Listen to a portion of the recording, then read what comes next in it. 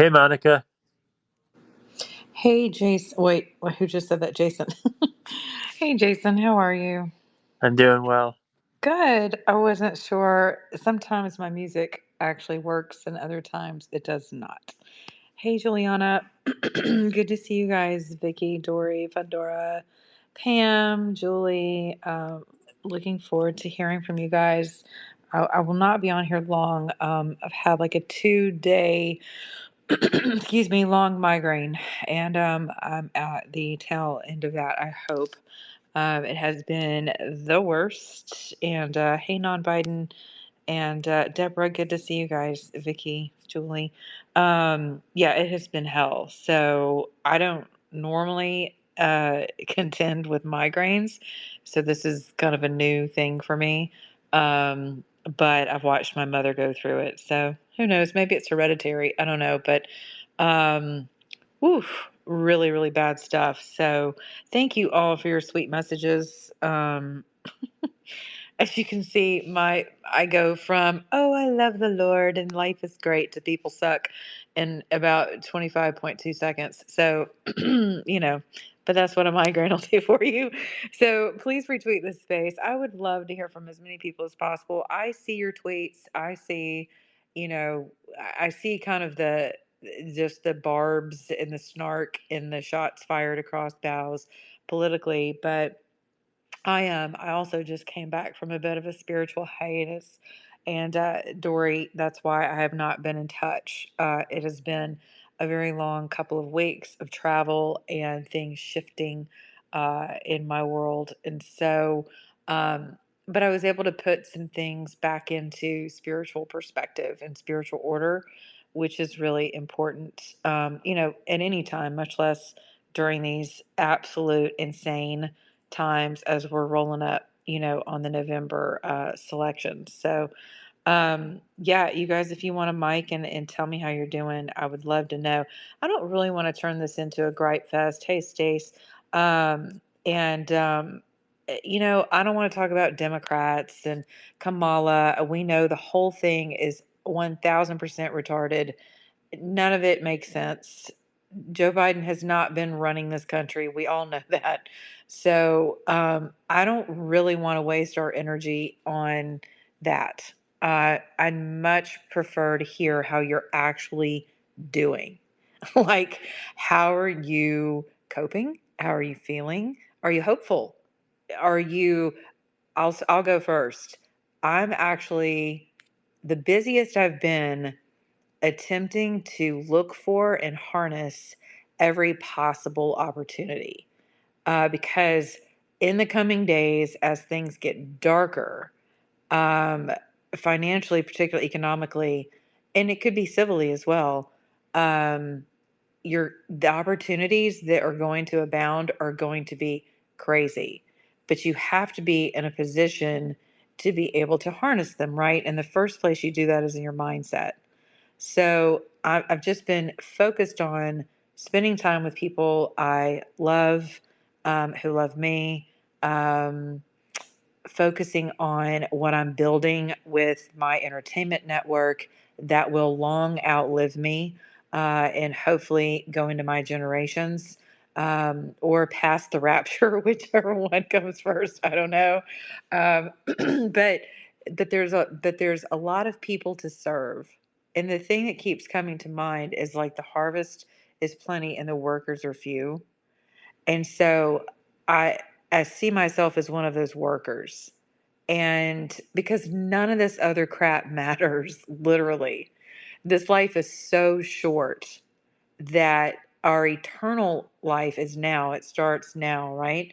But the things that are going to go with us into eternity are the things, the person who's homeless, or whether that's politically, physically, nationally.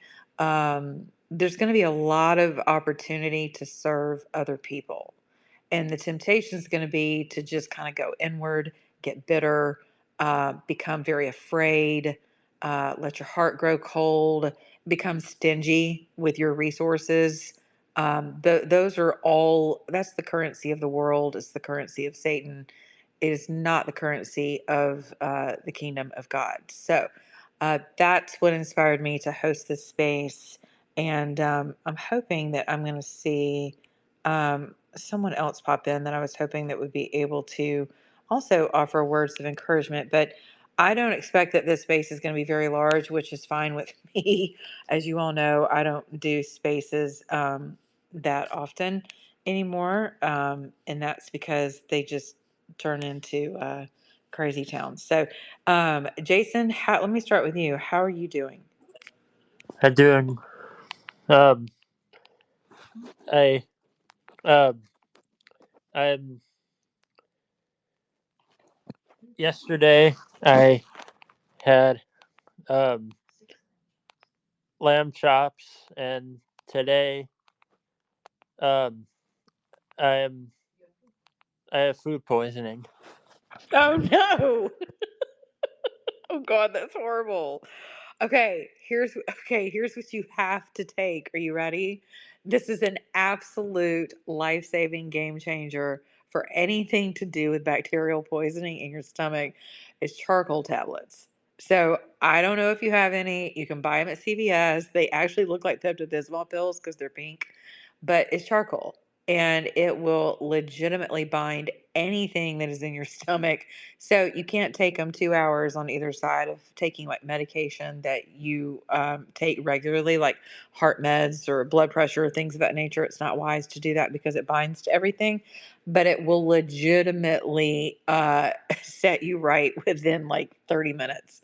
So I cannot recommend it enough. You can get it at CVS, you can get it at Whole Foods, your grocery stores, some of your larger chains will have it too over by the vitamins, but it's just charcoal. Thank, thank you. Yes, charcoal. Um, you're welcome. And it's I know it sounds crazy, but whenever people overdose on drugs, alcohol poisoning, they run a tube up through their nose and down the back of their throat, and they pump their stomach with charcoal to bind the alcohol and or the drugs to the charcoal. So it is legitimately a lifesaver.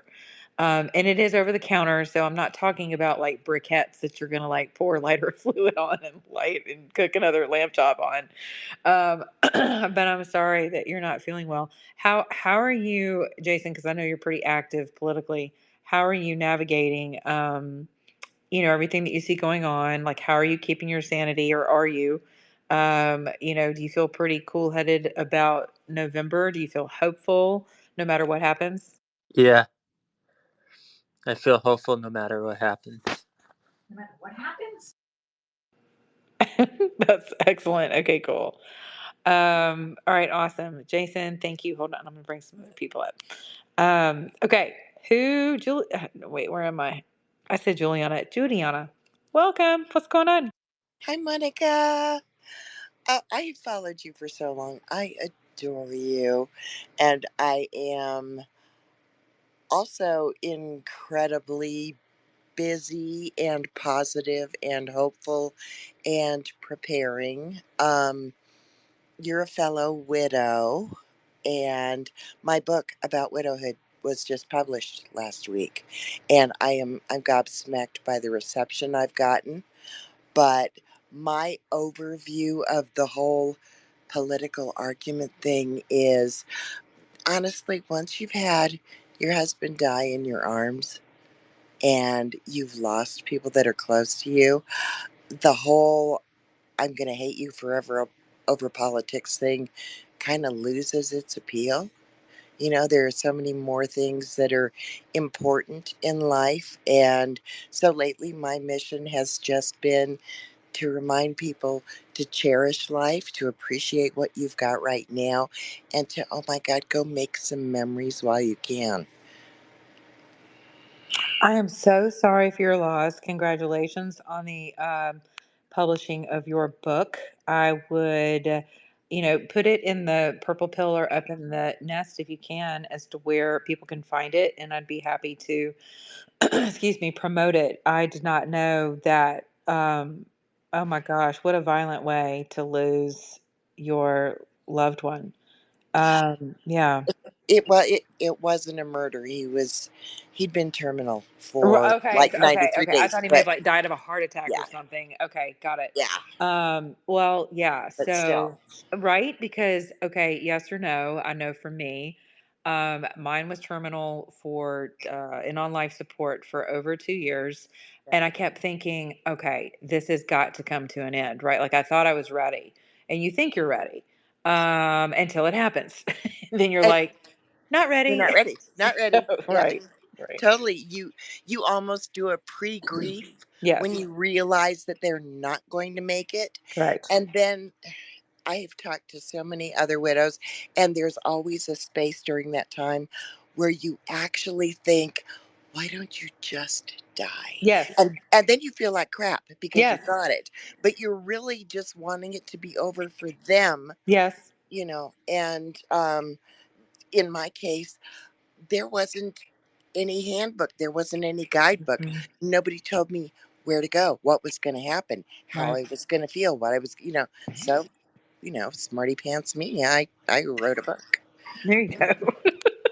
Well, I know people kept trying to get me into grief counseling, to put me in with folks as they were losing their loved ones, and I was just so busy living that I didn't want to sit around with a bunch of people who had already lost their folks who were super sad. I was just trying to like put my head down and work and raise my kid, and there was so much death around me that my response to his terminal illness was to live with my hair on fire, Okay. like yeah.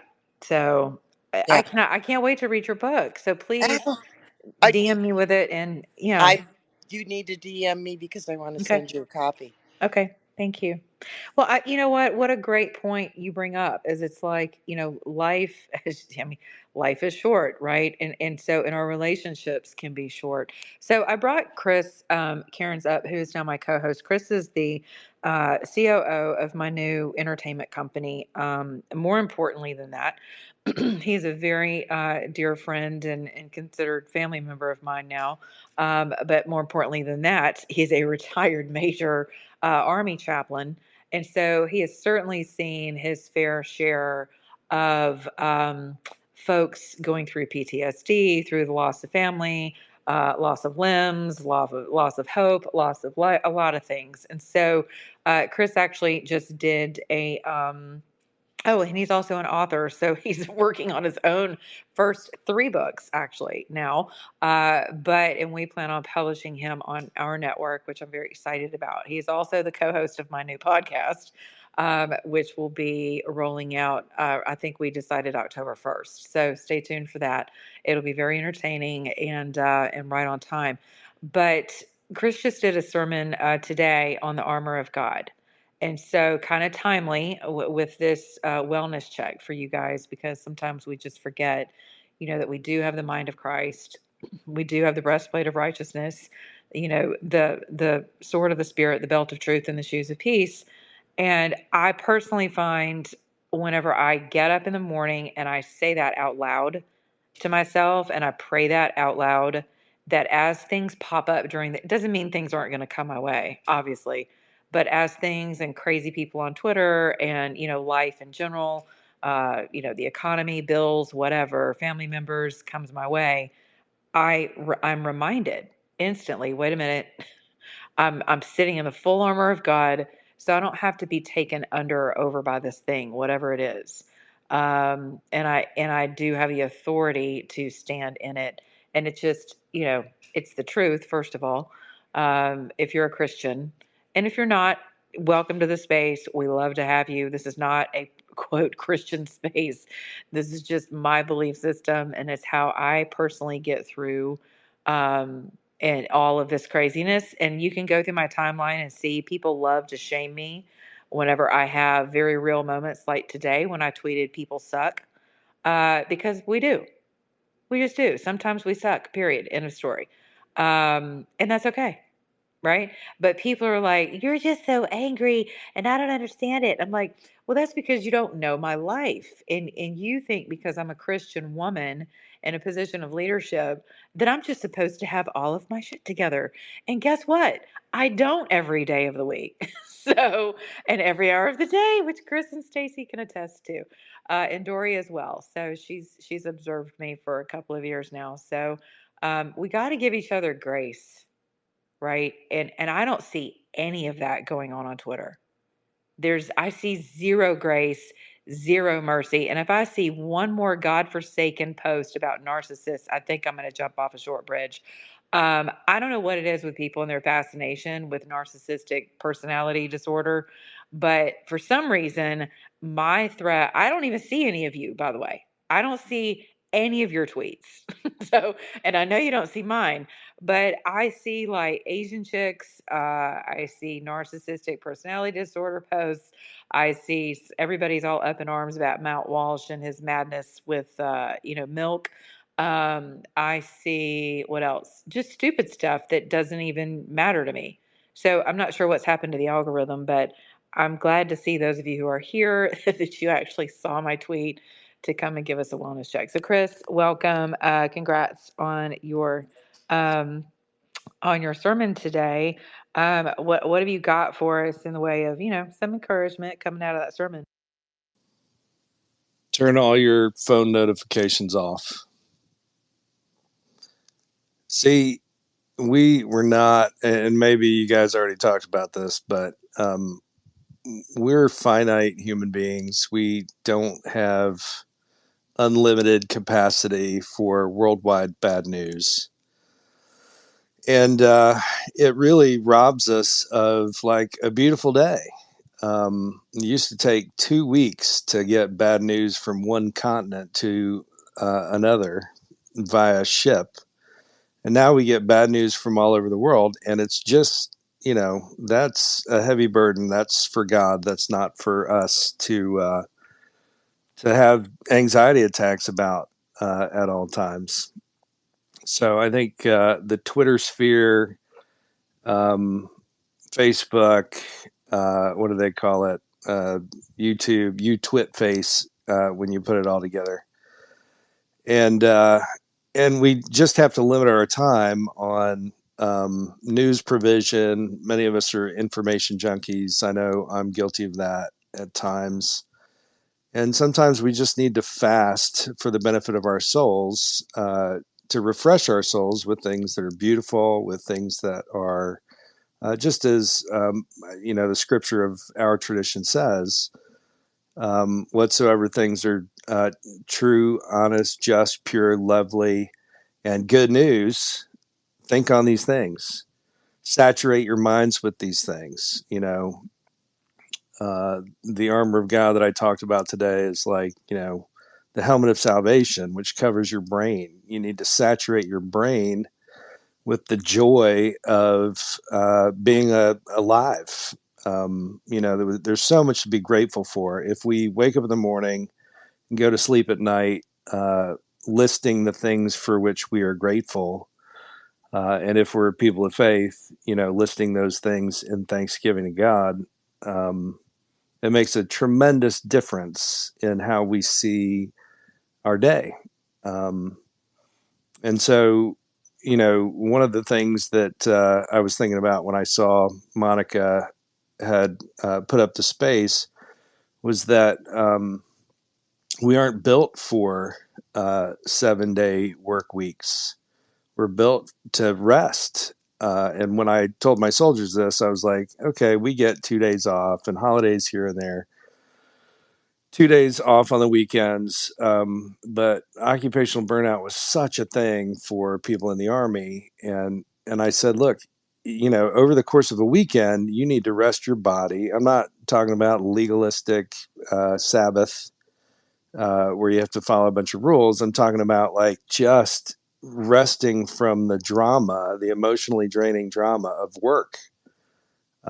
For 24 hours and checking out, being unconnected, being separated from people being in constant touch, and these smartphones are killing us because we have it dings if there's an email, it vibrates if there's a notification or a text.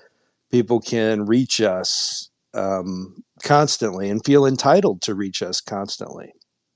And it's okay to say, I didn't have my phone on me. I'm sorry I didn't text you back immediately. But my gosh, is immediate text back? Is that a Miss Manners protocol? I don't think I remember reading that in her book. So we need to really start thinking more critically about how we allow the whole outside world to just invade our time and swamp the margins left over by work, and just we're just letting people rob us of our joy. Yeah, amen to that. Um, so I think I have mastered, and you've commented on it. Excuse me, others do too. Whenever they're with me, someone will see my phone's ringing, or I just leave my phone in the car. I leave it wherever. I'm not married to it, and kind of an act of defiance where I'm like, no, you just don't. Like you said, people think they have a right to you, kind of an entitlement that well, gosh, I texted you 20 seconds ago. Why haven't you responded?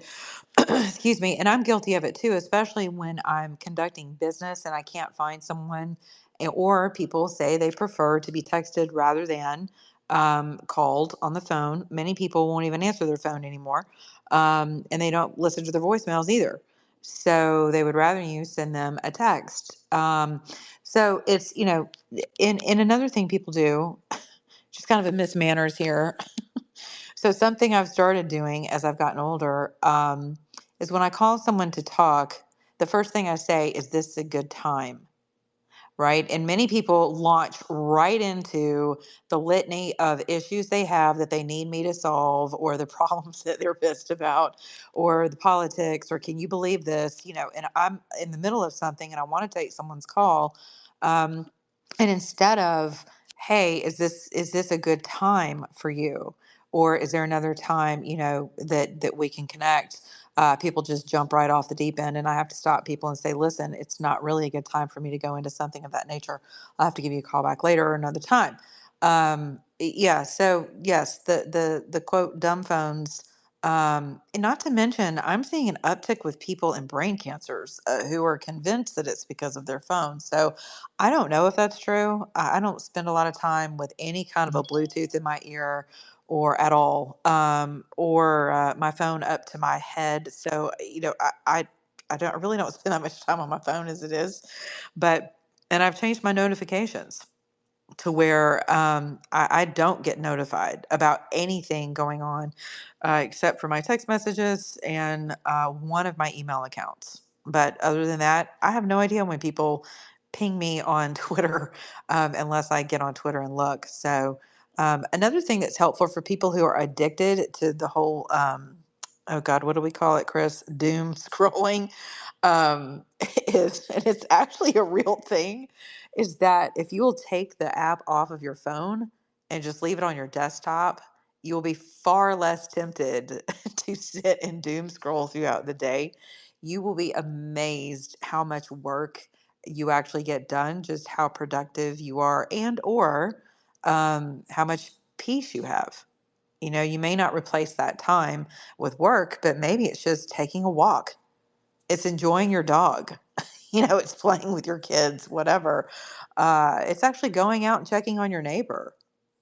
You see their grass has gotten really tall. Maybe they're not jerks. Maybe they just don't have the money for gas for the lawnmower and they just need help. Or, who knows? But yeah, you're right that these things have robbed us, to a large extent. Okay, there's my girl. What's going on, Kelly? It's good to see you.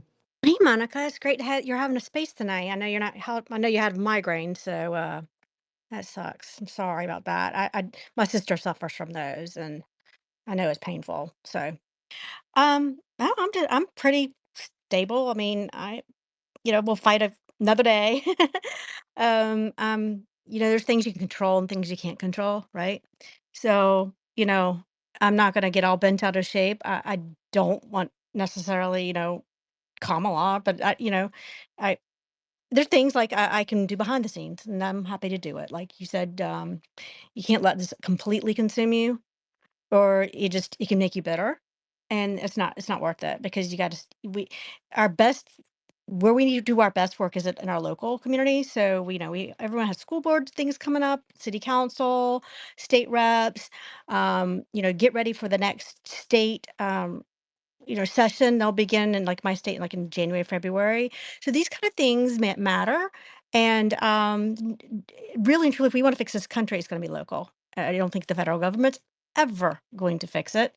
And so I think, if we can start just kind of remembering our communities, and I think part of our problem is before COVID, I remember in my neighborhood, everyone having parties and get-togethers and neighborhood events, and it just kind of seems like that's really, even in the South, like you don't get as many of those parties and get-togethers. People just don't want to be social anymore, and people have gotten content and just being in their little at home in their bubble, and we have to kind of start creating those moments. Do you think that's it, or do you? Okay, I'm gonna. And hey guys, welcome to this space. For those of you who just joined, this is a legit wellness check. We're not really bitching about Democrats and Republicans. And if you want to come up and have something to contribute, I welcome you to grab a mic. But I'm very curious, honestly, about how you guys are quote coping. Whether you're hopeful, I see Bitcoin folks in the space, which I love. I'm a little bit of a gold, Bitcoin, and XRP chick. I know, don't laugh. But I think it's important for people to pay attention to the economy and different currency fluctuations that are getting ready to start happening in waves.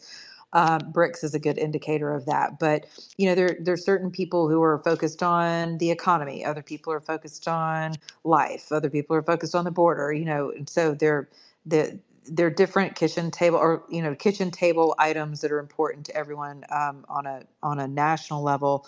But I'm just wondering how many people are actually taking the currency tidal wave that I think is going to hit us within the next 12 to 18 months. Mm. Not necessarily in the way of a depression, but in the way of you having to become familiar with different types of currency, particularly around blockchains and understanding more things of that nature. But with that, okay, let me back up to what you said. Do you think that it's people have got lazy, or I tend to think that people around me realized that they didn't have, they no longer trust their neighbors. And I say that because COVID, I think, really brought out the absolute worst of humanity, in humanity, and of humanity. And we got to see the people who would have legitimately put you on a train car and sent you to a furnace over masks and vaccines because they were so deathly afraid. And I don't think that's the last time we're going to see this. And so since that, I've noticed exactly what you're saying, that people don't hop out in their cul-de-sacs for their parties anymore. And families don't even congregate to the extent that they used to, because whole families were legitimately put at odds with each other, set at odds because of Trump, because of the vaccine, because of 2020, whatever, but primarily because of COVID. Do you see that at all? Monica, that may be the stemming of it. I didn't really think about that, but it could be. And that's why we absolutely need a reckoning of what happened. And it needs to be discussed. And it's not necessarily to like punish like our neighbor. Like that they were reacting, right? And I could give some grace there, but there are people that did manipulate them and they were put in charge. And we do need to have that discussion. And the reason being, because it seems like no one wants to talk about it. There's a group of us that do, but there's the group that maybe feels guilty about it. They don't want to talk about it because maybe they're embarrassed, or maybe they took the vaccine. They don't want to talk about the side effects, and maybe they're noticing things going on. And no one wants to come to that reality. My whole thing is we have to address it, and we have to help those that maybe are having health issues from it. And we need to make sure this doesn't happen again. And the only way we do that is that we address it. We don't just sweep it under the rug. Sure. So I think that's the only way we come out of this. Unfortunately, we're still too busy having hearings whether it came out of Wuhan. Yeah, I That's mean, not yeah, it. exactly, exactly. It And we are reminds me a little bit of the credits at the beginning of Monty Python and the Holy Grail, where it's like the people who sacked the people who've been sacked have now been sacked, and it's like let's put the people on trains who wanted to put us on trains may not be the appropriate response, and we've got to find this middle passage, but we've become so tribalist in our politics that we're dismantling the humanity of the people who live right next to us because they have a different political sign in their yard, and that's been going on for a long time. I don't think it just happened because of the 2016 election. I think it goes back a little further, but it's certainly very different than it was when I first voted for uh, George H.W. Bush in the first opportunity I had to vote in an election. And maybe it's just that we do show grace and mercy to that local neighbor. We need to get back to the idea that we have to persuade people, not just poke them in the eye with the truth, but to invite them to consider opinions that are different from theirs in ways that are winsome and have some kind of allure, as opposed to just slapping people across the face with cold hard truths. But I know that it doesn't seem like you can get through to some people these days unless you do. And it's a difficult position for us to be in, where we kind of need somebody to hit below the belt because we're getting hit below the belt, but the cycle of violence begins, and it's just robbing our nation of toward a more perfect union, which used to be the point. Yeah, I agree. Um, well, I think, a good meal goes a long way.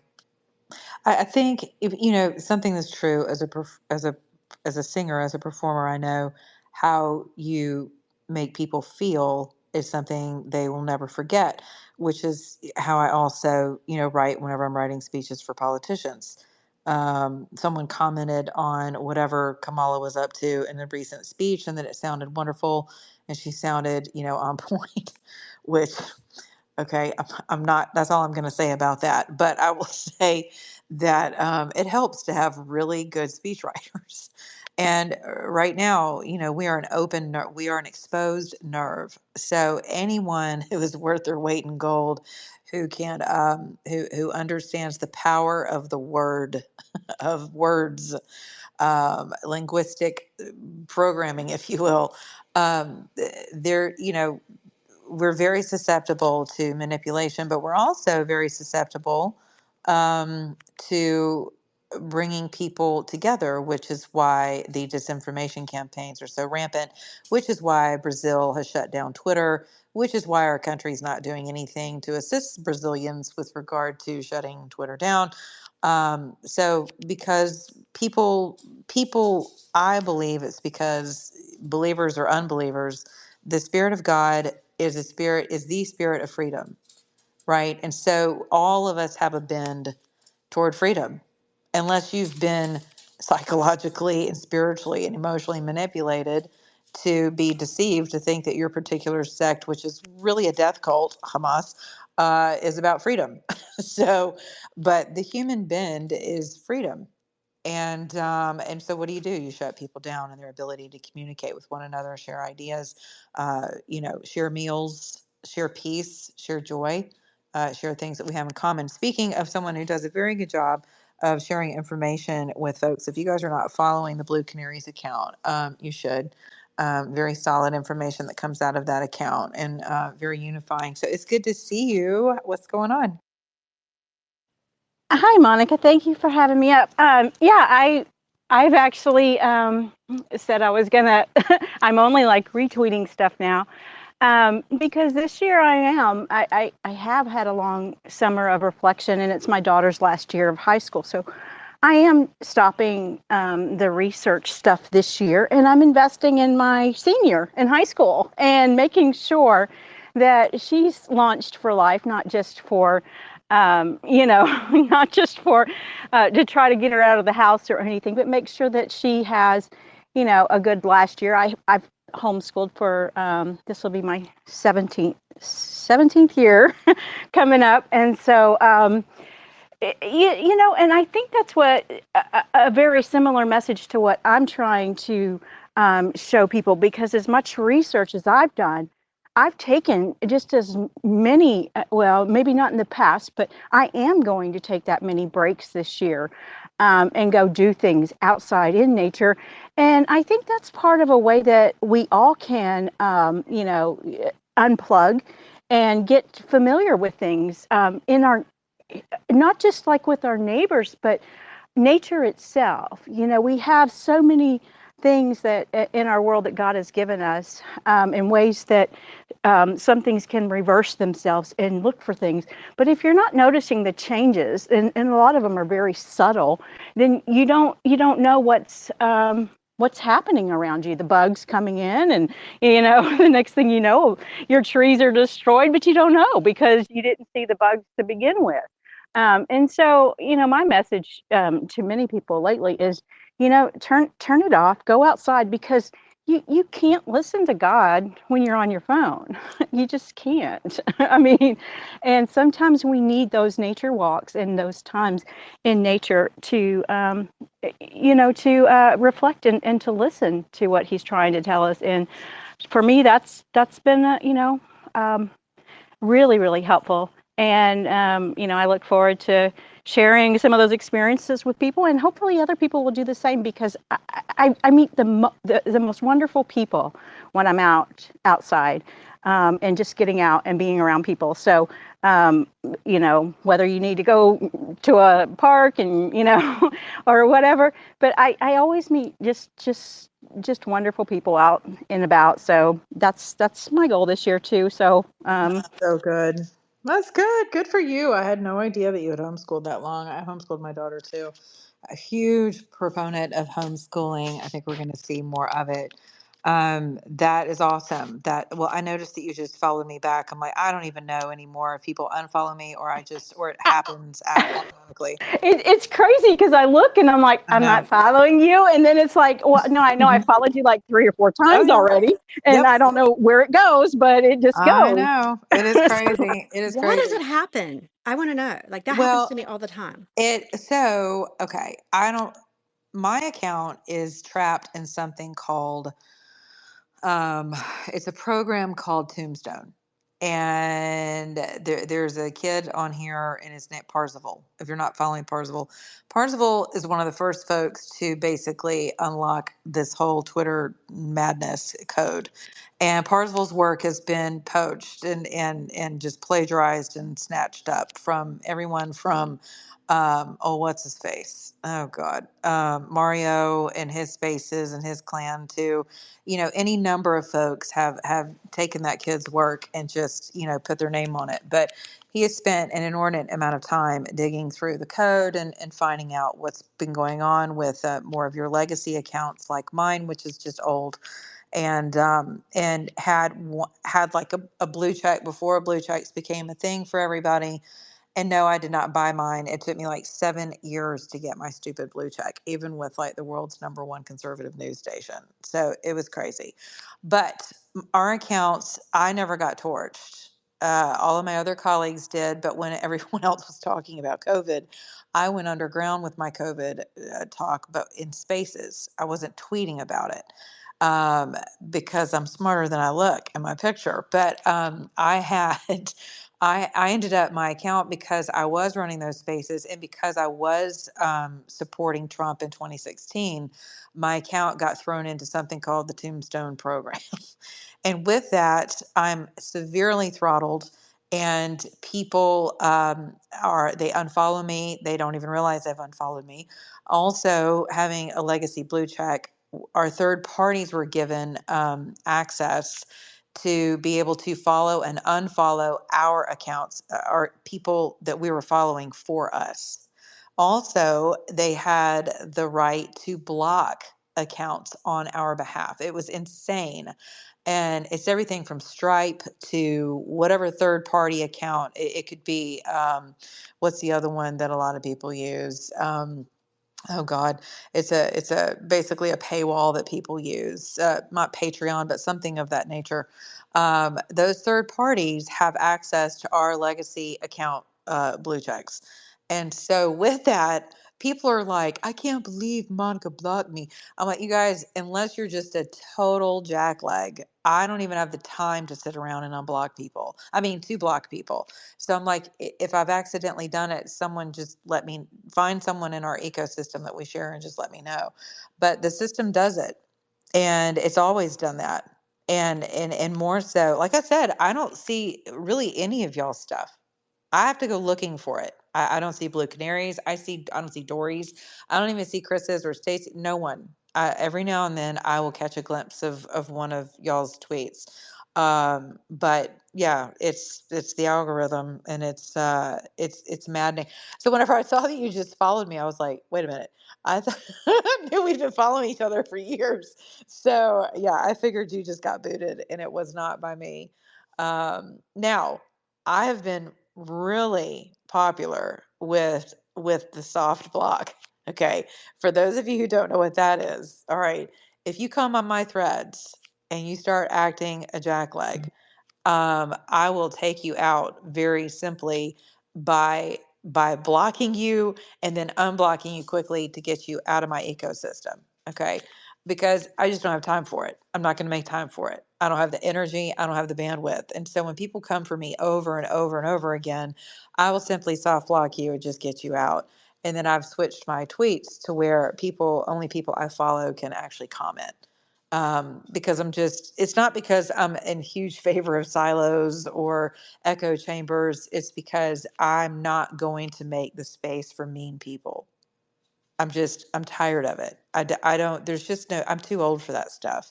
And life is too short. So, people can like it or not like it, whatever. But anyway, any of you following me and I follow you back, you guys are obviously great. We don't always agree. I don't care. But, there's just no reason not to be kind. So, I think that's what's going on with the deal. Okay. Dory, it is so good to see you. What is going on? Hey, girl. What's going on? So on Thursday, I do see Monica's tweets. I think I have her on I have her notifications turned on. So if you're missing your favorite people, make sure you turn on their notifications, okay? So anyway, so Monica tweets something on Thursday, some little, I don't know, meme thing or something about all she's trying to do is get someone to answer her question, and there she's being called aggressive. So messing with Monica, I text her, I hope this isn't too aggressive, but can we talk later? and, and and I knew she was sick because I could tell by her tweets, and so I thought, yep, she's got something. And then when today I find out she has a migraine, but you know what? I have to share, Monica, because I know that you are one of the people, and that has prayed for me for probably the very first time I was in your space when I had the meltdown, because I've lost someone to Judiana. My son died 2.5 years ago.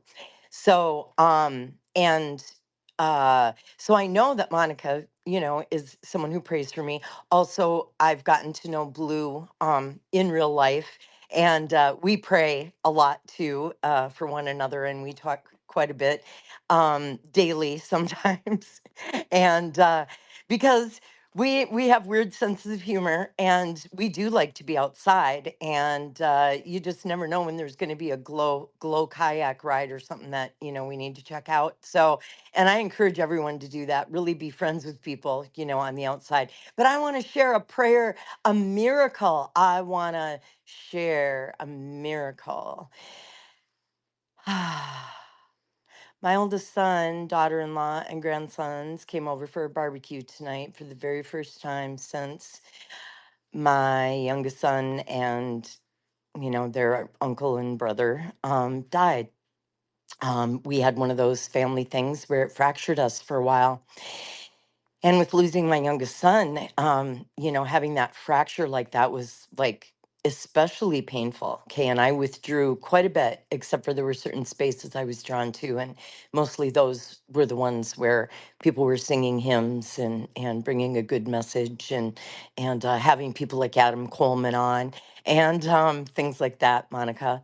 And I gravitated towards those spaces where things were uplifting and beautiful. And Chris, I believe that what you were talking about earlier, is that Philippians 4:8? Because I absolutely love that. Stay your mind on all that is beautiful and wonderful and glorious and just whatever adjective you can think of. That's fantastic, honestly, because doom scrolling is a thing. But the thing with me is humor is one of the ways that I cope.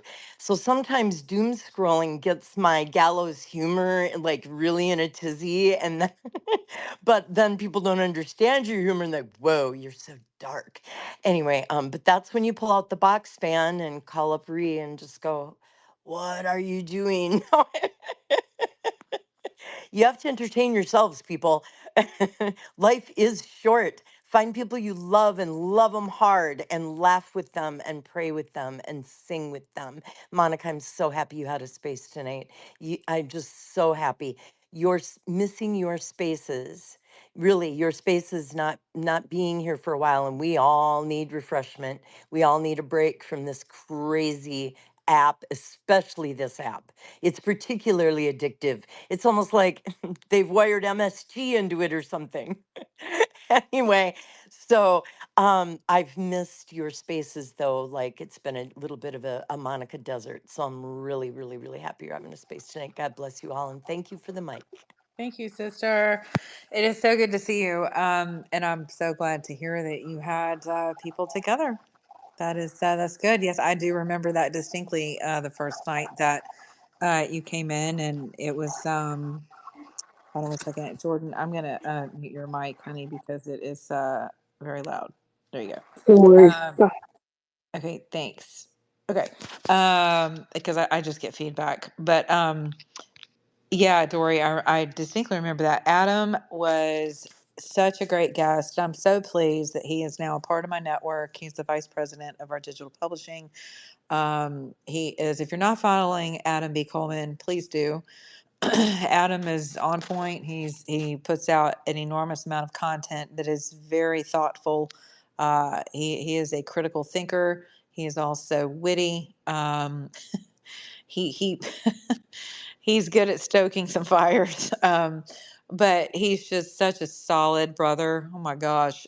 Between him and his wife, just fantastic people. Chris and I have spent an abundance of time with him. As a matter of fact, Chris and I baptized Adam just about a month and a half ago.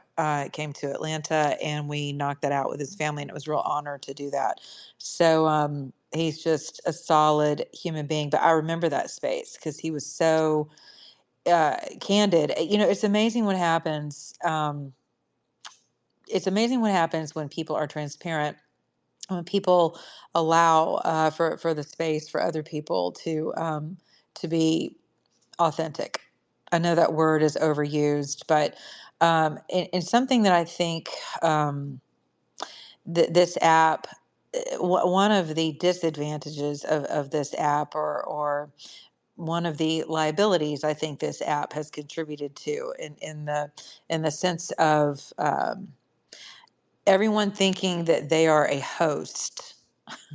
And it's fine for people to host spaces and to bring information and comedy and, in a place where breaking news is happening, if it's actual breaking news, it's legitimate. But the risk you run is when people are in it for themselves, and you have an audience filled with people who are enraged, who are afraid, who are confused, angry, totally politicized, partisan to hell and back, um, and and you don't have the skill set because your heart's not really in it for that, but it is a skill set to be able to provide space for people without it completely demolishing the entire space, right? And I learned that on the air because I have like just so many seconds to be able to get someone on and off of my airwaves, because they cost thousands of dollars per second basically for advertisers. But when someone calls in crying, or someone calls in and they've lost a son, like you did, Dory, and being able to hold space for that person, and knowing that I've got 10 million people driving down the road listening to us right now during rush hour traffic, which happened to me during my fill in for Herman Cain one day. And I had men literally write into the station and call in droves saying that they had to pull off to the side of the road, and they just lost it crying because of this one woman that I created space for on the air, to confess something that no one had ever given her space to do that, and much less on the air. And so there has to be like a level of compassion, I think, and just humanity that goes into these spaces that I see many times is just missing. And it's one of the reasons why I left spaces. And people, DM me a lot and say, when are you coming back? And I just fell out of love with the ecosystem, to be honest with you, but I haven't fallen out of love with you guys. And so, I just needed a little bit of hydration myself this past week, and I was able to receive that through my own ministry. And it just occurred to me that many of you are stuck in some of these dry lands in these spaces. It's just constant echo chamber, the same people droning on about the same, how stupid Kamala is, how ridiculous Trump is, or how wonderful Trump is. Who knows? Whoever the idol, the idol du jour is, or whatever topic is. But it's like, I don't know where many of you are actually just going for a place of, hey, I lost my son. Or like I just saw where my friend Moitoy just tweeted to me that she just lost her mother last Friday, and it's her last living relative. You know what I mean? Like, life is happening to you guys, to all of us, every second of every day outside of politics. And so, I just wish that more space hosts, and I know, Dory, you do because I've heard you do it, but many do not really take care of their audiences, and their minds and their hearts. And it's a real detriment, in my opinion. So, um, okay, Jordan, you had your mic off. What's going on? Hey, I just wanted to say hello. Uh, I'm actually out and about. I think traveling is good. I think it's good to travel and go places and see new things and meet new people. So I just wanted to say hello. And before I get off this space, I do agree with Chris. I think grace is needed. I like to be graceful. I think that's something that my mother taught me, as a child. To be graceful towards people is to be graceful towards yourself, because we are a mirror to one another, and God created us to be loving and kind, and that is important. It's good for your mental being, and it's good overall. It's good for your soul to be that way, and I don't see myself being any other way, because that's how God made me, and I know that bitterness can creep in, and there's so many things that I can be bitter about, especially with, I know that people have encountered, faced, have lost someone. I lost someone. I lost my older brother, and he was he was very much like me. And now that he's gone, a huge part of me is missing, of course. And I can, I can think about it and cry about it, but I don't because I know he's in heaven and I will see him one day. And I'm just very grateful that I had someone like him in my life. So I've also, think that being grateful is important. Being grateful makes you appreciate things. Um, and overall, just having a good general attitude brings good things to your life. So that's all I wanted to say. Excellent. Thank you. Safe travels. And that is, and Thank I'm you. sorry for your loss. That is, yeah, that's a very good point. I think people find what it is they're looking for generally. That's been my life rule anyway, that I've noticed. Whatever I'm looking for, I'm going to find it. So yeah, that's good. Yeah, definitely safe travels. And it is good to hear from you. Yes. Thanks. Have a good evening. You too. Okay, Lucius, what's going on? Oh, Or is this is that, wait, is awesome. that Luscious or Lucius? Um, Wait. only my girlfriends call me Luscious. uh, so Dory and Blue are my, yeah. So I did not know about this, Dory. I wish we have had uh, maybe a vocal exchange about your sons. I did not know this. I'm very enamored with both Dory and Blue, and also yourself, Monica. Monica, do you remember singing with me karaoke on a space? Did I really? What did we sing?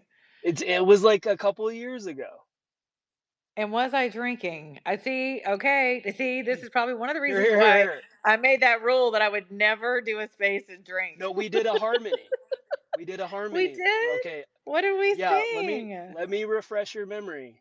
Oh gosh. From the moment that I wake up till I rest my head, I will sing of the goodness of God. Come on, you don't remember? That is so beautiful. And I do not remember that at all. Your voice is Oh, what? amazing. Listen to you. I love it. Okay, wait. Professional pianist of 20 years, composer. Okay, I just followed you. I don't know why I'm not following you, and you're not following me either. So what's up with that? Probably unfollowed you. The app did. Wow, you have to keep singing. You have to keep singing. You have to keep singing for us right now. Keep going. Keep going. Well, I You was trying to trying to lure me send out? you. No, I I just pinned my tweet of a song that I'm working on called Soldier, and I think you should take a listen. I will. I absolutely So I will. Is it on your page? Listen, guys, sorry, we don't have a purple pill in this space tonight. I don't know why. You know how finicky these spaces are. But we do have the nest. If you're in the speaker position, you can always post something to the nest. But did you post it? Did you pin it on your page? I just sent it to you Right on. because we follow each other now. Well, I followed you Yay! for a long time. Yeah, then it probably unfollowed you or for me. That oh my gosh, your voice. That was and listen, Chris, I'd love to hear you and Chris sing. Chris has got an amazing voice as well.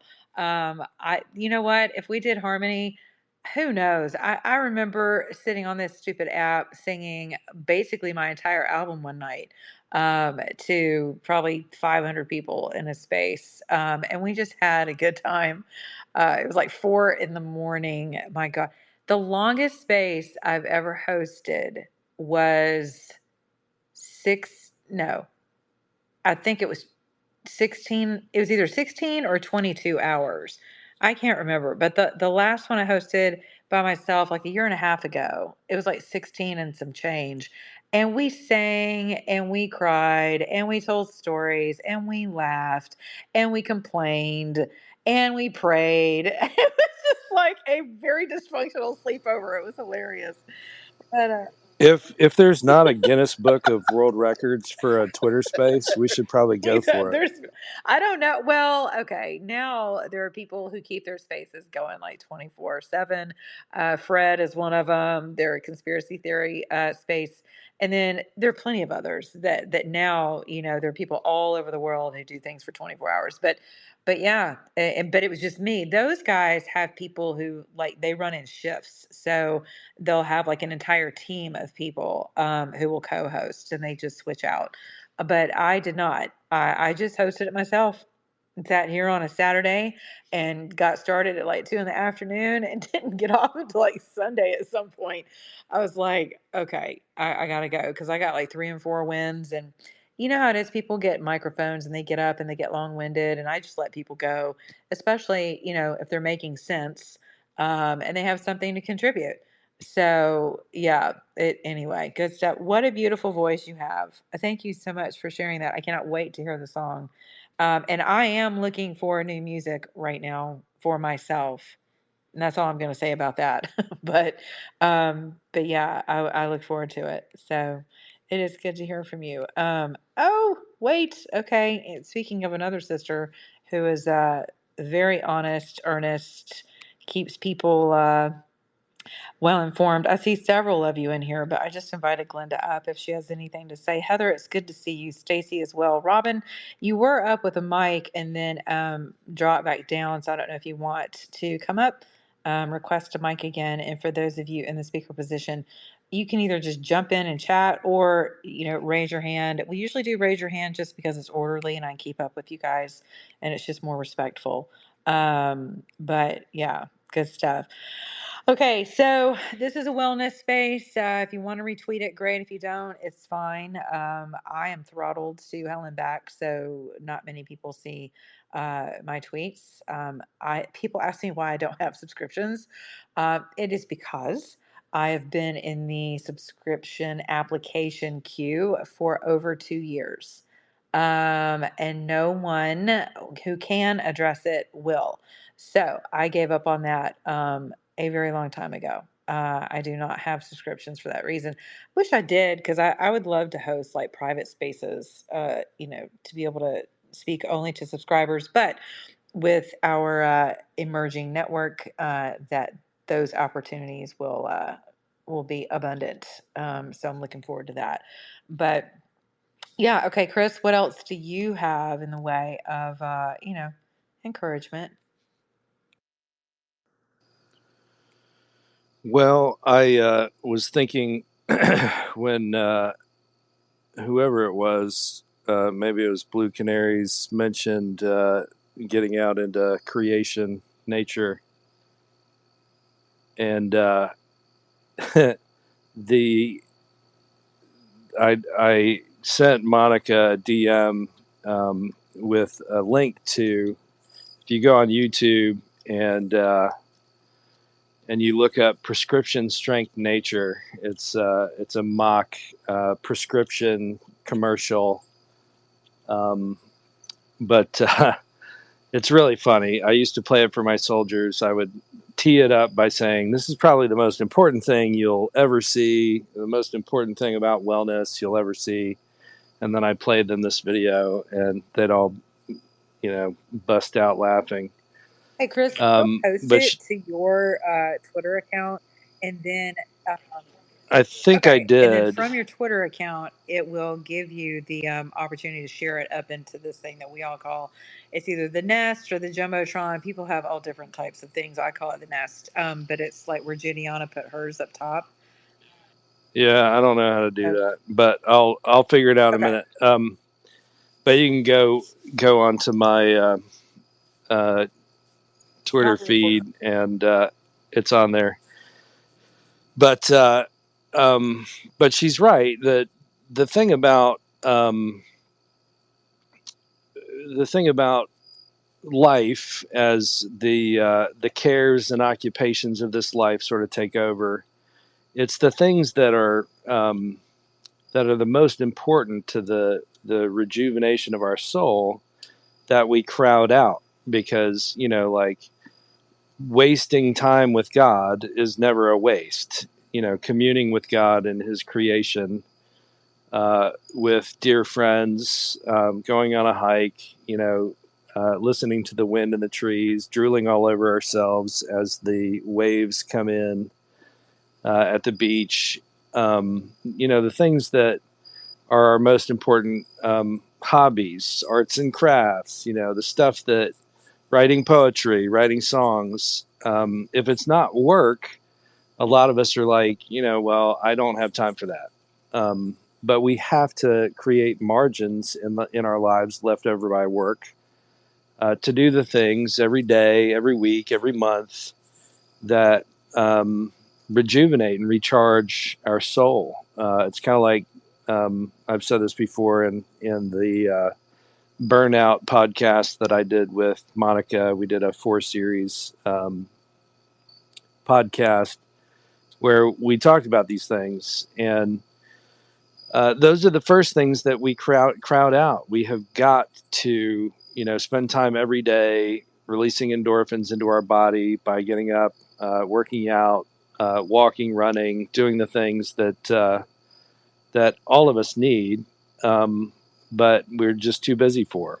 And then weekly Sabbath, and spending time, as I said, resting from emotional drama, just getting our minds checked out. But a lot of times what we do is we flop down in a chair and we binge watch something, like Chad Sweet, who's in this space, and I did today.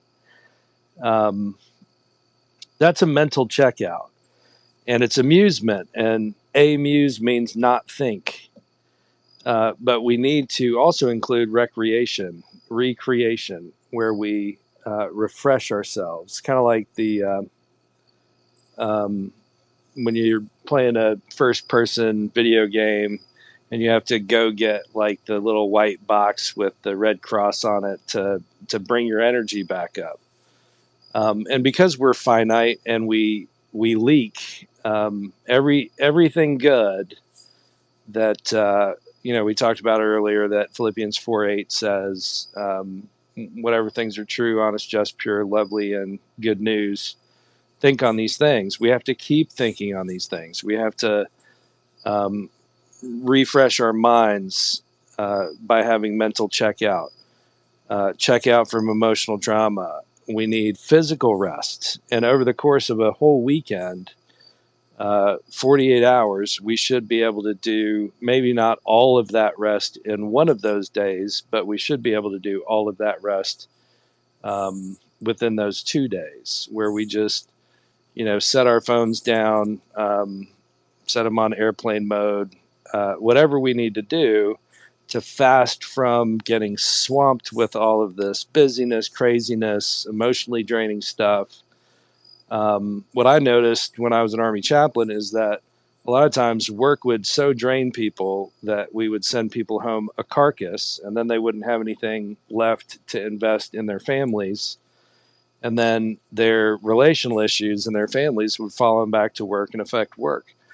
And the only work-life balance that some of us have is that it all drains us on work and life. So we're at zero energy on both sides of the work-life balance. And we need to build back into the rhythms of our life, those things that refresh our soul. And then I recommend that, as somebody mentioned, traveling, I like to encourage people to get out within 200 miles of their home or so and go to a state park. It doesn't cost a lot to get to some of these places that are beautiful, where we can just get out of our normal area of operations, where all of the pressures and all of the busyness swamps us, and just spend some time reflecting and getting perspective and realizing that all of our troubles just aren't as big a deal as we think they are. But, it takes a little bit of discipline to build those things back into our life, because our lives are always going to try to crowd the most necessary soul refreshing stuff right out if we're not careful. Amen to that. I was trying to throw a heart over to Jenny. Hey, Jenny, I got to hear from you, sister. It's been too long. Dory or either Luscious Lucius. Luscious, Lucius. I occasionally spell his name wrong, and when I do, I always spell it luscious, and it makes me chuckle because he really is kind of luscious, really, guys. And he sings and he composes, and he like plays piano, and he's really, really good. Anyway, so yeah, it's super fun. I don't know what's wrong with me. I've been trying to watch a couple of different documentaries because they're my favorite. I've been trying to watch a couple different ones, especially the one about the origins of Gladio, and it's a three-part documentary on the BBC. I can't. I'm like sleeping in 5 minutes. I've got a notepad. I'm trying so hard so that I can write everything down and research it. Then I watch Argo, and they're saying the names of the guys in the Gladio documentary, and I'm only like an hour in, and I got 2 more hours to go. Anyway, but I think it's because of well, Blue mentioned this earlier. If we don't unplug from the matrix, okay, from the phones, from the apps, from the television, from the video games, from the whatever, whatever, whatever, right? If we don't unplug from 'em, throw them down, like Chris said, put them in airplane mode, whatever, you cannot hear the whispers, the answers to your prayers, the guidance from Creator. When you're out, I have so many prayer closets, and there's so much going on right now that I believe my antenna they're just boing because stuff is incoming. Jenny, you know me. And I gotta be there for it, right? So I keep trying. I'm like, okay, I'm gonna watch 10 minutes of this Gladio, and I'm not gonna fall asleep because it's everybody with different, they've got French guys and the Italian guys, and I mean, this thing was unbelievable if anybody knows anything about it. But yeah, so you got to unplug so you can hear from the divine in your life. You got to shut out the noise to hear that still small voice because it's an important one. Thanks. I Amen. appreciate it. Amen to that. So yeah, speaking of antennas, oh my gosh. Okay, so I'm gonna go to him in just a minute, but I did have to welcome up to the stage somebody who, oh my gosh, you guys. I mean, okay, listen.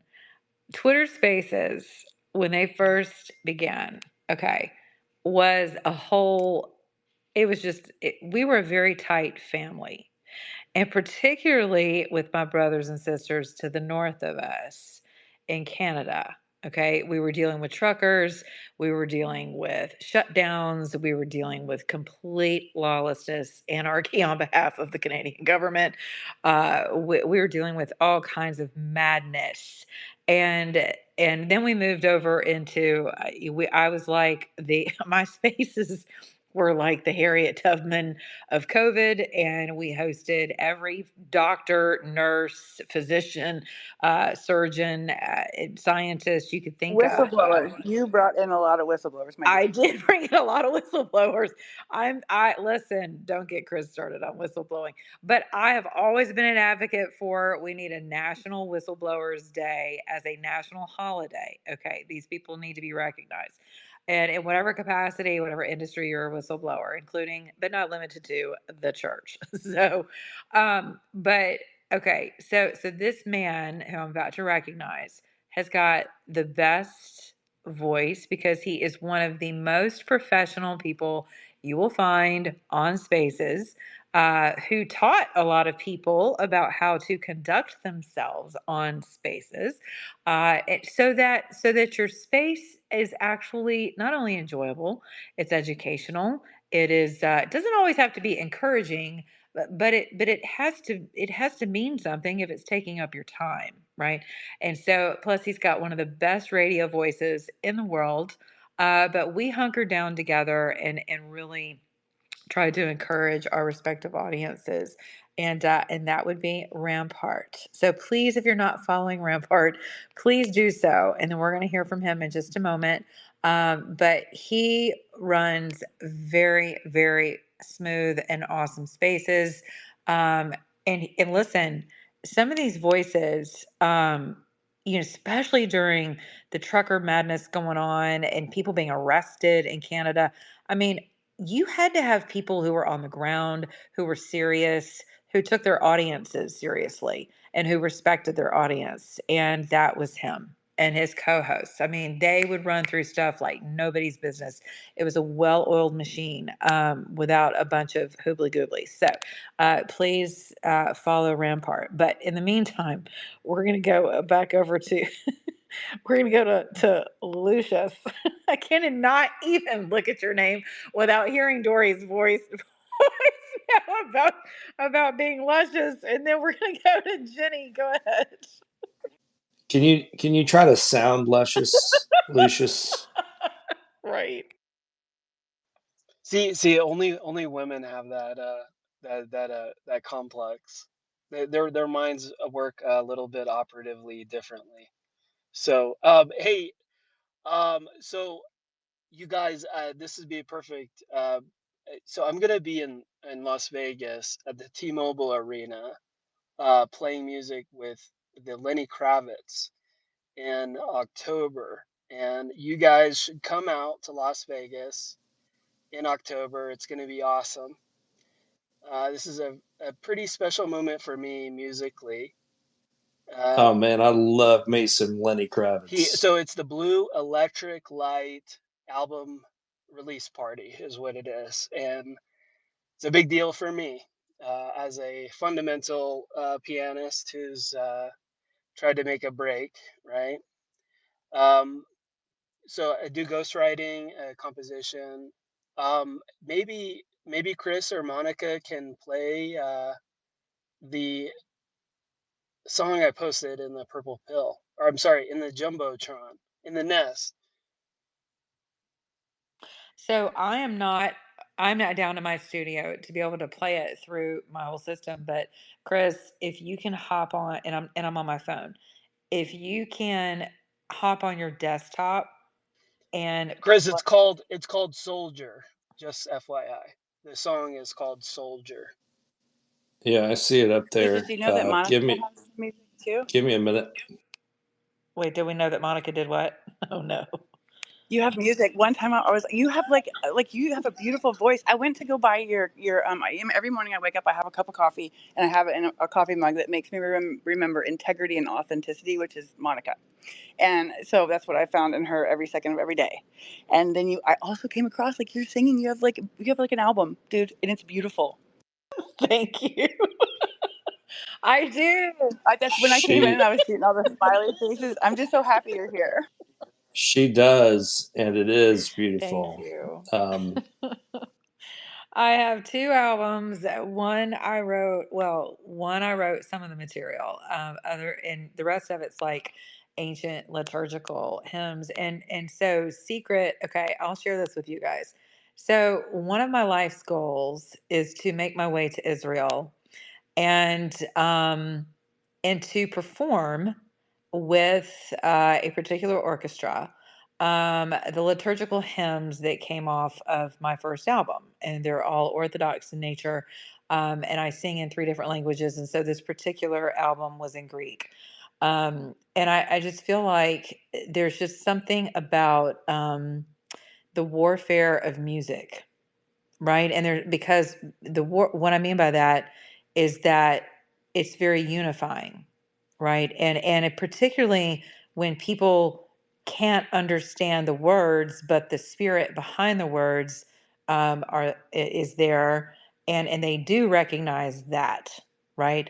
And so someone asked me recently if I would actually go to Israel now, during a time of war, and my answer was without hesitation.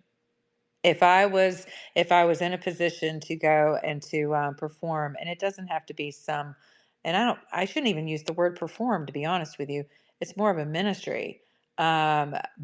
But if I had that, it would be such an honor to do so. And I have been invited to other places um, in the Middle East that I'll just leave at that. That at the time, I don't think I was spiritually equipped to be able to really navigate that with any level of confidence. But now, but now I would. So, and I know that my faith is not welcomed in certain areas, but it's kind of amazing what happens whenever the Holy Spirit goes before you and opens doors. Because He's more interested in people's souls than I am. Obviously, it's our Creator. It's what He does. So He is. So yeah, thank you for that, Jenny. I have not. Oh my gosh, I sing around here. I've been getting my voice back in shape and I haven't really lost it. My range, I'm probably not um, as much of a first soprano as I've always been. Probably more of a mezzo at this point, um, but my but it's still there. I'm grateful. Maybe it's because I've been talking for a living all these years. I don't know, but I look forward to getting out and singing some more. So, congratulations to you, young man, of getting out there with Lenny. How exciting is that? And now I have a reason to go to Vegas. I have never been to Vegas. I have Let's go. flown. Let's I'm go. Dude, I'm so down. I have never been, and I'll go with you guys. I'll give you free okay, I'm down. tickets. That's it. We're there. So, okay. Free tickets. Oh, weird. Not. I'm not even flexing. I'm not even The last time flexing. I saw Lenny, I was 21. I was actually at my 21st birthday. My parents took But us down, and my Oh, brother and I here's wow. went to see Lenny. what we got to understand about Lenny is he's been shadow campaigning Christianity inside of rock and roll since the beginning of his very first albums, and he's been very eloquently and unequivocally, uh, putting that sentiment of basically the law of attraction and the belief system of Christ consciousness very secretly in his albums. He was smart enough to recognize that if he went Christian, he would be lost in that, and then it would lose rock and roll. Like one of his tracks is called "Rock and Roll Is Dead," but when he's talking in that about that record, he's meaning that you don't have to do drugs to be rock and roll. So it's very poetic. And he released in 2004. He released his album called Baptism, and he released a very famous record called Calling All Angels. And then his mantra is love, and he is very he's basically the biggest Christian artist of all time that's rock and roll, and he's still doing the deal. He Whoa, doesn't do dude. What about drugs. Bono? What about U2, the band U2? Those people were like, I mean, he's hard. Every single You song he's ever written is about God. I'm just saying, I don't up? think you should put Lenny Kravitz over Bono and U2. I'm just saying. Lucius. I'm not. I'm Here just we saying. go. You know what? I'd rather I'm fight not. over I'm this not. than Kamala and Trump any day. So keep going.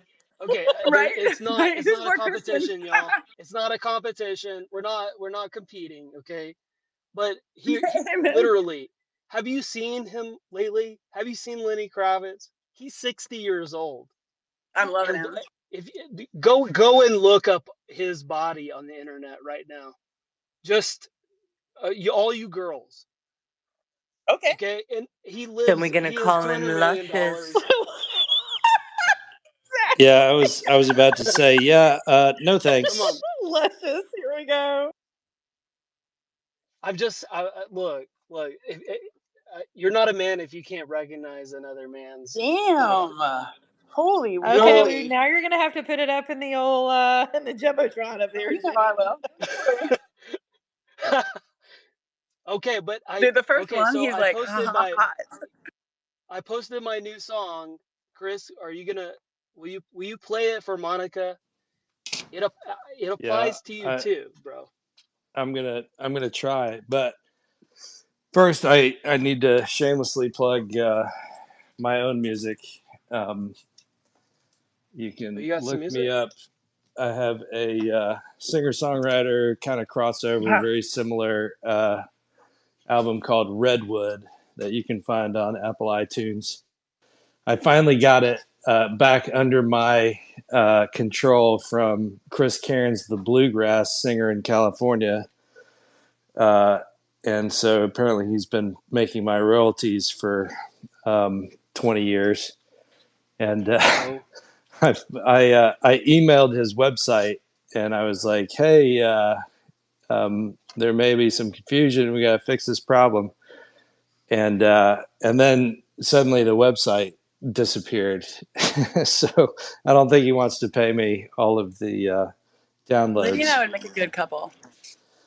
But yeah, and don't look up my body on the internet. First of all, the Chris Cairns you'll too late. find is a world-renowned cricket player, and you'll see that he was on trial for match fixing. And I used to send my parents headlines like Chris Cairns may be going to jail just for fun. Did you say So I Chris have Chris one Ain? Chris Sorry. Cairns. Your Okay. his last name's actually like Karen. That'd be tough, right? You know, Cairns, be like Cairns. more than one. We're talking about Chris Angel, Yeah, right? yeah. Well, some call me an angel, but sometimes I'm cruel. But when it comes to love, I'm just another fool. Oh, wait, that's a Dun, couple of da, lines da. from Mark Twain's song "True Companion." Where did you find this one, Monica? This one's good. But I also have a worship album called Highland Worship, and you can go to SoundCloud.com Oh wow. slash Highland Worship and listen to that for free. Or you can, go on to Apple iTunes and purchase it. That certainly would bless my wife. But anyway, yes, Look I at am that. now I'm downstairs at my literally doing desktop. it right now. Me too. I'm going to try to play this song Soldier, but give me a second. I got to get on my big desktop. Excellent. Okay, while Chris is doing that, I want to welcome a few other people I see who I've not seen in a while. Cena, good to see you, sir. Glenda, Mark, you guys follow people. Anyone in here who's in here right now is generally speaking a solid soul for you to follow if you're not already. Moose, good to see you. Credit Bridge, again, if you guys don't understand about Bitcoin, you need to follow accounts who do. Fundora, hey Chad, Pam, Lynn, John, Liberty, Audrey, Jenny, Hong Kong. Okay. Aging What was the Highland last name? Highland. Highland what? Highland. Okay, where did Highland go? No, the Highland. Hold on. His wife's band or his. It's Oh, there you go. Highland Worship at Thank you. Yeah. SoundCloud.com. Okay. Before I go back over to Dory, I want to go to Rampart. What's going on, man? It's so good to see you. Well, thank you very much, Miss Monica. Here I was scrolling along on X, and I saw this wellness check. Like to know how my audience is really doing. Well, you know me, I couldn't resist being a Spaces OG. What a wonderful topic.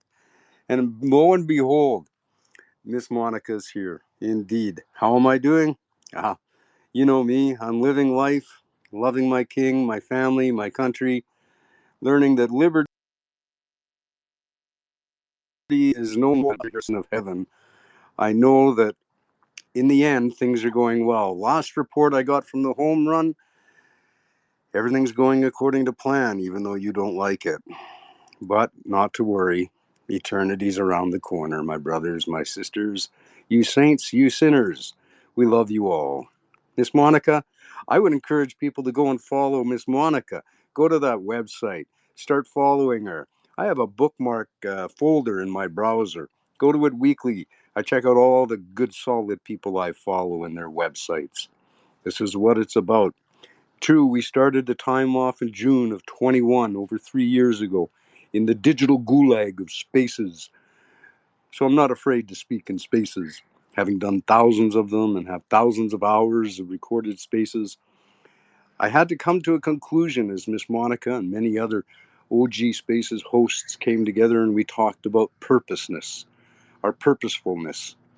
And it was through much prayer and studying that I was able to discern that I needed to hold spaces that were specific to that which I held dearest in union with others, that being my country, Canada.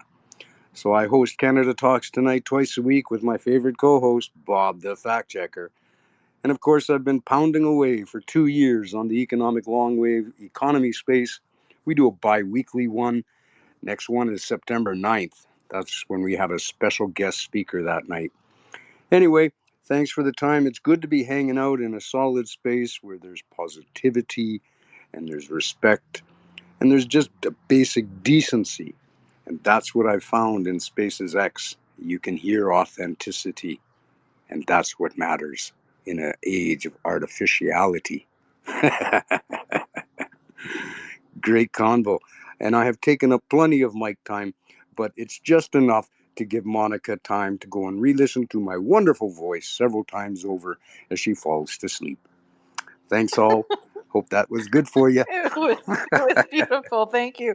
You know what's so funny, Dory? I keep bringing you up, you keep disappearing. You know what's so funny about that is I think I told you that early on. I would tune into your spaces because your voice was so soothing. There were a few other people too. Or I just go to sleep, and it wasn't because your content was boring. It was like 3 in the morning, and I couldn't sleep. And your voice was just, very I don't there's something to be said for men in general, right? Other than men are less than men these days. I'm so tired of that. But As opposed to there's specific men. something to be said for men. Yeah, well, yeah, men in general who like Rampart, yourself, I mean, others in this space and outside of the space who you have you're sure, listen, you may have other things going on in Rampart. I do remember the last time that we talked, you had some family things going on that were pretty deep. Um, and all of us have stuff going on, but you show up, you continue to show up, and you show up with your voice, and there's something just very comforting for us women. And I know Juliana can relate to this too, especially as widows and single women, divorced women. There's something about a male personality who will just show up even if you're afraid. You still show up, and that's the courageous part of being a man to me, is that you do it afraid. Excuse me. But you show up with your voice, and you just kind of wrap your voice around people, and you wrap your arms around them, and we just need more of that. We have a lot of showboaters on this platform, a lot of grifters, but it's nice to find men who have a solid voices. They're just very soothing to listen to. Excuse me, and also you're just willing to show up. And I think that counts for something. It's very important. So thank you, Rampart, for still showing up and being a solid male voice. We need more of them. And again, you guys go follow Rampart. He's great. And so, okay, Dory, are you back with us now? Where's Dory? Yeah, I've been having some Okay. technical difficulties. Some of it my fault, some of it X's fault. I keep accidentally somehow hitting that little scissors, and every time I hit it, it says share clip, and then I can't come back to the room. I don't know. It throws me into, I don't know, like what it moon doors Left me. side mid screen. What? You just go left side mid screen, and then you can get it out of there. So as soon as you see that little purple Yeah. thing come up, hit the left side, like mid screen. Just hit it with your thumb, and it should go away. That's where I'm at. We can do it. Thanks, Jenny. Muscle memory, dude. That's all I it is. appreciate you. But you probably play video games, right? And I can't because my left and right hand are the same for me. It's really tough. It's a good thing I'm married because I can look at my Well, wedding ring. are you gonna have to put your hand up as an L? Yeah, You're gonna yes. have to look at the L. L and Yeah. oh shit, Because never mind. otherwise I'll yell, the left lane, get in the left lane. God, I am in the left lane. Your other left, Dory, your other left. But anyway, because I'm kind of a whole brainer, actually. So anyway, I wanted to say Rampart.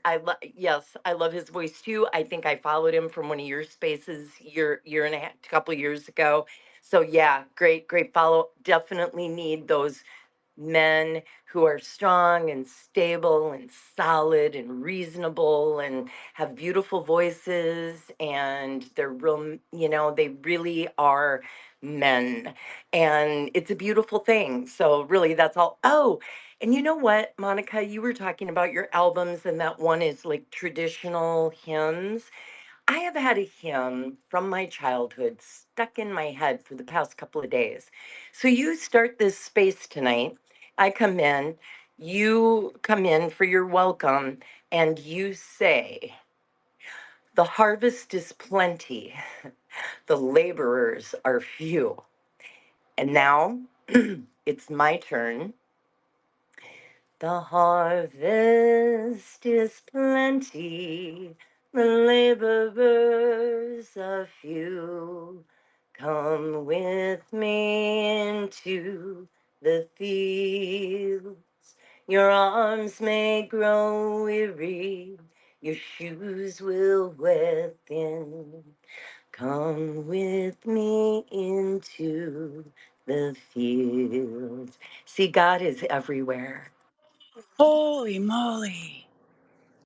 Okay, so there's some scripture that talks about in times like this, in the end time, whatever it is, it's some sort of a weapon that will be wielded that is actually the voice.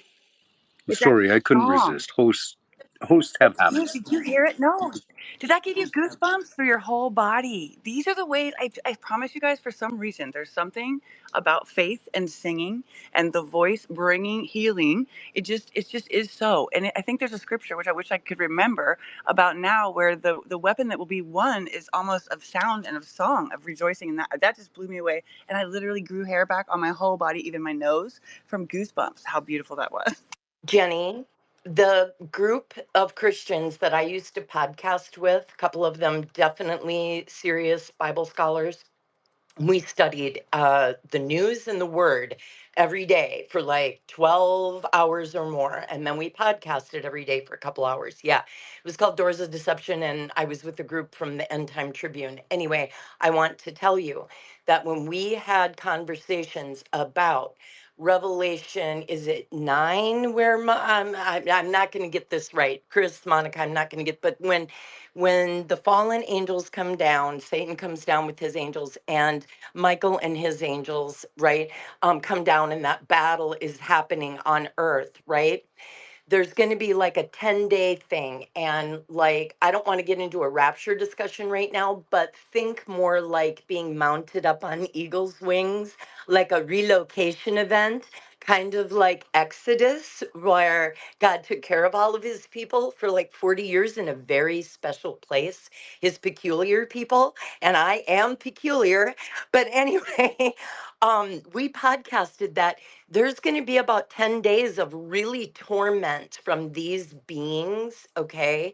And one of the things to combat them, and this is true with demonic attacks too, and Monica knows this about warfare. The singers, the musicians, the worship team goes out before the soldiers. When you are in distress, sing.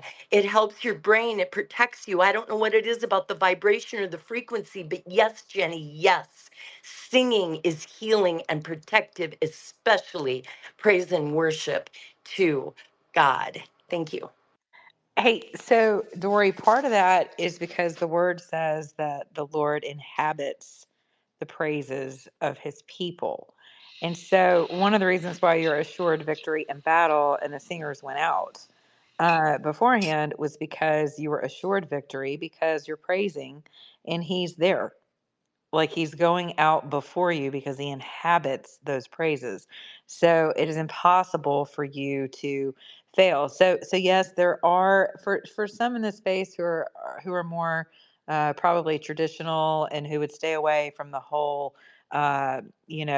frequency and vibrations and all this stuff.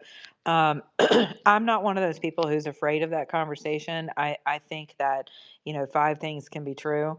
I was listening to this woman, the author of The Secret, and I listen to every type of doctrine because it's important to know, and not just poo-poo things, but to be able to run it through the filter of scriptures for me personally. So I was listening to this woman and she was talking about how it is important for you to, when you speak something, and she's using the term affirmations, and whether you're praying for it or you're affirming it, whatever, you are agreeing with it verbally, right? And so you have the power of life and death in the tongue, and you can build up and you can tear down, and you can cast mountains into the sea, etc. And Jesus said that, right? And so she was saying that if you speak something, you do not doubt that you have it, then it will manifest. Okay. Now she's talking about manifestation, which has other levels of, you can have levels of occultism in that too, but you can also have, there's truth in what she's saying, and that Jesus himself said, when you pray without doubt, right, asking for that which you are asking, in accordance with the Father's will. So then you'd have to understand what the Father's will is, right? And his will is pretty simple. It's not really that hard, and it's not as personal to ourselves as we think it is. It's individualized. It's pretty universal in the sense of, does it lead to freedom? Is it honest? Is it loving? Is it true? Is it noble, honorable? However, so um, so is it humble? So with that, Dory, I agree that I do believe that, um, I do believe in the frequency component of our existence, because we are chemical, we are physical, we're made up of matter. We're also electrical. We're also sexual. There's many different components Monica, to our being. Yeah, give me Monica, one second. Yeah, hold on one second, Red Part, because I'll forget, because this is like, menopausal USA over here. So my brain is like, what? The minute it leaves my brain, I'm done. That's it. I gotta wait till my next estrogen pump. So, but anyway, but Dory's right about the frequencies, and I know Jenny would say the same thing. But that's why that's why there's healing, because hey, Nostra. That's why Yeah. I like you. It's your voice. I can hear the love in your voice. So the sound Oh, itself is love. thank you. Speaking of love, there's this really cute dude down there. His name is Nostra. I met him the other day, and I think he's single. And Monica's really amazing. Nostra, Oh Monica, Lord, Nostra. Thank you. Nostra's like my brother. Jenny's always trying to play I freaking think he's just a love good guy. connection over here with me. I swear. Well, because you're a really good woman. You have Aw, integrity and authenticity. So, like, thank you're you. rare, Monica. Thank you. We've been out here for a while, and finding honesty and authenticity and integrity is freaking hard. I just love you. I swear. I possess those qualities. Oh, great. This is gonna turn. That's so This is gonna luscious. right. This is gonna turn into the I have all of the things. He I have all fucking the dating, things. so All the things. Are you single too? I sure hope so. He's not for talking like that with a Monica wife. probably. Yeah, Okay, let's go to Rampart quickly. maybe. Oh, okay, Save us, okay. Maybe Rampart. just to throw just to Chris, throw can the you lasso can back you? in the conversation, Monica. I think the all-encompassing attribute in describing the characteristics of God's will would be that of righteousness, and I'm sure Chris would agree with me. Without righteousness, God's will cannot exist. So righteousness is the primary goal of God. 100%. And furthermore, it is his righteousness imputed to us, not our own self Thank you. righteousness. That because we can't manufacture. This is one of the things that people don't understand about the Christian life is we cannot manufacture the fruit of the Spirit in our own strength. It's just not possible. The spiritual power doesn't come from the flesh; it comes from the Spirit, and we're totally dependent on the Spirit for that stuff. Monica, what do you want me to do with this this luscious song I'm about to play by Lucius Lionheart. Okay. So How do I just play play it. it? I'm at my Yeah, just play desktop. it from your desktop and we can hear it. I mean, it won't be the best because get it as close as you can, but we'll be able to hear it from here. And just keep your Wherever Okay. the microphone. speaker is. Yeah, Speaker to speaker. speaker, not like on top of each Exactly. other. Let I me think make that's sure. totally a man thing. He's like, Monica, so I have this thing here. Could you tell me what I'm gonna do with this? I could just picture a man. That's like such a man question to a woman. Leave it to Jenny. I swear. Here we go. I love men. They're good. Don't be saying that I can't mansplain stuff. I just mansplain some theology. When it comes to technology, I defer to Monica. All right, here goes. Let me see if this works. And just for the record, this is an unedited, unadulterated, unprofessional recording that I just produced. So, guys, if I fall short of the notion of your standard of professional recording, this is not even in the cards yet. It's not professionally recorded, so Wow, can you're you stop hearing it. insulting yourself? It's gonna be beautiful. Good Lord. I'm not insulting myself. I'm It's gonna be saying that amazing, Lucius. I've heard you play. You are incredible. Okay, everybody I mute want to their say mics. All something right, to Chris, that. you're up.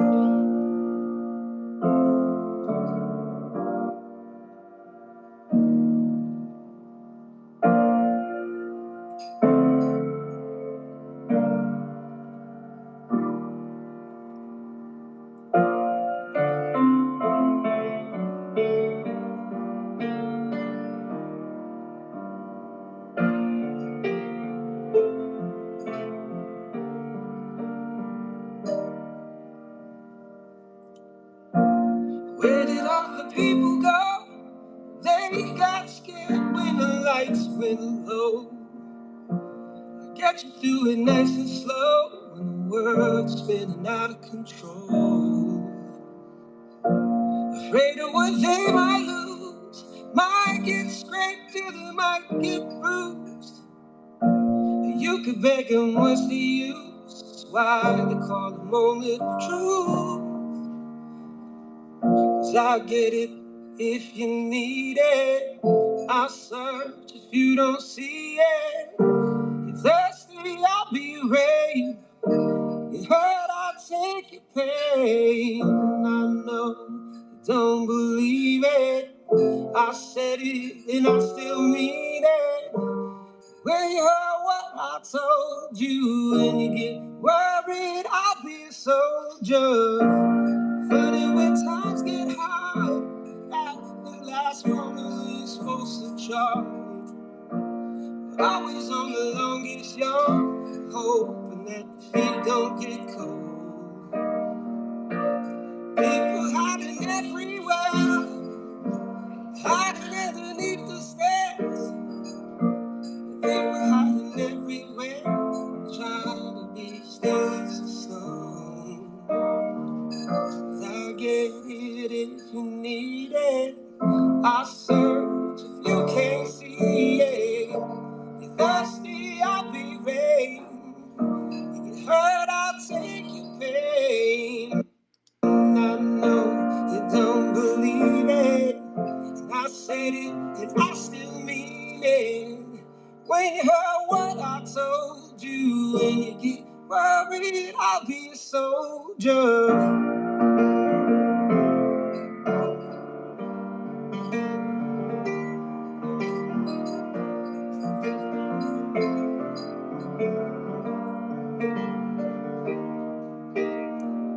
I'll get it if you need it.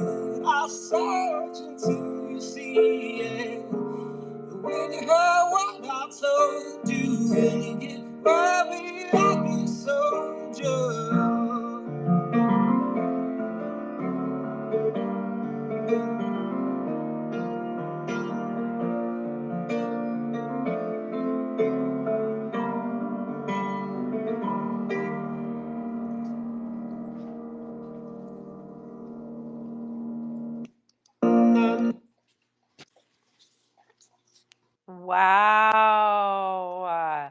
That Thank was you. Thank awesome, you, guys. dude. Holy moly. Okay, we're so going. All right, who Whoa. all's going to Vegas with me? So beautiful. Holy moly. That was good. Woo! That was fun. Thank you, Pretty everybody. Yeah, talented. whatever. Now you're something else now, Lucius. We can't even mess with you anymore. Like, holy moly. Exactly. Right? Luscious. That was awesome. Dude, that was that was awesome. I love it. Love, love, love it. Thank you Okay, so we have much, got to do some Monica. things together. I love that. And I got your DM. Thank you. Yeah, I have a lot of I have a lot of songs for people across the globe, and I've worked with many different artists like Ryan Tedder and Gavin DeGraw, and I've produced a lot of records for other artists. So behind the scenes, we don't get that much credit, you know, for a bigger artist. So it's a big deal to be on the front runner. But I'm not a huge artist yet. So we'll see how it goes. But I did pretty well my last two vacations out in Las Vegas, and I was only supposed to be there for 5 days, and I ended up there playing all of Fremont Street and in the Bellagio Hotel. But I guarantee you guys, I cannot keep up with these pianists who are like 76 years old, who know all the music from the Frank Sinatra days, They and play they all put day, me to every shame. day. But they're I mean they don't get enough credence and recognition either. So it's not a battle, it's not a I competition. don't get enough Credence And either. Credence Clearwater Revival, one of my favorite bands. In Vegas, I've heard some of the most beautiful pianists on the side just playing, and the talent that you find in some of these individuals is mind numbing. I love the Bellagio, and piano music next to that would just be phenomenal. I would love to see a grand outside as the water is going. That would be something because piano brings joy. It makes you have feelings inside your body. Like I get emotional. Monica did too. She was the first one that started doing the little tear emoji because you could feel your music, which is so beautiful. Absolutely. I'm so glad you shared that. Thank you, Chris. Well done. It's very good. Yeah, so thank you everybody for saying that. Yeah, thank you. Your uh, voice is amazing, by the way. I'm sorry to cut in, but oh, you're good. man, to have that kind of talent, you just beautiful voice. I think I could see you going far with that voice like that. That's truly a talent, a God talent gave Lucius, you. don't you dare stop. You got it right. You said, I'm not a big musician yet. Yet means you're eligible to, and I think you will do it. Excellent. Thank you for that.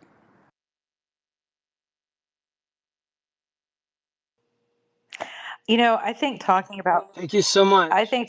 politics for me personally for the past 10 years on the air has me very excited about going back to music and not ever having to talk about politics again. So, yeah, I'm pumped at that.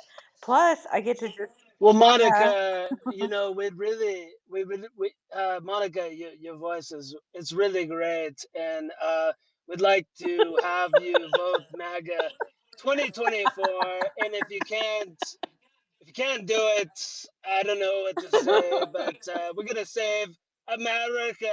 We're gonna save from the corrupt Democrats and the basically the abortion clinics who have these transgendered crazies. We're gonna save America from everybody. And you're really great, Monica. Nobody, I would say that everybody finds you to be really amazing, and um, Trump 2024, and hope you vote for me in the next election. And You sound like a where cross it's gonna between be Netanyahu and Trump. Christopher Walken's. Christopher Walken. Don't take the Christopher watch. Walken Don't in ever take a watch from Lucius. If anybody knows Pulp Fiction. See, it's so hard to do the Trump after you've done another impression for a the long time. Christopher Walken Like I and can't Trump do. love child. Exactly. My bad. That's awesome. Speaking of love child, Yeah. Monica, can I ask you something real quick? Yes. Oh shoot, it's Of course. political. Go ahead.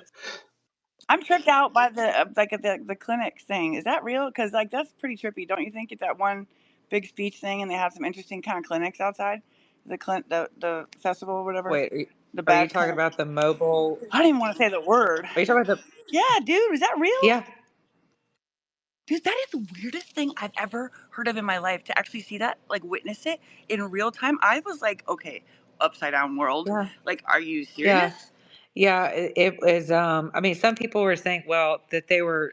I think you're talking about the mobile abortion deal. Is that what you're talking about? Yeah. Okay. Yeah. Yes.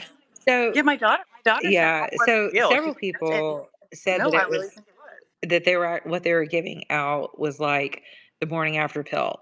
But other people reported that that is not entirely true. So listen, whether they're mobile or they're stationary, whatever the ghoulish practice is of the day.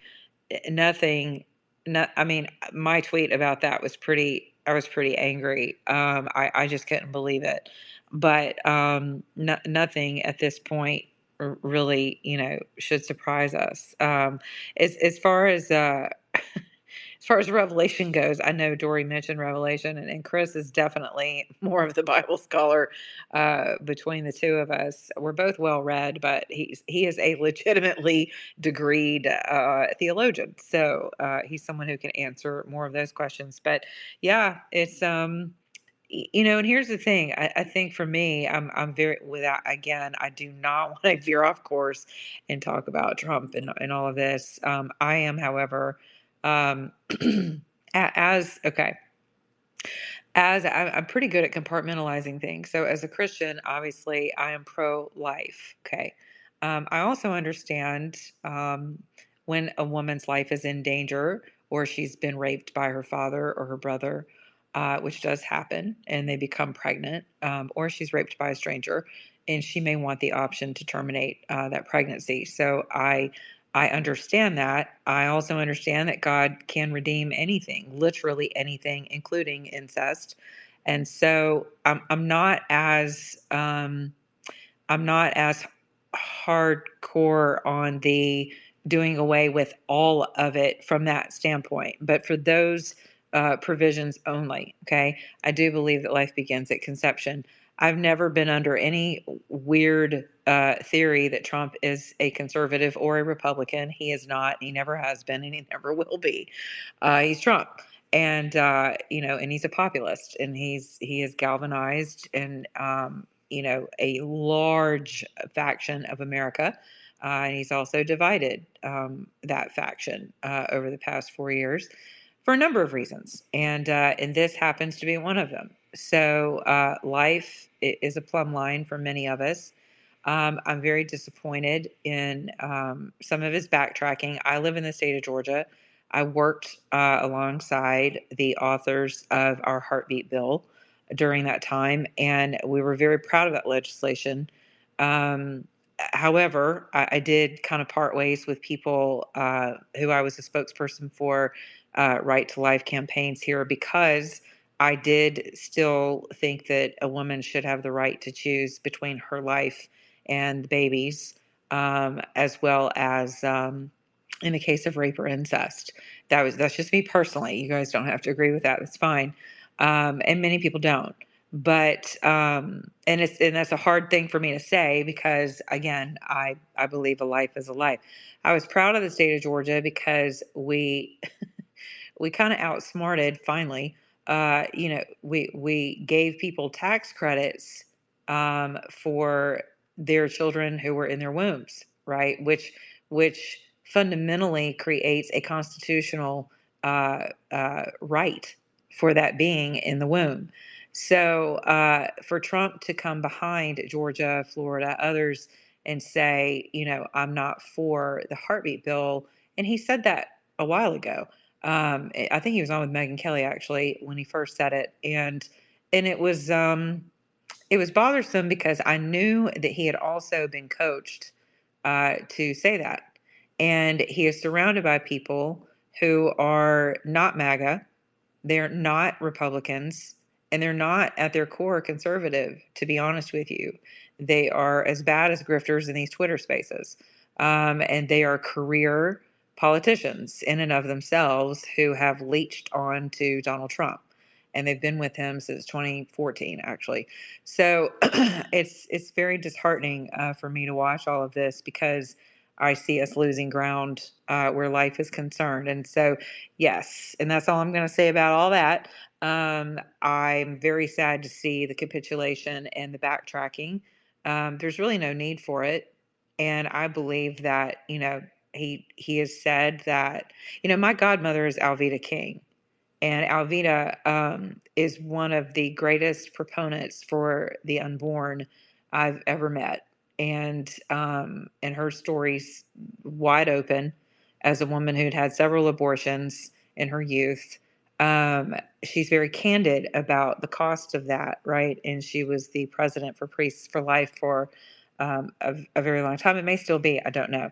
But she sat at President Trump's right hand for his entire administration, particularly around issues of life for the, and rights for the unborn, as well as things pertaining to the Black community, Black Americans. In the way of the First Step Act, she was a very integral part of that, and That's I why State know. Tinsley got out early. The First Step Act. That's what helped him get out early. That actually applied largely to Jacob Oh, Chance's that's life. right. Yeah. That's Yeah. right. Well, part of that, though, yeah, I wish that they had thought that through a little bit better too, because what happened was with the First Step Act, and law enforcement officers can tell you this, but a lot of my friends in state law enforcement were concerned about it because when you're dealing with the criminal gang element, the stopgaps were not in place. And so you weren't dealing with, people who were nonviolent per se. You were dealing with people who were who may or may not have had the criminal gang component added to their sentencing, but because of the First Step Act, it provided just this swath of a giant loophole for them to be able to filter out of the system when what they were a part of was much more of a syndicate and much more sinister than just slinging dope, than just getting caught with an ounce of pot or something ridiculous and they're in prison for life. They were actually part of a much greater criminal syndicate, and so the stopgaps were not put in place. But as with all legislation, this is something maybe a lot of you in this space don't know or just don't understand. But with any legislation really that requires like a 7-layer dip approach, it's going to require that you take a little bit of the hill at a time. Especially when I know it shouldn't be that way. It should just be what's right is right, what's wrong is wrong. But but the way our politics work in government in this country is that you take a little bit, you take the little bit that you can get every step of the way. And the first step, that's why it's called the First Step Act, right? The problem with that again is that people just they didn't look past the political aspect of that. And I know Alveda's heart was in the right place, as were others. And some people, like what you just said, who should have, that should have applied to them, right? They're nonviolent. They're not a part of a criminal gang syndicate that is, international, or a part of the cartel. In that case, in those cases, that works out fine. But there will have to be a second and third and probably fourth step to getting the entire system corrected, as it were. But yeah, I think ghoulishly, if we haven't learned by now that God honors those who honors Him, even in our countries, then and as Americans who profess to be Judeo-Christian, It's startling, to be honest with you, to see people, just especially people who espouse Republican, um, alleged Republican values, to say, well, we gotta, it's gotta be him or nothing. And so we're just going to capitulate on a number of things. My response to the Trump team, and I have had someone reach out to me recently about some of the things that they're, some of the stances that he's taken, is that he's really backtracking unnecessarily. These things have been passed back down to the states, and that's where they should stay. Nothing was, quote, abolished. It's up to your states to make that determination. And so if you're upset about your reproductive rights, being hampered by crusty old white men, as they always complain, then, march your butts down to your own state capitals and deal with it in your respective state. But I just don't think it's something that Trump should have ever allowed to be made another presidential item, personally. So I'm going to move us back toward worship as warfare. Are you going to sing? In a second? I can, but Good. what I wanted to do was, just say, hey, I wrote my 7th grade law day paper against abortion. I gave my senior speech in high school against abortion. And, I am definitely almost a one item voter. But I will say that, we are no longer sort of trotting out the standing army of political philosophies against the standing army of another political philosophy, having a 3-hour debate like in Lincoln and Douglas's day and trying to persuade the people. That's not the context we're in anymore. We have to win hearts and minds. When we went against Saddam Hussein's army, he had the 5th largest standing army in the world. What we didn't know is that they were all going to surrender, put on civilian clothes, and then fight insurgencies for the next 30 years. So we can't just, we can't only legislate, we can't only picket and be activists. We also have to relearn what it's like to be in a pre-Christian society. We're now in a post-Christian society in the West, Canada and the US being a part of that. And because we're in a post-Christian society, we can't just poke people in the eye with the truth of the scriptures and expect them to toe the line of truth. We have to relearn the subversive tactics of a minority, and the people who don't believe as we believe can take us in a rush now. And so we do have to hold the line in our states for life. And I think we need to get back to the fundamentals of Christianity, which are the spiritual disciplines of worship as warfare. And Dory referred to the choir going before the army, and that's from 2 Chronicles chapter 20, verse 21, where Jehoshaphat is facing 3 armies, and there's no way in the world that the army of Israel is going to be successful if you look with the sight of the eyes. They're going to lose, but they understand the spiritual reality that God's power is more powerful than any army or armies. They're facing 3 armies, and Jehoshaphat has the faith to send the singers out, which proves that worship is warfare. Like, we've got the story from the scriptures that proves it. The presence of God, the power of God, when the ark was with the army, the shout would go up. And when the presence of God, that's because the presence of God rested where the ark was. And so the cheers went up from thousands and thousands of these testosterone-filled Hebrews, because they knew that God was with them and he was going to fight their battle for them. So when the choir tops the rise and they're out in front of like the biggest mighty men who, are the size of our special operations guys now, The choir went in front of them. Jehoshaphat appointed the singers, like Lucius the Luscious, went out in front of the army. And when they topped their eyes to look at the battlefield, all three armies were dead because he had sown confusion in their camps, and they had turned on one another. And so you had the Hebrew army top the rise, look down at the battlefield, and everybody was dead.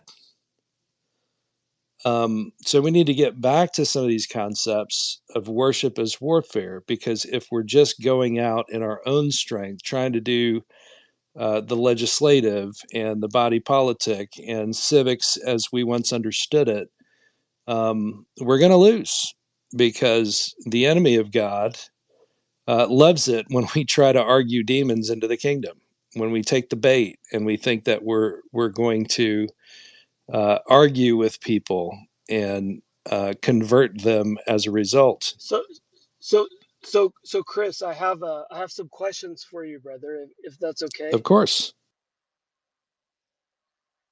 Um, this may be a little bit of rhetoric, but isn't it uh, strange that the people who suggest that they believe in Christ believe in the pseudo virtuous narrative of this new age spirituality, which the Bible is very specific on instructing the purification for. Uh oh. Lucius, you're breaking up. Perfect timing. I'm just kidding. Yeah, it's funny because didn't he just mention something right before that that was like super esoteric in a way? Like I was like, wait a minute, is this the same guy? Because I swear I heard you talk about Christ consciousness, and isn't that really what they do?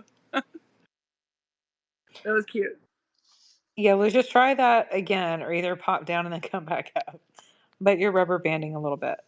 Yeah, it was bad. I Lucius didn't get the dropped. question, buddy. What was it? Yeah. Okay. So I was saying. So the what you were New saying. Age is bad. The right. There is a pseudo virtuous narrative among the New Age spirituality, and they want to basically uh, facade a a version of Christianity that is not actually active. They think they can choose Christianity for their own belief system in a way that perverts it. And this is exactly what the enemy wants to Oh do. yeah, He wants to And has. pervert I the he wants to mask it so well as Christianity, and then pervert it in a way where they are completely disillusioned to the actuality of well, Christ. yeah. I mean, And they're exchanging. nobody but the devil Yeah, would do they're that. exchanging the truth of God for a lie. Progressive Christians. I've been around them my whole academic career. I came up among them. I speak liberal theology, the language of liberal theology, without ever having believed in it, because I've just had to be in conversations with people who want to gut the tenets of the Christian faith and replace it with uh, a sort of spiritual version of secular humanism. Um, Yeah, and they're not successful with that, well, are they? the Because we know this to be a real fact, is that false idols, they fall, well the good news, and they always. yeah, the Go good ahead. news, and I told one of my liberal theologian friends, I was like, okay, let me just play Dick Morris to your movement. Like, first of all, you have a gospel that you say isn't even worth converting to because all paths go to heaven. Second of all, because of that, I can just listen to the soothing tones of NPR reporters and the content of Fresh Air. And I don't even need to go to church and waste all my time. I can get the best tea times on Sundays. Thirdly, the most recent um, Well, the statistic is that liberals propagate the species biologically at a negative rate in every Western society. So that's good news. And lastly, they've chosen a civil rights target to be activists for now that can't propagate the species biologically. So they can't propagate the species theologically with a gospel that's inert and impotent. And they can't propagate the species literally. And by the way, that portion of society that they're aimed at as activists is less than 5% of the population, which can't biologically propagate the species. So good luck with your movement.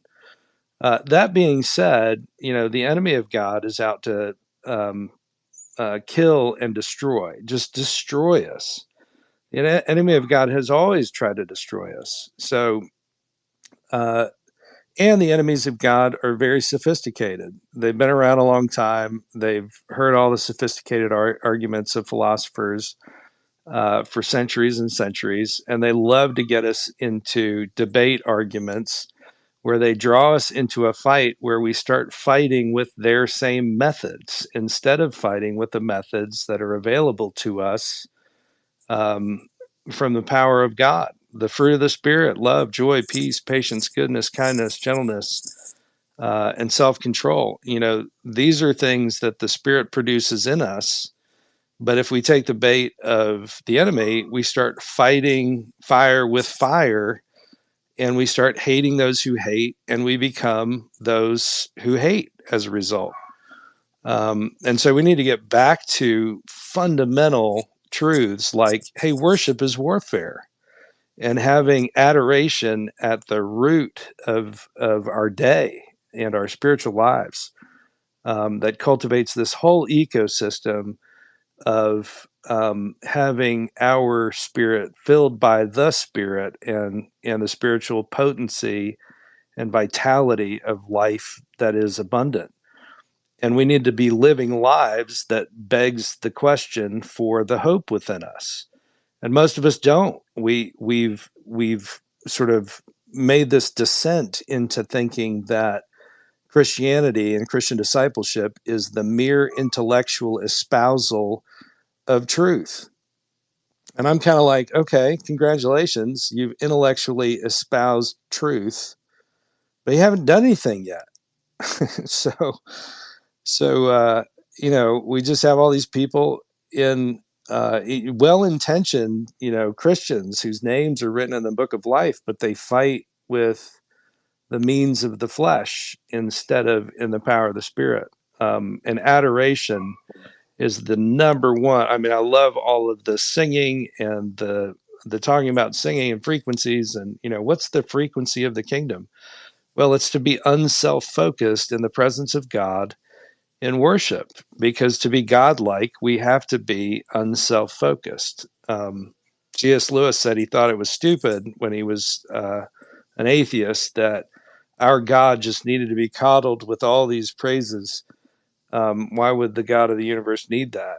And until he realized through his conversion that that's where God communes with us. That's the one place where we're unself-focused in worship, because we are God-focused. And we receive God's love for other people. And that's how we're unself-focused. And that's what a self was given to us for, to be unself-focused, to self-deny what self craves and self-offer as gift back to God and to others. And when we share our gifts, just like you have with your beautiful song and your beautiful voice, and you offer those gifts in subordination to the priorities of the kingdom of God, that has a potency that no amount of arguing in Twitter spaces is going to have. To share our gifts, talents, time, treasures with our neighbors, with our local, and moving back in love toward our neighbor. And remember, none of us were worthy of God's love, but we were worth it to him. And if we wait for our neighbors to be, non-neurotic, non-narcissist, insane. Like God didn't wait for us to get it all together before he pursued us all the way to the door of our hearts. And if that's the case, to be imitators of God, we need to go all the way to the door of our neighbors to share with them the love of God in Jesus Christ as image bearers and dearly loved children. Okay, sorry. I already preached 2 sermons today, so that was my third. Don't say sorry. Hilarious. Good stuff. Good stuff. Okay, we're going to Gary and then 3 aces. It's good to see you. Well, hold on to your hats. I got another sermon, Chuck. Yeah. Bring So it. while you were talking, I have something really important. If you want to know something about how wellness I'm doing, I want to share. Well, Monica, I want to talk about Trump and compare to one person in the Bible. It's my hero of all people. It's King David. We all know God puts kings in and he takes them out. God's in control, Monica, whether you like Trump or you don't. And the thing that gets me about King David, you know what he did? He killed the wife, husband, so he could marry her. Okay? And he did ravaging things that I would not agree with, I would never do in a million years. But at the end, Trump never done any of that, of course. But at the end, he was called a friend of God. Now, Trump's more of a Christian now than he was since he almost got killed. I don't know where his heart is, but you got to think there's just 2 candidates right now. Who are you going to vote for? That's the big question. And I just know right now that if Trump gets in there, we can see prosperity, we can see peace. And I think that God will use him to bring all this. But I know for the fact that the God of this world, as I refer to, not as an enemy, but has blinded the people that have fallen away from these churches. It's like a new gospel with these people. And I was in a Methodist church a while back, and I was raised in the Methodist church, and my first scripture was John 3:16. It's had an effect on me all my life. It's probably one scripture that everybody knows, and I've used that as a witness. And when I was in that Methodist church, God was not even mentioned. It was like a social club. And it's funny, when I was a kid, I remember going to the Methodist church, and I remember the one pastor that was fire brimstone. And then when he left, oh, thank God, I'm really, real quiet. Yeah. And then it seemed like everybody was, and like me at the time, I started to see a social club because it was like everybody's racing to go to the basement to have coffee and cookies. Of course, I was there too, and but I've seen it. My mom's church, my dad's church. I've seen it over and over. The Bible talks about they will be seduced by. There's many spirits that are talking about Jesus or preaching Jesus, but they don't know the real Jesus and his love. Until you know that, then you'll have some of the fruits of the Spirit. You might ask yourself, while you're drawing closer to God or finding about God, you might say, well, do I have any of those? You know? And the one thing about the abortion, I just want to say one thing. I've adopted 2 sons, okay? I'm glad the woman didn't have an abortion. And I don't know why women don't have the baby and then put it up for adoption. You see? It just breaks my heart because the 10 Commandments, nobody seems to understand them because it's thou shalt not murder. Simple. It's not. And then we talk about abortion. It's like, excuse me for a moment. And I just, I know, brother. I know how Chuck, you're feeling. I I mean, feel that same. it's, I feel that same way. it, it's murder. It is, and the problem is as we're getting closer and closer to these last days, there's only going to a few people that are going to be saved that know Christ and His love, because the ultimate is having love. And when God changes your heart, you'll know it. You really will know it. And Chuck, I don't mean to throw another sermon at you, but I would love to play a song or sing a song like you, because lately the songs that I've been praying about has been touching people. And but I'm glad I came into this space, Monica and Chuck, and this is how I'm wellness right now. One other thing I just got to say, with all what's going on, I've been praying for revival. I've seen for years now. I've seen revival when it was Catherine Coleman, when she had her revival in Azusa in Pasadena. I was living, I'm raised in La La Land, and I've been around so much celebrity and weirdo-ness. And we were down the street when she had her first revival, and I wanted to go. And then the next revival later on, I remember, was in Florida. And then there was one in Southern California. And then I just realized there was one, I thought it was in Texas, but it was in Portland, Oregon. And it was amazing. You should have seen the people. A big cross was draped out front. You could see the people walking up the cross there, and the people just reaching out to God. It was just something. I just know that we need a revival, and that's something I'm praying about. And another thing is that about Trump, it really amazes me is how many Christians that are praying for him. There's so many people, and I've never seen anybody quite like that.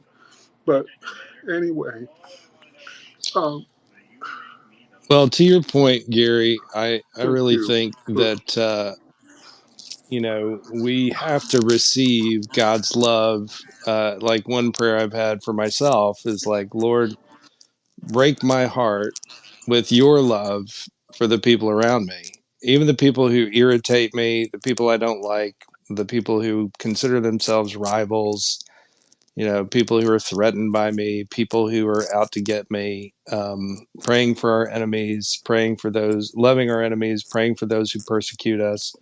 Like these are the fundamental disciplines of Christians. And, with respect to abortion, I don't even call it that anymore. When I'm engaging online in social media on the subject, I call it in utero infanticide, um, because that is simply what it is. And I think we have to call people to away from these smoke screens like reproductive rights and choice and that nonsense. It's in utero infanticide. And when I was called out for using the word infanticide, well, they're not infants. Well, you look up the root of the word infant, the etymology of the word infant, and it just means the voiceless.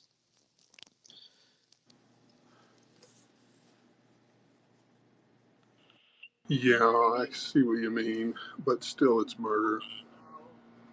It's new age talk. It's unfortunate. Yeah, And murder is a good enough word, but I know it's strong. infanticide is the same, essentially, definition wise. Monica, what were you going to say? Yeah, nothing. No, it's just like Gary. Thanks for coming in and sharing your heart. That was the purpose in hosting the space, and you probably came in right as Jenny got me on my soapbox. But prior to that, we've been having a lot of fun listening to great music and telling stories. I was adopted and not aborted. I'm just saying that's awesome. At 5 days old, my mom decided not to get an abortion, and I was adopted, and I'm so happy, and I love my mom and dad, and I could not imagine anything different. Just saying, Praise adopted kids God. are so grateful for being alive. That's awesome. We're It's so glad you're nice, alive. very nice to hear that. Very nice. and Chuck, I don't know if you're a music minister, but I don't really consider mine. But I do have a song I'd love to play. Hey I Gary, sound I don't know if you can see Chris's name, but I think you're referring to Chris as Chuck. And he I probably doesn't was mind. He'll answer to a lot of things, but it's Chris. Well, So it's uh, it's kind of King Charles is my other moniker. okay. right. Okay, but if you have a song, go for it. Yeah, I'm I am a music minister, but go ahead. okay. Well, I'll tell you what. I would really prefer for you to go first because you mentioned it, and I would like to be right after you because I think this one's I. Well, you'll see. Okay. No, you go right ahead, buddy. Really? Well, give me a moment. I see some people. I see some hands up. And I'll tell you That's what. fine. We can Give me circle just back a to you, moment. Gary. Give me a moment to key it up, and I'll get right back to you. All right, cool. We'll circle back. In the meantime, I'll mute your mic, and we're gonna go over to Three Aces. What's up, buddy? Hey, how are you? Good. Are you still in Guyana mining for I gold? I am. I am. I What? am. Okay. What's going on? Talk to us. Your spaces are always very interesting. Um, I personally have a zero tolerance policy for any kind of abortion of any kind. Um, I've built and funded orphanages in Africa, um, in 3 different countries, and I Man, have. man after my own heart, brother. That's awesome. Thank you. And I have 4 adopted children in Guyana who are sitting next to me here. So it's a very, very, very deep subject for me personally. And then I have the 3 kids in California, as you know, Monica. Um, but, okay, because when I jumped in, it was Trump and flip flop, whatever that story is. You know, there are a couple of sayings that I've learned. I'm 55. You know, what doesn't bend has a tendency to break, and don't let perfect be the enemy of good. And I'm not a priest, and the stakes are high here, and Trump's never been perfect. His stance on COVID was disastrous, and he's still going on with it with last night with Mark Levin. Okay. So, and then, at the same time, ushering in JFK, RFK, and the woman that he's got there. So I don't know how he's going to reconcile that in the media, right? Because it's 2 completely contradictory positions. But we don't need him to be perfect. We need him to win. So I don't want to get on a big Trump train thing. But Pastor Chris, Monica, it doesn't sound like you want to get on. I'll get on it, but it doesn't sound like Nope, you. I do not. I do not. I know you. No, no, no, I no. know I you just don't. blew up the tracks. We're off the Trump train. Go ahead. Well, but the thing is like, God, come on, we really have to win this election. So, the 2 things, Pastor Chris, is, I got sober 25 years ago. Oh wow. Yeah, and my mother was a nun. My father was Jewish in New York in the 1969 vintage craziness of Manhattan. She got kicked out of all that. Forget it. So so I was orphaned. As it relates to religion and stuff like that. So when I got sober and I was brought to my knees, there was the last house on the block was God. There was no other place to go. I'd worked on Wall Street, made millions, jets, cars, planes, houses, you name it all. And there was nothing but pain. And there was only one way to get rid of it. And so I found the New Age stuff, and, the thing about the New Age stuff that I believe I've experienced, not so much learned, so to speak, two different things in my world, is that God is love and God is in us all the time. Whether we are one with that or in the, the material world, the ego world, and are separating ourselves from that, that's the choice that we make. And the thing that separates us is how much pain are you willing to deal with, and that's the Buddhism, and that's the Eckhart Tolle's, and those kinds of things. So the only thing I did not connect with, and I'm just curious what your rebuttal would be, is when God gives us love, because to me, that means there's two different things. And to me, what I try to do, not perfect at all, okay, is to be the love that he has already put inside of me, as a way of being in the world. And the best way, I'll close on this, that I've heard somebody describe this about 15, 20 years ago now, was, and he wasn't being literal, he was trying to make a point, so don't take it the wrong way, is that you don't need to pray anymore if you live your life like a prayer. Pick your favorite prayer. He wasn't saying it, because we all need, to come together and pray, and, but he was making a point, like, just pick your favorite prayer and live your life like that prayer. And you don't ever need to pray again. He was being, so I'm just curious what your thoughts are about the separation between, the kingdom of heaven is within inside of us, and God giving us our love. It sounds like there's a distinction there, and I've always tried to go with the kingdom of heaven that's inside of us already. Thank you very much. That was a question, by the way. Yeah, sure.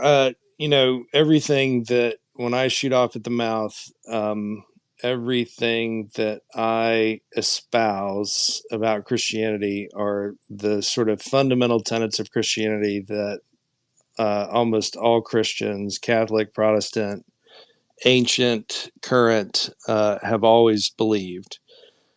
So I'm never manufacturing or shooting from the hip. I had one friend of mine, a soldier, when I was an Army chaplain, who was just like, "You just believe what they've always believed." And I'm like, yeah, pretty much. And I always try to be biblical in my beliefs. And one of the things that I think is important is your anthropology. And I don't mean anthropology in the way that most people connote it. I'm talking about the word anthropos in the Greek just means human. And so we have to understand that we disagree depending on what our worldview is. The biblical worldview is that we are body, soul, and spirit. So we have a body, obviously, you can measure that with the five senses. We have a soul, and even, I remember on the Discovery Channel, they were like, as we all know, love is a biological mechanism. I profoundly disagreed with that. Love is not a biological mechanism. Self-preservation is a biological mechanism. So love is on this different plane of existence, in the realm of the soul. And so if you cut into my brain, you try to read my thoughts, you can't, because, well, where are they? It's a difficult thing to try to exclude And psychologists who are scientists won't exclude the realm of the soul. But you have a lot of scientism people out there who believe that if it's not measurable with empirical data with the five senses, then it doesn't exist.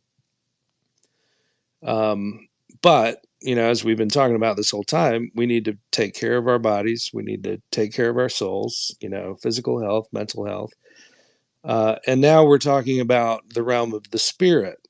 And Christians disagree. Some of us are dualists. That is, we only have a body and soul. And some of us are Trinitarian in the sense that we believe we have bodies, souls, and spirits, even if that spirit is just a balloon that has to be filled by the spirit. And so the Christian belief is that unless the Spirit of God lives within you, then no, the kingdom of God in the spiritual realm, at least the good side of the spiritual realm, does not live within you. And so when we're talking about these things, genius, by the way. I'm sorry, what you just said right there really was genius. Sorry to interrupt you. well, I guess I can take credit for the words, but it's really just, the biblical conversation that's been going on for centuries about how does this work? What is, what is theology? Theos being God, the word in Greek for God, anthropology, anthropos being the Greek word for human. How do we relate to God, one another, self, true identity, and the biosphere, stewarding the earth, being good stewards of the earth. But even among Christians in the West, we seem to have gotten into this place of de facto Gnosticism. And what the ancient heresy of Gnosticism said was that the spiritual realm is more important than the material realm. And Jesus didn't die physically on the cross. He just, he was present in spirit, but he didn't go through the physical suffering. The second person of the Trinity didn't go through the physical suffering. And so there was this movement among the Gnostics. There was this secret knowledge in the Bible, and once you got the secret knowledge, you were more spiritual than everybody else, and the spirit realm was more important. Well, John 3:16 says, "For God so loved the cosmos that he gave his only son," and cosmos means the universe, not world in the connotation we have, which is the earth or terra firma, the dust ball that you and I, as creatures of dust, are hurtling through the solar system and through the universe at high rates of speed. And so, we're dust, but we're also spiritual beings if the spirit is within us, or if we're diabolical and we're channeling the enemies of God, the minions of the spiritual forces of darkness. So we've gotten into this de facto Gnosticism in the West, where it seems like we don't think the material realm is of any import to God. But it says in John 3:16, "For God so loved the cosmos," the whole of creation, the whole danged thing, which he created and called called good, and then he created us and called us very good. And so his movement of spirit, the scripture says, "The Lord is the Spirit, and where he is, there is freedom." So we know that the presence of the Spirit brings freedom from sin and bondage to sin, constant complicity with evil. And so we have to be subordinating our physical realm, our time, our talent, our treasure, to the priorities of the Spirit. But the movement of God's love is toward the material realm. It's not rapture out of the problems. It's not rapture into a disembodied cloudland. And by the way, I want Trump to win also. I've been a never Trumper in the sense of his character defects. I wish there were a different face of the conservative movement. And I've wished that since he was running in the primaries in 2016.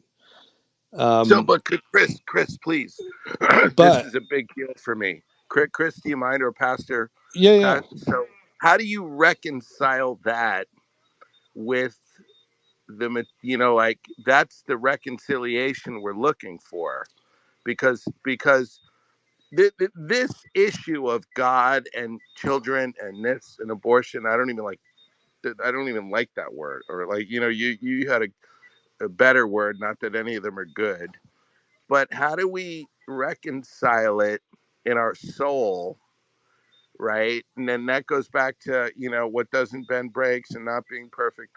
So how do you do it? I'm just curious, how do you process that? Is it is there a value system, Yeah. analysis or waiting there? There's, You understand my question? I can't get yeah. the question out, No, but do you I understand what totally understand. I'm? It's called the, it's the matrix of moral theology. And so it's kind of like those old logic problems we had in elementary school, where it was like, if you can only fit 5 people, Sounds like really bad rationalization, bro. I'm just saying. if you can only That was awesome. if you can only fit 5 people in the boat, but you have 6 family members, who are you leaving off the boat? So there's ethics and there's morals. Ethics are professional ethics. Something can be ethical but still immoral. Something can be legal and still unethical and immoral. So morality comes from having these points of reference that are not subjective, but they're objective truth. Things like life. Life needs to be valued. That is an objective truth from which we get the morality. And people say, well, you can't legislate morality. Well, thou shalt not murder is morality. And we've legislated that right into our legal system. But, with respect to Trump, because, the politics of the day, they're wearing us out. Like, Stanley Hauerwas, who's the premier Christian ethicist in the country, teaches at Duke. When he was asked, he was on a political program in England on the BBC, and they were talking to a Catholic minister of parliament, and they were talking to kind of an atheist legislator, activist. They were also talking to Stanley Hauerwas, and they were asking them this question, how do you engage in the body politic? And it gets around to Stanley Hauerwas, and he said, I just try to figure out which fools are in charge so I know how to suffer them. And I think there's a sense in which you and I are going to passionately encourage people, that a far better solution to cure what's ailing us in society, is any kind of vote that where Trump succeeds and Harris Waltz are defeated. And that's true. But regardless of what happens, we also have to recognize that, there were whole centuries where Christians had to live subversive lives under persecution. And there are whole groups of people all over the world where people of faith are living under persecution. And so we have to persevere in the very basic virtues of the kingdom of God, locally, among our neighbors, among our communities. We need to get involved and engaged. I am not one of those people who says we should withdraw from society. We have to be engaged, but we need to be engaged in the manner of our high calling, to be image bearers of God and to love as we have been loved and to bless because we have been blessed, And it's just a very different way of being in the world than in the human economy relationships, where it's, if you scratch my back, then I'll scratch your back. If you meet me halfway, then I'll meet you halfway. The scripture says, no, actually, because we've been forgiven of so great a debt, we can't be creditors to anyone. And so we have to forgive because we've been forgiven of so much. And so, whether Trump wins or not, I'll be very disappointed if he doesn't, even though I don't like the guy, never have. Would prefer a Burkean conservative whose aim is the republic and not putting his thumb in the wind, the constitutional republic, and freedom, individual freedoms. He's far better than the other candidate. But to get into the levels of depression that people are getting into based on who wins national office, when it's still a beautiful day outside, our neighbors still need the love that we've been blessed to offer, and we need to think in terms of winning hearts and minds. We need to get back into the business of winning hearts and minds. All right, there's a bunch of hands up. So let's get to some of these other hands. Monica. Thanks, Three Aces. Gary, are you ready with your song? It's funny you mentioned that. I am. Excellent. Go And for I it. just want to say, you guys are in for a special blessing, all of you people in this space. And that's my prayer, that you think about this song. And I think Chuck will be amazed.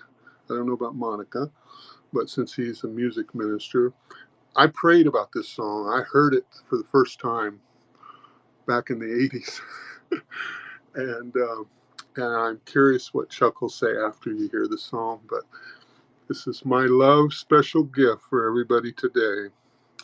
And I know you guys are going to be amazed. So here we go. Hey, Gary, it's Pastor Chris. And Pastor Monica, Chris. yeah, Pastor Chris, not Chuck. Monica, check your Excuse me, DM. Chris. You know who I was thinking about is Chuck Smith with Calvary Chapel. Do you know him? I like that guy. Yeah. I got a nice picture with him in the office before he passed away, and Israel's right in the background. And I had my school hat, and it was probably we were both color coordinated. I have that picture, and I'm looking for it, and I can't wait to find it. But when I met him, he was such a blessing. But all right, Pastor Chris, here we go. Ready? Wait for it. Here we go.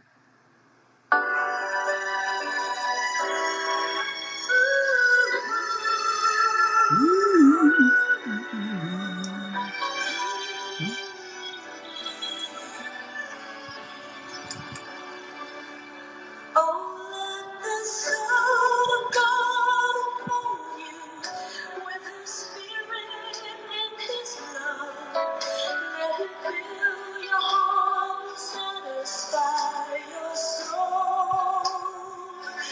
Oh, let Him have the things that hold you, and His Spirit and love will descend upon your life and make you whole. Jesus, oh Jesus,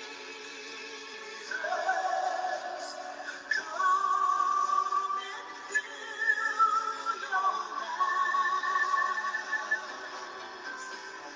Jesus, oh Jesus, come and fill your life. Oh, come and sing the song with gladness as your hearts are filled with joy. Lift your hands in sweet surrender to His name. Oh, give Him all your tears and sadness. Give Him all your years of pain. And to enter into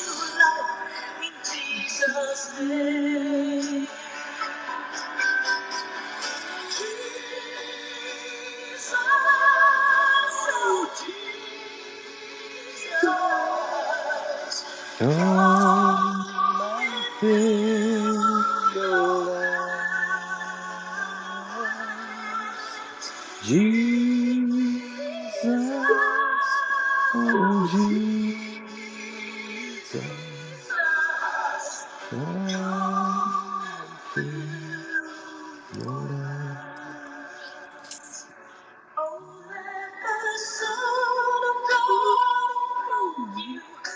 The Spirit of His love, let Him fill your heart and satisfy your soul.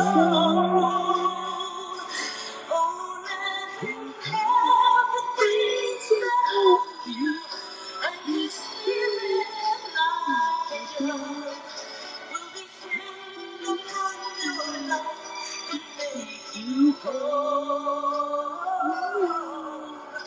Will descend upon your life and make you whole.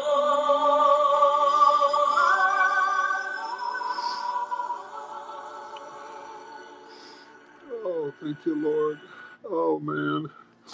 Yeah, the last time I heard that song was on a cassette tape that I still have somewhere. You know, Right. from back when I was playing, when we had to record top 40 by pressing record and play on our, Lucius has no idea what I'm talking about right now, but there Well, was I do. there was a time, Lucius, where if we wanted to have hit songs without buying the record, we'd have to record them on little tape recorders next to our boombox. But yeah, I had a cassette tape with that song on it, with many others of the songs of the 70s and the 80s, the worship music from that era. So Well, this I is know that song Maranatha. well.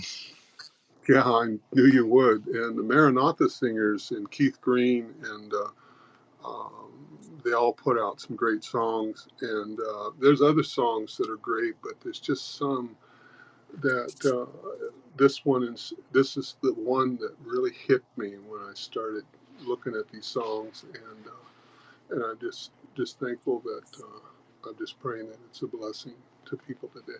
And Thanks, I'm brother. just so I'm glad I came into this space. I wasn't really thinking about coming in. I just think I saw the wellness check, and let's see what that's all about. But I mean, I tried to play this song twice in one space, and one Christian came to me and said, or it was a host, and said, "Oh, I think that song will kill the vibe." Oh, I'm a Christian, but that's going to kill the vibe. And the co-host said yes, and then at the end, I didn't even have a chance to say that I'd be willing to play it at the end. I mean, if it's going to kill the vibe, and that's it's frustrating when you deal with people, especially when they say they're Christian and they just don't show the fruits. And because this song, far from killing the vibe, it just every time I played it before, every time I have another one that's similar to this. You might have heard of an autistic child sang it. His name's Christopher. Do you know who Christopher is? Open the eyes of my heart, Lord. Yeah, I'm familiar Remember with that one, of Christopher? course. Yeah, I I don't know if you remember Christopher. He's autistic, didn't know he was and autistic who had written that song. and his dad introduced him and shared a few things, and it's amazing what autistic children can do. But his gift just really moved people, like this song, and it just occurred to me how much of a blessing to me these songs, and of course. I'm on fire, and I'm so happy or so joyful today that I was able to share it with you people, all the people here in this space. And um, so with that, Thank you, Gary. I know there's hands up, so I'm going to have to leave it at that. So thank you guys. I Awesome. appreciate it. Thank you for sharing. I'm glad you came in, and thank you for your heart. Appreciate that. Okay, this is the order. Okay, so I see that What are you eating? Why? You keep eating stuff when you come back on your mic. That is not true. I literally just got up to get something to eat right now.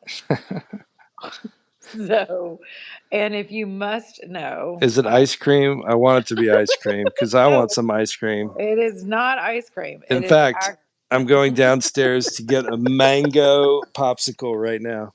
Don't fantastic. say that. I was gonna say mangoes. What is up? It's No, the Holy Spirit. it is That's the Holy typically true. Spirit. I'm eating what am I eating? A bowl of granola cereal. Like vanilla, walnut, something. I don't know. It's really the first time I've been able to eat something in 2 days and feel human. I don't know if you guys have ever struggled with migraines.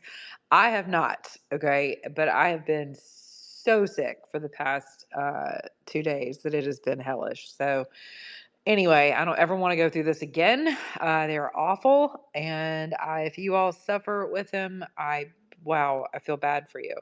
Um, and I've had my granddaughter for 2 days during this migraine, who's 2.5. So that's been a super fun time. And again, thank you to those of you who have DM'd me and noticed that I felt very sorry for myself last night with my tweet. And you guys always come to the rescue. Even in my self pity parties. And I appreciate it. So, okay, I'm glad that Glenda took a mic. Give me a second, Glenda. Moitoy, it's so good to see you. And I'm so sorry for your loss. So sorry for your loss. But I'm glad you're here with us. This is a loving space. Okay, we're not going to talk about Trump. So if you're coming up to talk about Trump, forget it. Turn around. Go back the other direction. We're not getting into politics or abortion or any of that other stuff. So let's stay focused. The whole purpose in this space is because I truly want to know this is a true wellness check. How are you guys? You started it with Jenny. I did not. It was Jenny. Jenny opened the door. You walked through it. Jenny on the block took us down. That was selfish of me. I wanted to know how she felt because I respect her. I apologize for it. Especially with the meaningful stuff. Like I need to know what my Monica is doing. I'm sorry, I didn't know you were having a tough time. I send you like some backlogged love. God, girl, it has been hell. And finally, my daughter gave me. I can't find my freaking because I've probably given it to Chris and like everyone else in my world. I give all my good stuff away, so I usually use magnesium oil like on my feet and on the back of my neck, and the stuff is like so good, and especially for stuff like this, tension headaches and whatnot. Couldn't find that, so finally, my daughter's like, "Hey." Take and I was so drugged out on like Advil, Excedrin, what was it? The like muscle tension headache stuff. I mean, I was like a zombie trying to chase a 2.5-year-old around my house. Finally, I called my daughter. I was like, "You got to come over and deal with your baby, and put her to bed because I can't function." Couldn't open my eyes. The light was so bad. I was nauseated, vomiting. It was unbelievable. Finally, she's like, "Mom, you're doing it wrong. Of course, you've got to take 2 Advil and 1 extra strength Tylenol and a Coke and go to bed." And legit, it knocked it right out until I woke up this morning and it came back. So, and then I've been popping pills like all day, which I hate doing. So, anyway, Jenny, I'm sure you have some. You You get know what tennis I should ball. do? You need to work on your muscles, honey. I It's really know. a lot with muscle, and I know. some of them are actually in the front of the neck. There are two called Ugh. the SCM, the sternocleidomastoid. I was a massage therapist for a long time, so I did like the full-on 1,800-hour program, and my mom had migraines. So what you do is you can kind of grab the front of the neck, and Yep. you can look, yes, and then go through those and see when you find something. When you squeeze it just a little bit, you will find a referral pain in the front of your forehead, and when you have that, you hold it there. Yep. Oh. When you hold it there to count to 3 until it loosens up, then you continue to Okay. do it until it goes away. You should be able to get rid of those big time headaches, but I think that muscle is when you can't do it with water, you can't do it with drugs. Ugh. Really, it's got to be muscle. So get a tennis ball. Okay. And go through. You can actually do it on the back side where you kind of lay down. Depending upon Mm-hmm. what your neck is sized at, you can do tennis ball, Mm-hmm. softball, volleyball, not volleyball, softball or I baseball. was like, dang girl, my neck ain't that No, big. no, no, yeah. So like that, and then just work with your thumbs pinching the front. And you can kind of look up a YouTube. I'll see if I can find it. I wish I was there because Okay. I would be able to help you, but Oh I'm my not. God. I I wish just you were want to here point too. out that was totally on topic. Wellness. Thanks, Thank Jenny. you. Well done, Thank you. Jenny. Right. Well, Jenny's normally like the I had to bring it wellness back. guru. So she had to make up for it. That is very good advice. I did pop like double my magnesium yesterday, thinking that that would help. But you're right with the, you know what I need to do? I just need to go in for a good old fashioned dry needling where I'm like screaming and cussing as I come up off the table. Yep, that's what needs to happen. So, yes. Monica, can I just share one thing about your migraine? And I like what Jenny said about Yeah. the physical therapy part, but my adopted son has what you're having, Ugh, and drugs awful. do not work. You can do Botox, which I've heard works, Oh, there but we go. here's what I would suggest as a nutritionist. I would have you go speak to a nutritionist and knock things out of your diet, because I Mm, think it has to do with your diet I think you're right. on migraines, because I've got both of them on a pretty nice diet for years now, and he has not. Well, he's knocked out shellfish, for an example. Hmm. Could be a problem with that. Um, Any but allergy unfortunately, residues that cause inflammation. Anything.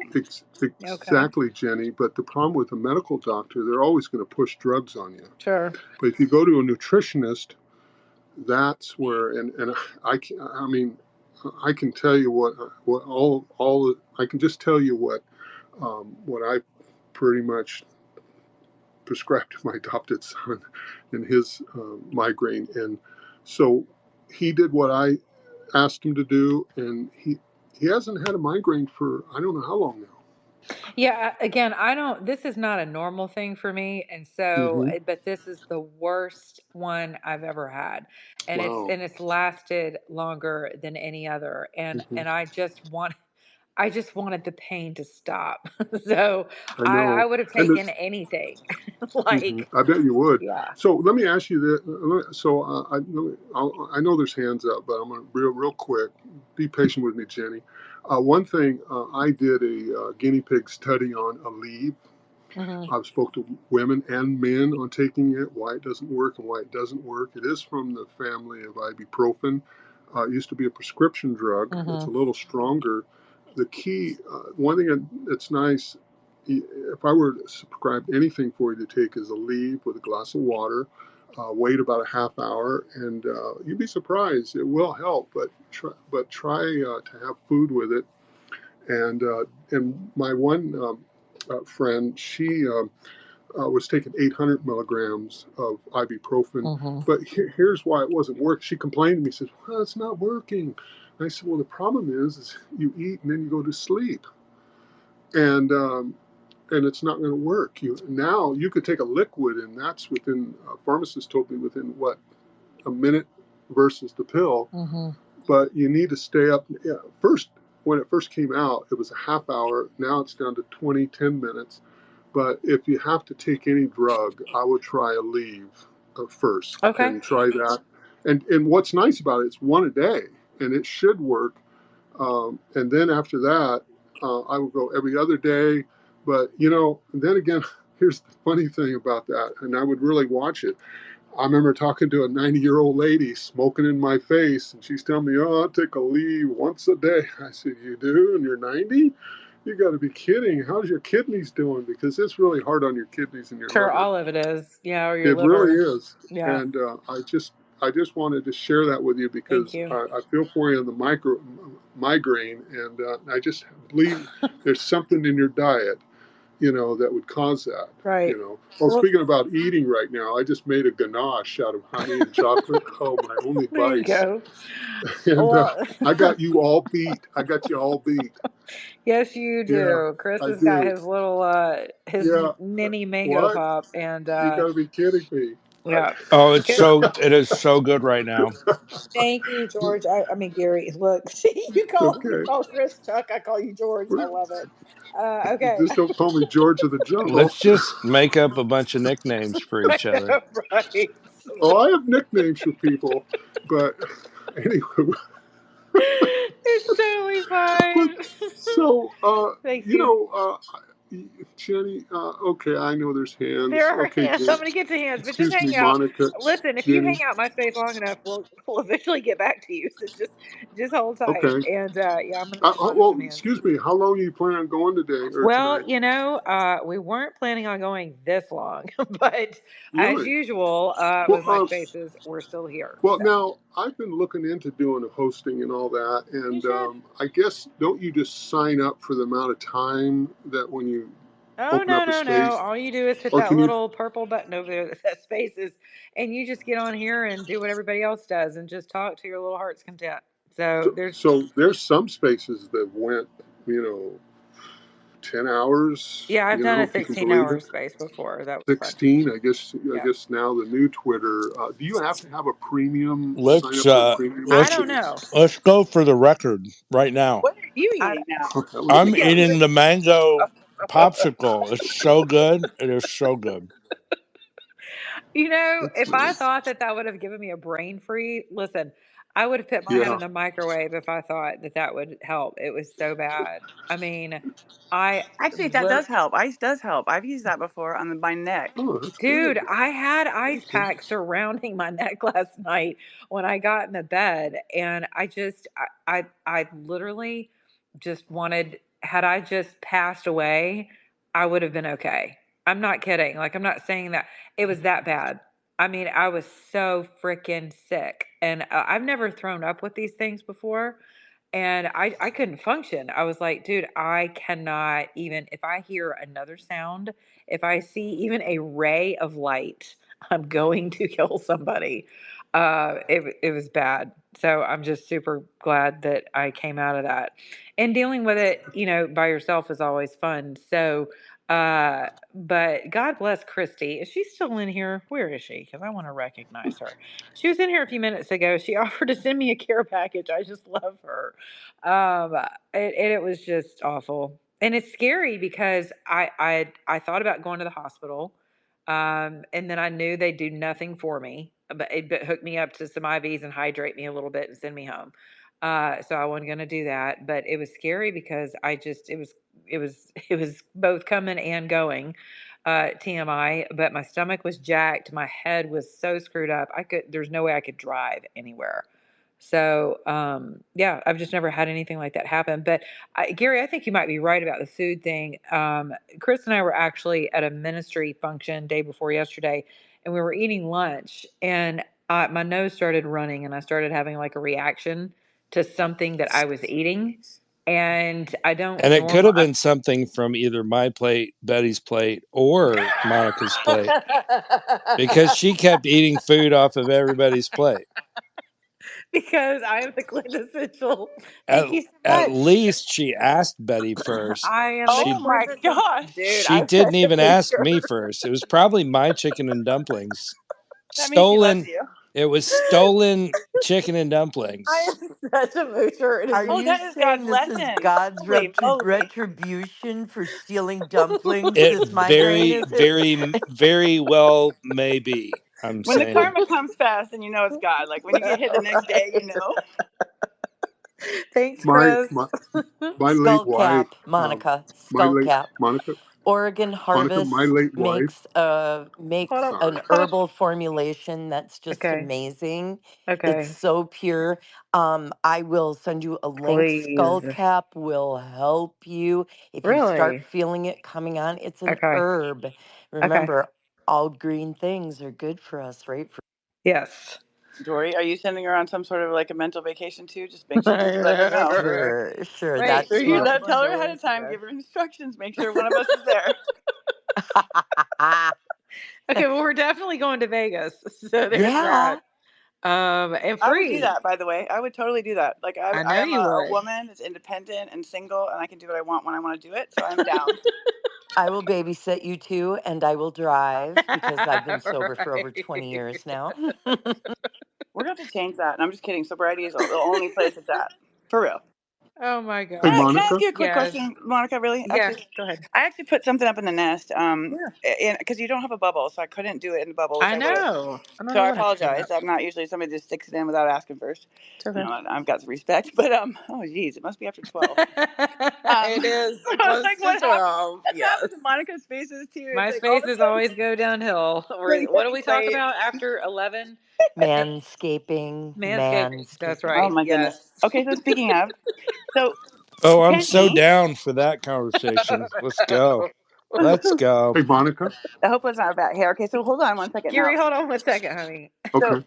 so Penny did out a post that said, "There's this." He asked a question. He said, "So there's this one super evil guy, and he's hurting someone new every day. Really bad stuff.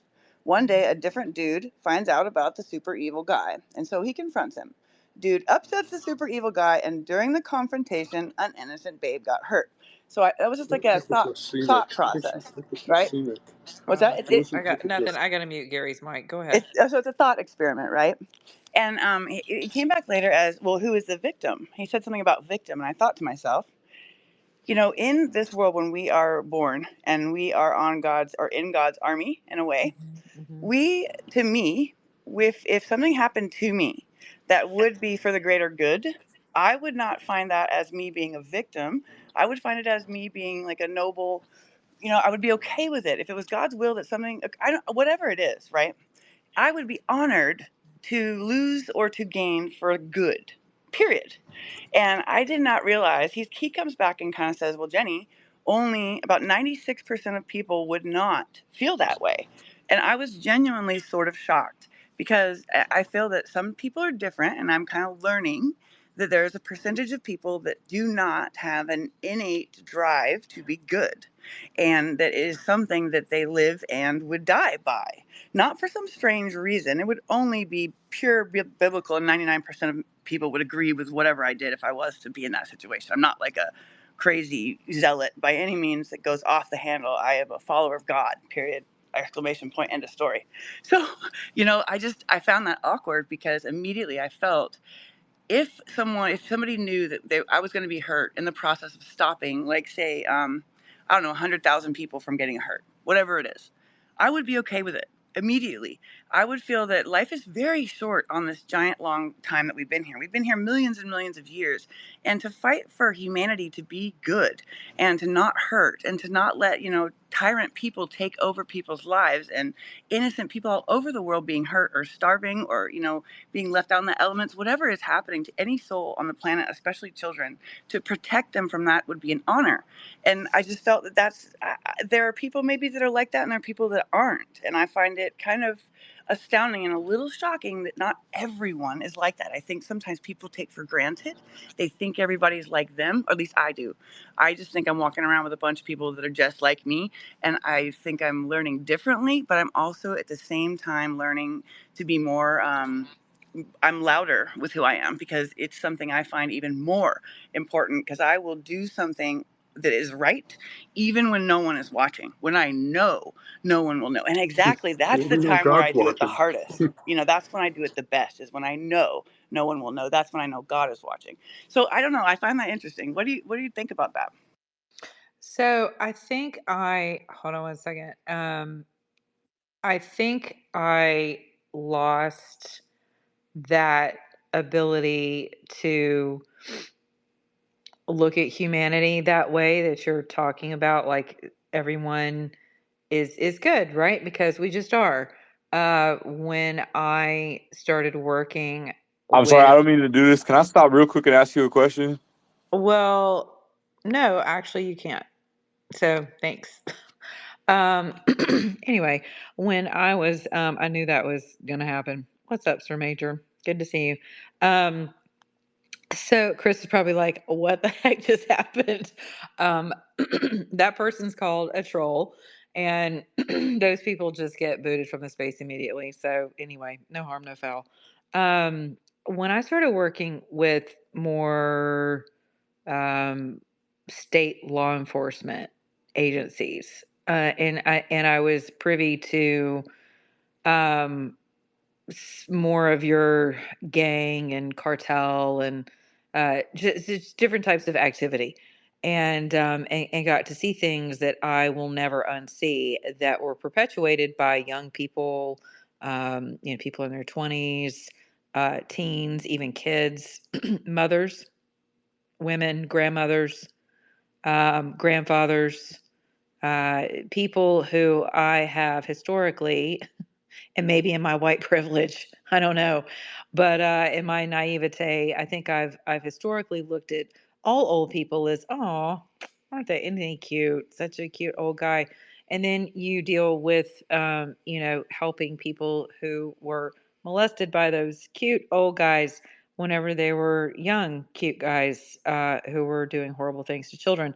And so it just kind of, I no longer think that way, that the majority of humanity is good. I think that, well, I would say the majority of humanity is all of us are fallen, right? I know that's where Chris would go. Um, we all live in a fallen nature, but Yep. right, but some people, yeah. I mean, Some people feel really guilty, and I don't know why. I was just telling Dory this in the DMs. I'm like, I can really kind of tell when people are feeling really freaking guilty and really mhm. trying to like repent. I'm like, bruh, how about you don't do the crappy stuff in the first place? Because it takes some of us out here that just don't do bad shit regardless. You know what I mean? Like, that's really what we're supposed to be freaking doing. I'm sorry, and I'm kind of an asshole at the same time, but like it's cool to be loving, but like at a certain time, God is not always flipping forgiving. Like, you have to live up to the bargain, bruh. You can't get a forever ticket if you're acting like a jackass. Yeah, I'd be a well, really crappy preacher. well, well, thankfully, God is always forgiving. Thankfully, but I get what you're saying.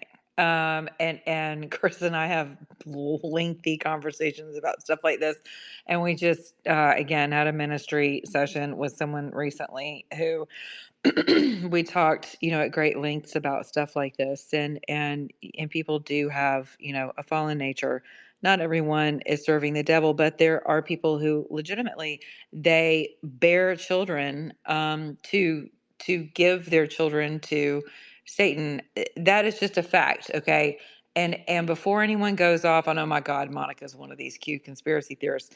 I was dealing with SRAs, which are otherwise known as satanic ritual abuse folks, victims, 13 years ago in ministry. So this is way before Q started dropping stuff in 4chan or 21chan or whatever, or on the 26.7 chan.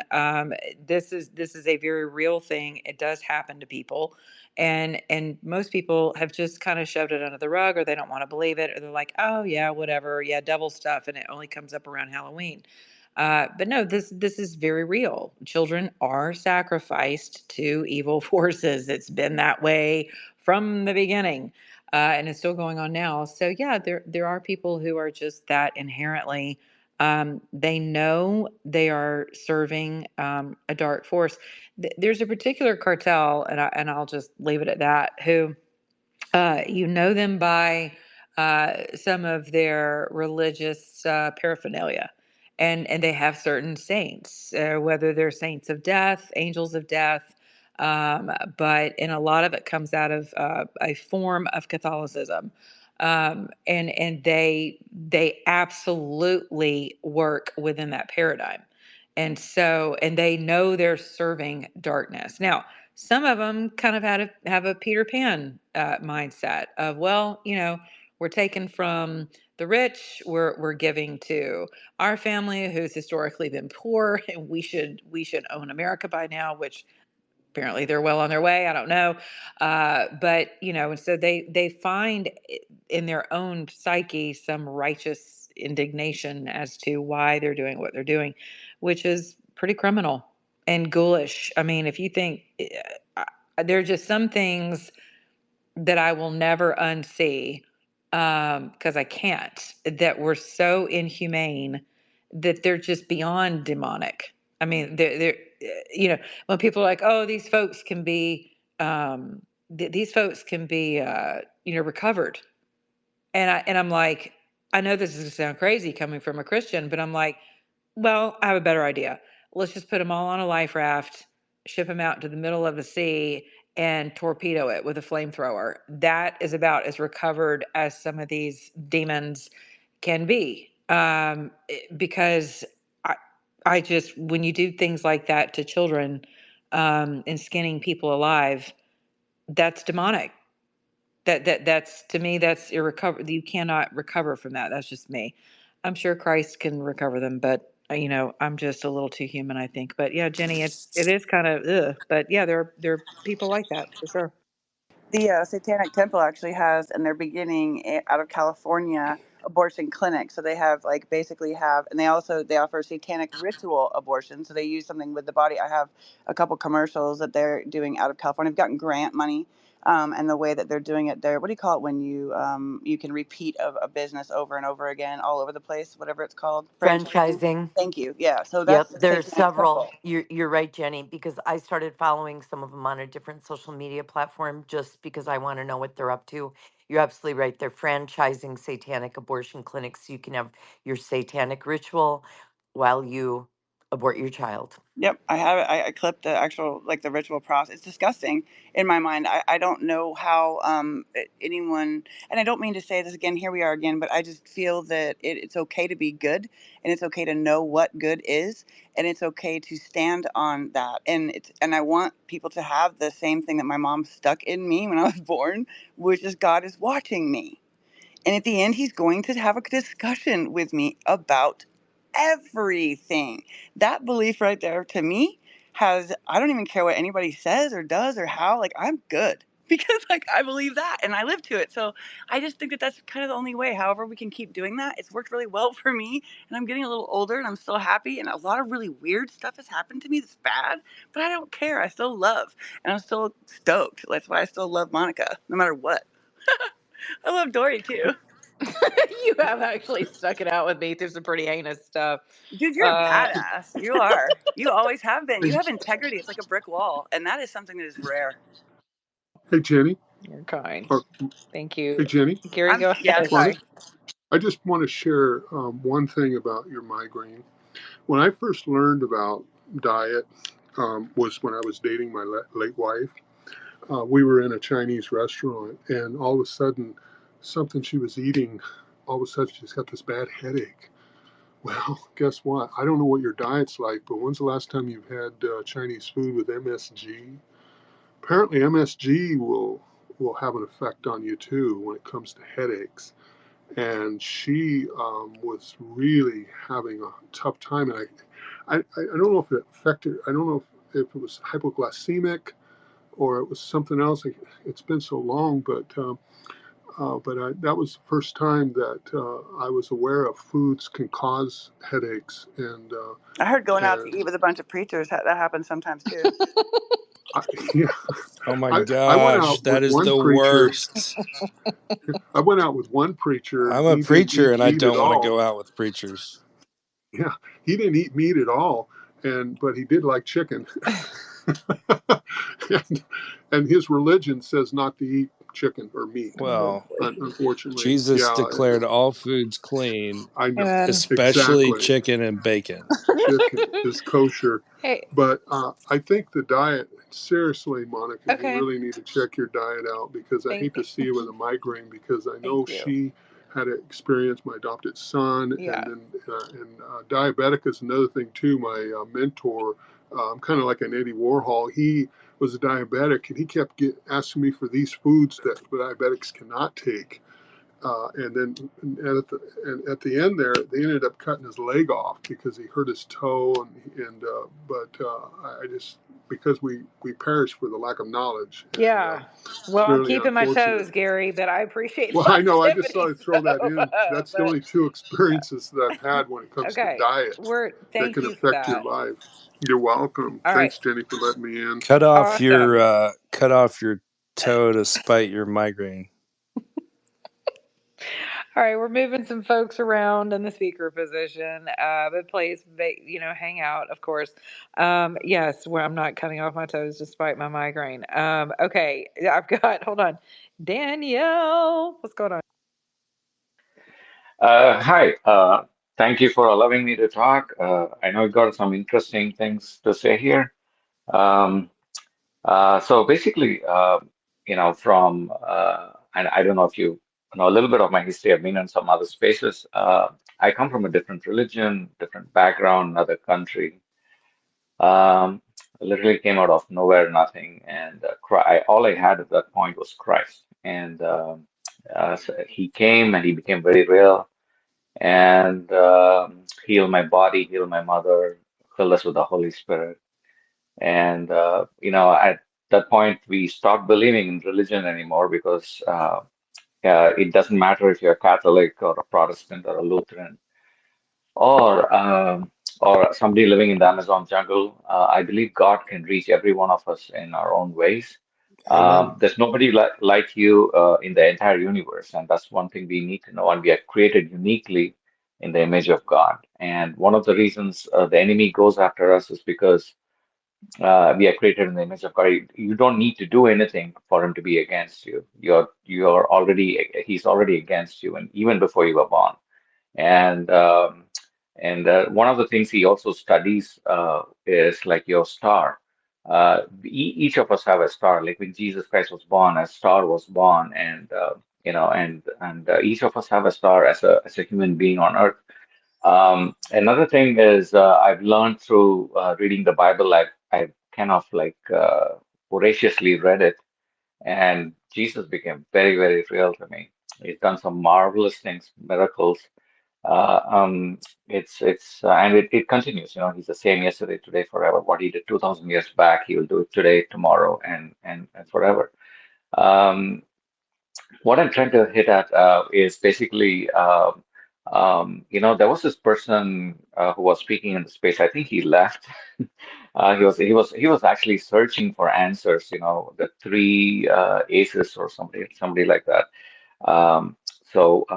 The most important aspect of this whole creation and our existence is to know God, because there is a future coming ahead of us. It doesn't matter what position you're in life, what offices you hold, or what, God has given that to you to be honorable, and it is fantastic. But at the same time, to know God and to know Him at a very personal level, and that's where He operates. And the kingdom of God is inside you, which is really true. But it is for us to seek Him out. The greatest thing, yeah, every one of us to have is a spiritual hunger to know the truth. And I found, and I really was waiting to talk to the three aces person because he was searching for God, and the first step is to give your heart to Christ and to receive Him in your heart, and that's just the first step. Billy Graham was saved in a church when only 7 people attended that night, and he was one of the people who went towards the altar and gave his heart to Christ. He didn't feel anything different, but his life changed, and so did all the people he influenced. And so we can never, put God in a box. And healing is our gift. He was the blood was shed for our salvation, and his body was broken for our healing. It's a twin gift he gives to us, and we have the right to healing as much as we have the right to salvation. Christ is absolutely phenomenally so real that he wants to show himself to you. And the only way he does it is when you seek him. He's a perfect gentleman. He will never come unless you call him or you invite him. He comes into your heart when you invite him into your heart and confess with your mouth, and then you are saved. And from there, you take baby steps towards him, and he takes steps towards you. And that's how this whole thing works. One saved is always not saved, and that's just heresy. It's not true at all. You have to work out your salvation with fear and trembling, and that's what the Bible says. You've got to pick up your cross daily. There's evil in this world, but is that an excuse for you to lay back and give into it? No, absolutely not. If you know God and if you know His holiness, if you really are a seeker of truth and light and God Almighty, not just like Satan can still pose as light itself as well. So if you really need the peace and the joy, you have to keep seeking him till you find him and keep him after that. It's a responsibility. It's a small seed. goes into your heart, fertile ground, and keeps growing until it becomes a strong tree. And you never stop till you get back to Him. With that, I'll land this plane. Thank you very much, Yeah, everyone here, and especially Monica. I sent you a small, message, basically to see. There's a person by name Yeah, Barbara I got O'Neill. I it. don't know if you've heard of her. Yeah. She's about 90 years old and she looks like 50, and she's got some very natural healing methods. She seems to have cured cancer as well. So naturally, she's an incredible person. I think you might want to see what she says for migraines. With that, I'll land this plane. Thank you so much for the opportunity Thank to you. I talk and got share. that. I appreciate it. That's good stuff. Thank you. I thought I'd read somewhere where she had disappeared recently. I don't know. Jenny, Dory, do you guys know what happened to Dr. Barbara O'Neill? No. Okay. No. I don't either. She's pretty awesome. I had no idea she was 90. You're right. She looks like she's 50. Or a little bit older than that, but she definitely doesn't look 90 something. I'm Uh, 50 and I feel like I'm 90. well, no comment. Dory, go ahead. I want to bring David back into this conversation for a minute. Chris mentioned him quite a while ago, and then we had, so David the King?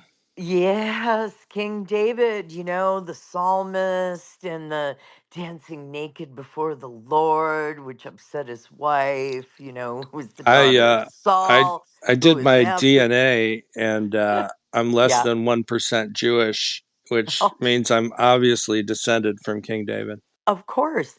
But okay, so like you somebody, it wasn't you, but someone in this space did mention, now, David is the line of Christ, okay? So that's who God chose to carry carry it forward. And David was a sinner, and we're all sinners. We need to remember that God doesn't recruit from the pedestal, he recruits from the pit. But David, he saw his best friend's wife taking a bath on the roof, and he sent his best friend Uriah to the front lines of the war so he could lie with his wife, knowing the odds that Uriah would not make it back alive. Well, David was actually, intelligent. hold on. As the Yep. story goes, he slept with her and got her pregnant, and he sent Yes. him to the front lines because she was pregnant. So what's interesting about that story is it's like I wonder what God's response would have been to the adulterous action just for what that was. But the fact that they tried to pull an Adam and Eve and cover their sin, to me is it's like that is where that's where we find ourselves getting in trouble, right? When we try to cover up our own stench. And think of how many people have been scared that they're going to be found out, and they make things worse upon worse upon worse. It doesn't Uh, lead to wellness. no, it it does not. Okay. Anyway, but yes, 100%. right. And you know what was interesting is that it's like God's saying, like, man, you could you could have had, because he was, and someone also brought it to my memory just recently that you got to remember David was king at that time, right? So he wasn't like the little. It wasn't before his promotion. It was after, right? And so he could have had anyone. He could have had any chick, any single chick ever. He could have had her. But and Uriah was just like a man of mediocre means and didn't know how to fight on the front lines, and he knew that and sent him out to battle. But yeah, what a powerful story. So I'm sorry, Dory. Go. I love the story, but go ahead. Yeah. So and then just a couple other things about David. So, he's married to one of Saul's daughters, and Saul is after him all the time, right? Like his father-in-law is constantly trying to kill him. Okay, so David gets all depressed, and he does praise and worship the Lord naked in front of God, okay, because he's worshiping. And this causes a rift with his wife, Michael or Michelle, or however you say it. They don't have any progeny after she cuts him off sexually, right? So the dude's depressed. His father-in-law's after him. His wife cuts him off. At least I think that's how it goes, Monica. And Chris, you can correct me later if I'm wrong, because I'm okay with that. Anyway, so my point is going to be though that he's depressed. You know, he goes, and what does he do? He goes and seeks out the people that were bad news that he hung out with, like before he was king. He went to Ziklag. You know where Ziklag was? Ziklag was with the Philistines.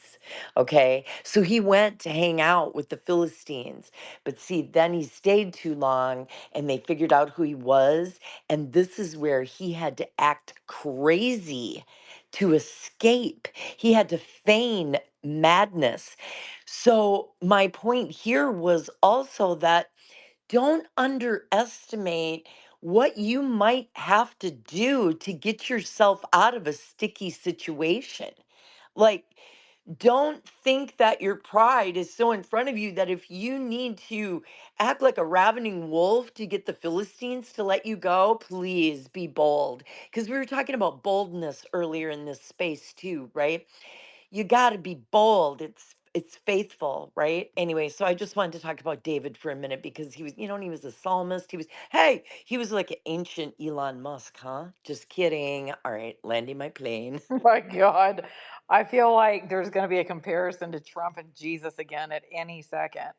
I'm No, I was just joking. kidding. I'm kidding. I'm Pushing kidding. I'm that burr kidding. under your saddle, Monica. Oh my God. Hey, Carlos. Good to see you, sir. Nathan, I think I already said hello to you. Nostra. Okay, so there's a, excuse me, there is a, Did Nasser come up? he can, absolutely. No, There's a he's just brother. gonna wait until everybody's done because he's just not. Nope, he shot himself in the foot one time. He's not gonna do it again. Anyway, I wanted to say hello to Edwala. He sends me the most amazing prayers in my DMs. I mean, amazing prayers, like amazing, like powerfully amazing prayers. And just like so comprehensive. They cover everything, they kill every enemy. They're just phenomenal. So thank you. It is good to see you here. And I wish I was in a position to do more, but we will be soon for your orphanage. Okay, so hold on. Oh, look who the cat dragged up to our speaker position. What? But first, I'm gonna go. Mark, you've been hanging out, no hand up. You have not contributed. What is going on? What are you eating, Mark? How are you doing? Good. Not eating anything right now. Just saw that you had a wellness check, and I just thought I'd check in. Uh, just I work a lot. I'm self-employed car hauler, and really busy week. So I really didn't do anything the last 2 days. Just kind of laid around. Worked some serious hours. One thing that I thought about while I was sitting there basically on hold or on mute, I saw somebody I know post something about the fact if you want to affect institutional change, you got to get to know the people in the institutions, which are basically the people in government, which made me think about in my own business, two associations I belong to, one being the National Association of Small Trucking Companies, and the other is the American Auto Hauling Association, which next weekend, or starting a week from tonight, we have a 3-day conference trade show in Grapevine, which you have to pay to go to and take off work, but you get to associate with people in your industry, and they also tend to bring in people that, like we had the meeting in Vegas back in the beginning of May, the president of the National Trucking Association, who basically lobbies Congress for rules and helps for betterment in the industry. So if you want to make change in whatever it is you want to change in the government, you need to join groups and associations that actually allow you to have communication with people who can effectively institute that change. Because you can sit around and gripe and complain and say you're going to change people or whatever, but the people that's going to change whatever it is we need changing in the government, and there is a lot, then you've got to have people that can get control of these people, or I don't know about can control, but influence change, because, and that's what I was thinking about. So anyway, that's kind of my 2 cents for the evening. Well, you're absolutely right. And I feel like sane people go to meetings where insane people also show up, and we're like, these people are insane. And then we stop going to meetings. And then the insane people start running the asylum. So we do have to stay engaged and join those associations and participate in the processes. And I think there's just so many people in our society who are just like, these people are crazy. I'm just going to withdraw and live my own life, and it's not going to affect me what they do in Washington or blah blah blah. And we increasingly just cede our society to the drooling idiots and the useful idiots and the morons. It must be getting late because the pastor is starting to call people morons. It is past 11 p.m. We have not yet broached the subject of manscaping. I'm certain it is coming shortly. Oh yeah, wellness. Is Hey that like Monique, shaving your balls? What good is to, that? oh my God, I'm so done. That there, Okay. if it, you know how Kamala Harris likes Venn diagrams, we can talk about how that's one part of it, but that's not all of it. Oh, Appreciate leave it. it to Jenny. Just leave it to Jenny. Dory, you open this can, so we're gonna let you explain manscaping to Jenny. But right after we go to Carlos is gonna get to headline this conversation. Save us, Carlos. I yield the floor to the Manscaped conversation because that is not exactly my wellness check, but if it needs to be, I can elaborate a little bit, but I'd rather No, you're yield good. I'd No, rather yield the absolutely floor to not. Dorian or Jenny, Well, please. we would need more information to know whether or not it needs to How's your be. kitchen? How's your kitchen? You need to clean your kitchen? Oh Lord, here we go. That, That's that took important. a very dark turn. No, your kitchen is the back of your neck, and your women have to make sure that stuff is clean. Like your back of your hair needs to be trimmed. You can't be like coming out the back of your shirt. Carlos, do you have hair coming out the back of your shirt? No, I think I had a haircut last week, but it probably Excellent. could, yeah, Okay. yeah. So this space is actually, we'll stop picking on you now. It is good to see you, sir. This is just a wellness check. How you doing? What's going on? How are you Doing, feeling? Coming uh, up on November and all that good stuff. yeah, doing great. Great to see you hosting this space, Monica, and all the listeners. Appreciate the opportunity to speak. But no, I'm doing great. I moved my youngest son to university a couple weeks ago, so I am now officially a part-time empty nester, which is quite a different experience for me because one of the greatest prides that I had was being a parent and coming home to that. Checking in on my sons and how was your day? How's everything going? And so it's a different experience. But what I did want to share today was that I did today. I took my mom, who is elderly. I took her for her weekend groceries, and we went to a grocery store, and I noticed there was an elderly gentleman there, perhaps not so elderly, but he had an Army Ranger's backpack on, and I was helping my mom, and I was going to thank him for his service, and then he went one way, I went the other, and later on at the checkout, when I was there checking out, he was there at the next register over. And the gentleman that was standing behind him noticed his Army Ranger backpack. And he said, "Hey, you're an Army Ranger." And he said, "Yes." He goes, "I was, 15 years and 5 tours. And I just cannot believe the state of our country and where we are." And he's like, What do you mean?" He's like, "Well, I'll tell you this." And again, I was third party listening, not even involved in the conversation. And it was kind of really just more of a gut check to me because what his response was the way that I feel that many people are feeling. but he could validate it because he served our country. I haven't served our country, but he had. And he said this, quote unquote, to the gentleman that asked him. He said, you know what? He goes, I won't allow my sons to serve our country. And never have I been more disconnected from our country ever before. And it just spoke volumes to me because that's the way that I have been feeling somewhat in regards to how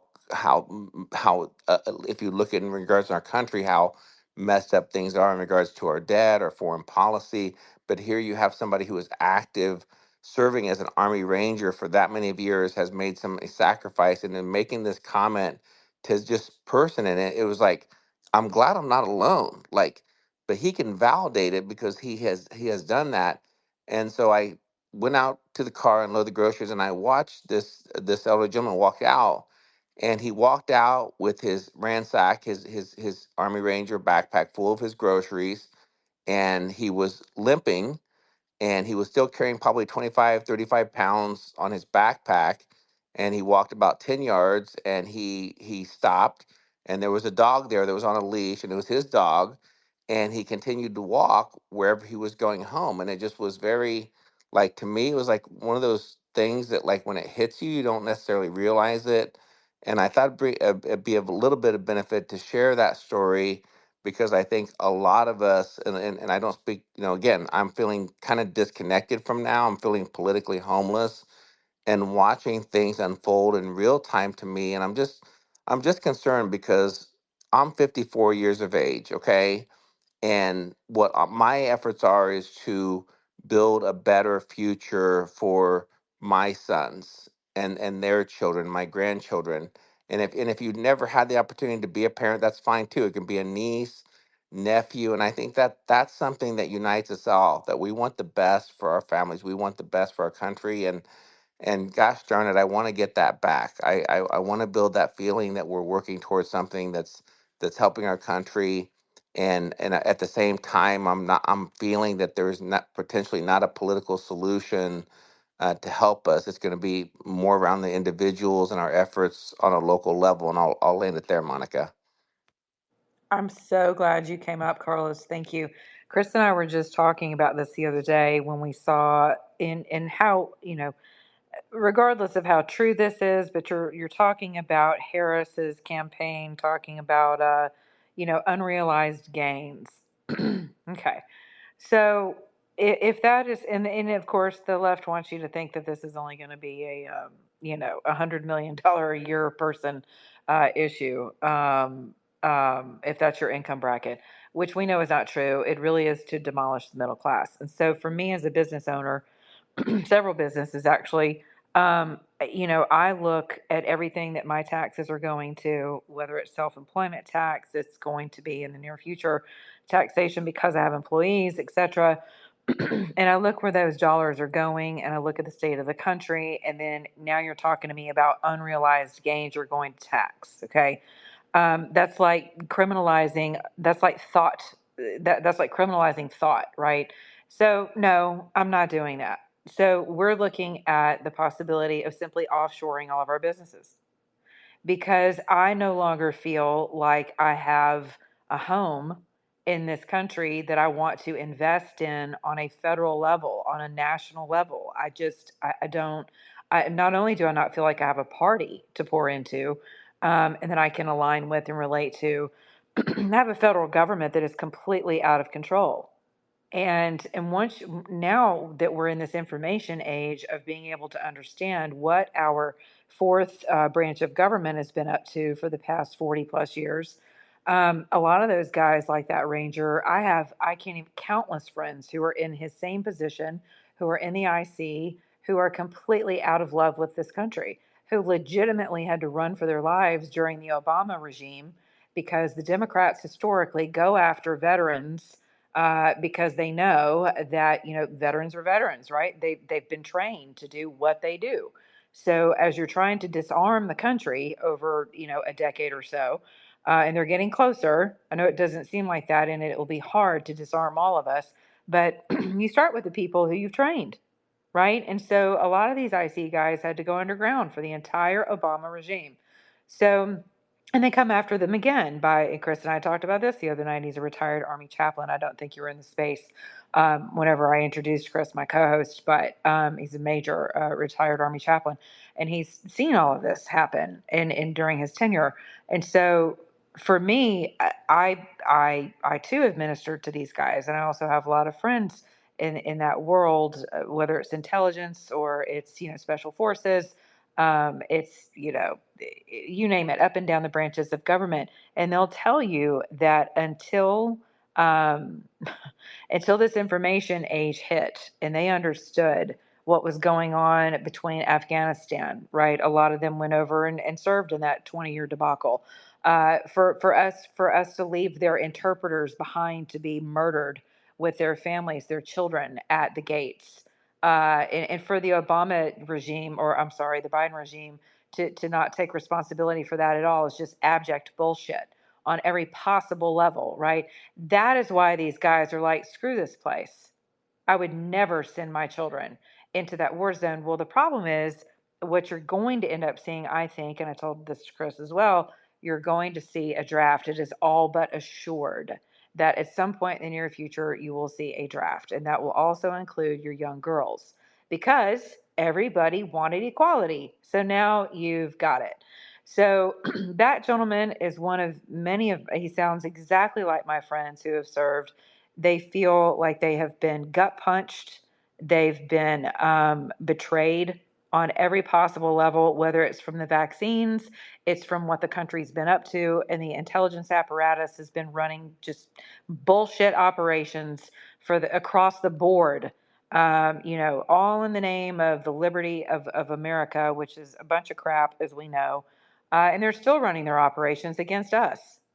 So, yeah, I'm not surprised at all. And as you can tell, I feel pretty homeless across the board, whether it's because of a party, which I got to tell you, thank God for my faith, because I know this is not my home and this is not my final destination. But I've always been a patriot. I love my country. I come from a family of military service, like everybody in my family has served in the military, probably but me, in every branch of the military, on every level of the military, just about. So I'm a red boned, red blooded, red, white, and blue blooded, American patriot, and I don't feel like I know what I'm investing in any longer. So these spaces help remind me. I'll be honest with you, Sir Major and I don't agree on a damn thing, really, whenever it comes to reparations. I mean, we're both humans and we agree on that, and we can fist bump and we fight like brother and sister sometimes. And we don't agree on certain sociological things. But I'll tell you this, though, when it comes down to it, I get him. He invites me into his spaces, he comes into mine. And we keep it on this level of, hey, we don't agree on a whole bunch of stuff, but the shit hits the fan. I'll say this: I would have his back, and I'd like to think that he'd have mine, just because we're on the same soil. But the only way I Yeah. know that is because we get in these spaces and we commiserate, and I listen to him, he listens to me, and so that's the only reason I hosted this space tonight. I'll be honest with you, is because I need to reengage with my audience to just remind me of what I'm actually fighting for. Damn Monica. straight. I'm glad you did. Yeah, Monica, thank you for sharing that. I really, really enjoyed that. And I'll close it out right here. But the other message that this Army Ranger, and I didn't have an opportunity to to thank him or anything like that. But in a way, when I saw him walking, no doubt he probably had a vehicle at home wherever he was, but I couldn't help to think that he was himself, keeping himself conditioned and prepared for the battle ahead.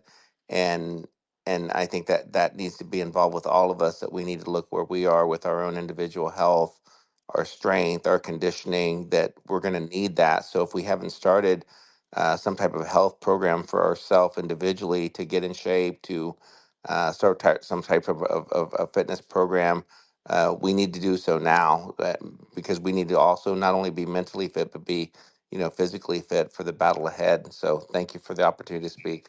Of course, and to your point, every friend, every special operations person I know is running on their treadmill every day, at least 8 miles with about a 50-pound rucksack. Every one of them. If they're not running, they're walking on inclines. And so, for that exact reason, exactly what you just said. And so mentally, they are prepared for whatever's coming, but physically as well for endurance. And they've also just gotten lean in their living. So they have paid off debts. They've gotten rid of homes. They've downsized, their entire lives. But they've also gotten physically, uh, and most of those guys are conditioned to be emotionally lean anyway. So as it comes to relationships, they're also pretty lean. They And also manscape. and they do manscape, so that helps Right? cuts Hell, off. they single. Some of them are single, but they are a little crazy. Yeah, dude, that's veterans, right? Like I'm a military wife, and I'll just say when Afghanistan, you know what happened, Monica? Like my we're still married, strangely, but it's just a drama anyway. We're estranged because of military. It's hard to be around these guys sometimes when a lot has happened to them, and there's been progressive injuries that have worsened the conditions between the brain traumas, but and that's caused him to be dangerous. So we are not living together, nor are we having any kind of a regular adult relationship. But after Afghanistan, he tried to commit suicide because of what had happened in Afghanistan and was blown away. And I'm laughing about it now because I'm a VA nurse. I get veterans. I get PTSD. We have to fucking laugh about this stuff because this stuff is intense and it is real. And I will tell you something that bothers me and why I fight is for old men like my father who worked his ass off and invested in this country and invested in the stock market like a good man to keep our country afloat and has a lot of money in different places. But he's built businesses and he's paid for his children's education and he has paid for any medical emergencies. And now he's going to lose his money all of a sudden because some dummy can't manage our country correctly and he's going to pass away having like fear to know what's happening. He does not want me to tell him what is happening in our country because, and this is the smartest man in the world. This is a man that corrected my college papers through my master's. Like, this man is a freaking genius, entrepreneur, businessman, doesn't mess around, perfect father, coached my softball, basketball, my brother's baseball. This is a man who's still married 56 years to my mother. This dude is the bomb. And he looked at me and said, I can't take it. And this is somebody who could take anything. And he's like, I don't want to know because it devastates his heart to see where we are now. He's afraid. Shame on us, the people that have built this country, that we are going to know. We are going to keep it wonderful. We are going to stay strong. We're like, for some reason, having to pick the less of two evils consistently. And we never can find something that we know is really good in front of our faces. But we will fight until the day we can find that. And we will remain good people until the day that we do find that. And we will not give up, period. These people deserve more from us. And I mean, I don't know. I'm sorry. I got really intense, but this is what we're here for. Well, I agree. And, I come from a family of 107 years of unbroken active duty service. I'm just the non-combatant runt of my family, having served for 10 years until my medical retirement because of my broken back. And prior to that, we've served this country since the very beginning. And I'll tell you, I told my soldiers when I was the brigade chaplain for the 2nd Army Recruiting Brigade, when we were taking it on the chin as recruiters because of the Biden administration's crazy social experiments and required vaccinations and all this stuff. So we couldn't, meet our recruiting requirements. And I would tell my soldiers, it used to be that the number one recruiting force in the United States was veterans, Chris, did you telling. have to do that? Did you have to get the shot and then they just changed the procedure all of a sudden and said no longer the requirement is necessary after putting you through that? That's correct. And I had to write about 50 religious exemption memos that were still under review. And the Biden administration got stuck because they knew that if they violated the religious freedom of the people who had done the memos, then that would raise a political issue for them. And if they forced the people or if they threw the people out, like they were just caught between two options. And so those were never settled. So we spent 9 months of work on our soldiers' religious exemptions. But anyway, it was causing us to not be able to recruit into the military, and transgender soldiers, and what used to be considered a mental condition became totally kosher. And so my soldiers were just going out of their minds and working really hard, and getting into deep stage occupational burnout to try to recruit young men and women into the Army. And something like 70% of the youth in this country are not physically or mentally capable of serving in the military. So our pool of people who can qualify to be in the military is much, much smaller. But here's the thing, and I have to encourage us that it has been really difficult, really stressful to be Americans in previous generations. This is not the first generation where it's been really stressful to be an American, and where freedom was on the line and it was going to be taken, and the country needed to be saved. Like, we've been through a whole heck of a lot, and a whole lot of previous generations have sacrificed themselves for people they would never meet, in generations that they would never, to secure the freedoms of people who would squander those freedoms being idiots, because they think it was just a higher ideal and worth their sacrifice. And so for this generation of, I don't care whether you're an Army Ranger or whatever, but like, if you don't understand that you're sacrificing for a higher ideal than just what's in it for you, then we've already lost. And this generation, my generation and younger, shame on us if we don't understand American history well enough to know that we're struggling in a fight that's worth fighting for, a cause worth fighting for. And if we don't engage in that fight, we are going to lose the battle in the war. And so I'd just like to encourage us, speaking of wellness, to take courage. We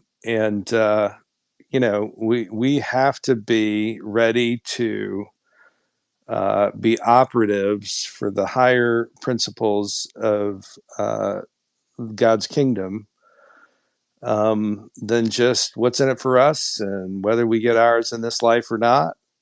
So many generations of Christians, so many generations of Americans gave their lives so that the baton of freedom, the bloodied baton of freedom, would hit us in the hand. And now it's ours to steward, it's ours to run with, and taking care of our bodies, taking care of our souls, taking care of our spirits.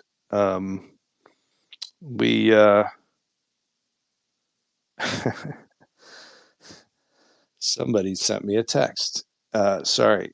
Taking care of our bodies, our souls, and the spiritual nourishment that we need. That's what strengthens us in every generation for this fight. So I would just, I'll land the plane there.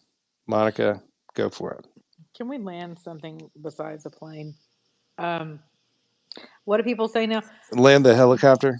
Well, yeah. Can we? Yeah, land the helicopter. My great uncle died in a helicopter accident, so That's awesome. I don't say. You could always beach the jet ski. Beach the jet ski. I like that. I'll just say I'm finished talking. That gives the good vibes of being at the beach. Riding a jet ski, man. All right, That Mr. Loop. that gave me Mr. some wellness right there. All right, we're going to Mr. Loop, and then we're going up to Sir Major, even though his hand's not up. Go ahead. So I appreciate the conversation, but I think he misunderstood what has happened in the military over the last 10 years. It's become more open, more diverse. There's a larger pool, not a smaller pool of people, because now you have men, women, men, women. It's kind of an interchangeable thing at the moment. So Did that's did you just great. did you So just say I'm did you I'm just say sorry. did you I just don't say recall interrupting you, but go ahead. no? Did you just say I don't understand what's happened in our military in the last 10 years? As a No, I don't chaplain, think I no. said that, but okay, I'll rock with it. Like, assume I I said that. What was I your thought counterpoint? I heard you say that. I just thought it was funny. No, I'm cool with it. So, No, no, what was no. your counterpoint? Go. I mean, I'll rock with it. The counterpoint is that you've got to be crazy because he was a chaplain, and that's kind of Like, I'm he down. knows Like, the don't run hearts of away. I'm soldiers. cool with it. So, assume I said that. What was your counterpoint? My counterpoint is that no, the pool is not larger. It is, even though that is the intent of the Biden administration to try to diversify the military. What they're actually doing is they realize that police departments and our military are voters for the other side, and so they're trying to gut both the police and the military through demoralization. Our border patrol, same thing. So I so feel no. like I want to be nice, and I'm trying to jive with what you're saying, but I'm having a hard time reconciling what you're saying with the qualifications, right? So I'm not saying you're wrong. I'm not saying you're right. I'm just here to have fun, right? I'm just here to have fun, not here to cause problems. Just here to enjoy myself. Hey, So, but I do. Yeah, go ahead, brother. Go ahead. say what you think. Yeah, so I think one could argue the opposite of what you just said based on qualification standards, right? If now women are men, men are women, it's diversified class, well, by definition, that would be a larger group. I'm not saying I agree with it, but I don't How is think it larger? definitionally you could Divorce? say it was No, a come on. smaller group. Like, Divorce? I don't know You if can't. you understand how these things operate. I don't know if you're currently deployed, previously deployed. I don't know your status. Not here to judge you, but I'm asking, how do you think the pool got smaller based on the new criteria? Like, how could you possibly argue that the pool has gotten smaller and not bigger? Oh, and I was done talking. Chris, I think first of all, It's done. He's trying to loop your brain with his. He's Mr. Loop, yo. So he's literally trying to do like reverse intelligence, and you almost fell for it, but you're not, Chris. You didn't, and I'm proud of you for that. Loop, loop de loop. I love loops, but like I'm not stupid enough. I just wish I was though, because that's the problem here, isn't it? Like Sir Major is really smart. He scares the crap out oh of me. He's my so smart. God. Okay, well, I'm you know serious. what? We should loop into the conversation of manscaping and get off this subject. How about that? Yeah, what do you know about manscaping, Mr. Loop? Less than I should, and more than I would prefer to understand. So it's a very complex loop that you find Look yourself in. here, It's almost becomes repetitious. If you shave yourself in a loop, that could get interesting. Well, if you Well, shave It could look yourself, like that creates a loop, popsicles. a whole nother loop, you a know what a waste of cycle your you find time. I have yourself in. hairy One, legs too. personally, I don't find myself in. I still tend to bend Like a toward the year, Dory. masculine scale of things. So shaving and all that that's not really my forte.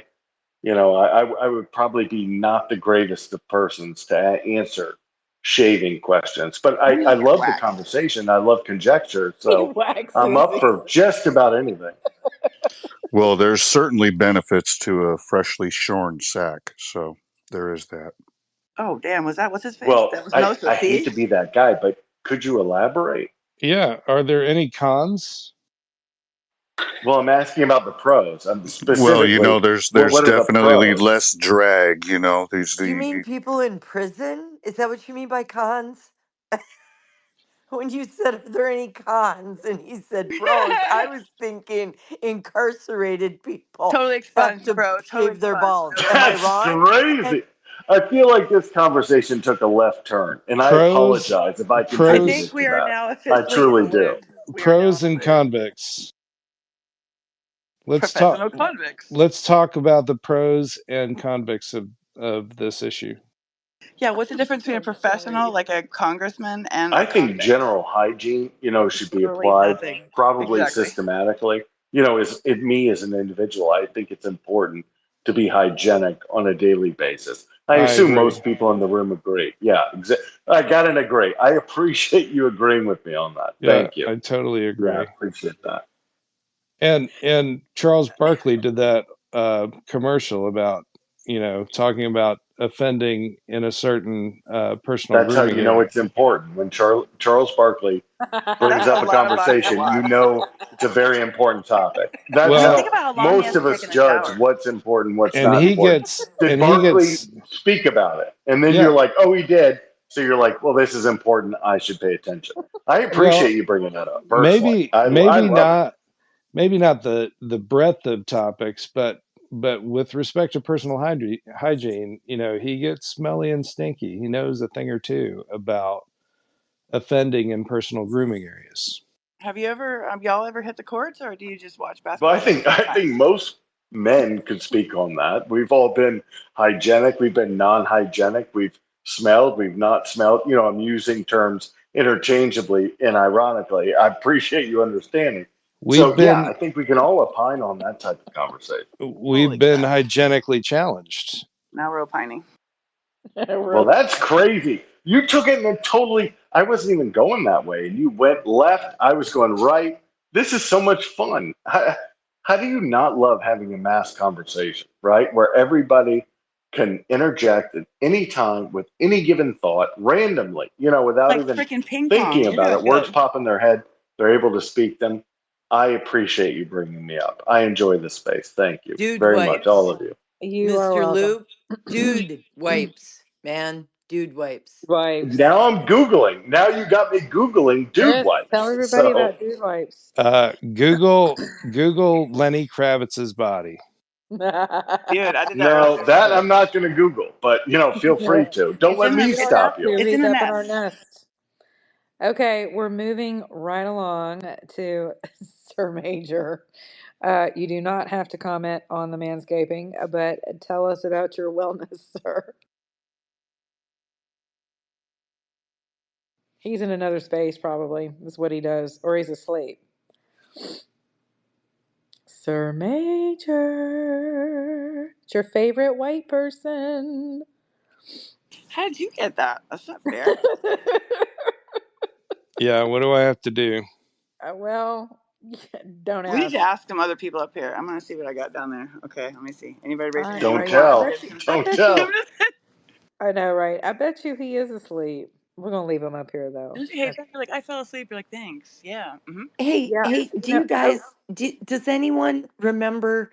Okay, like this concerns me. You were talking about Mr. Loop had us thinking about trans and, because there's more men and men, women and women, men, and the pool was bigger. And I was wondering if he meant square footage.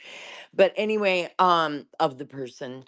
He meant But that if women can identify as men, yes, then they actually, yeah. I But then the know. whole thing with the But draft do was you going through. guys, It was ridiculous. Jenny, how they have to show us things? Do you remember that cartoon cat dog? I Yes, mean, where it his could butt get, was a cat and his face was a dog. it was half cat, It half was dog. disgusting. And I feel like this is they showed it to us in a cartoon and they brought it out to the world and it's trans and this furry thing. I'm telling you, it's going to get weirder. What are you talking about? So it's like a two-part animated Venn diagram.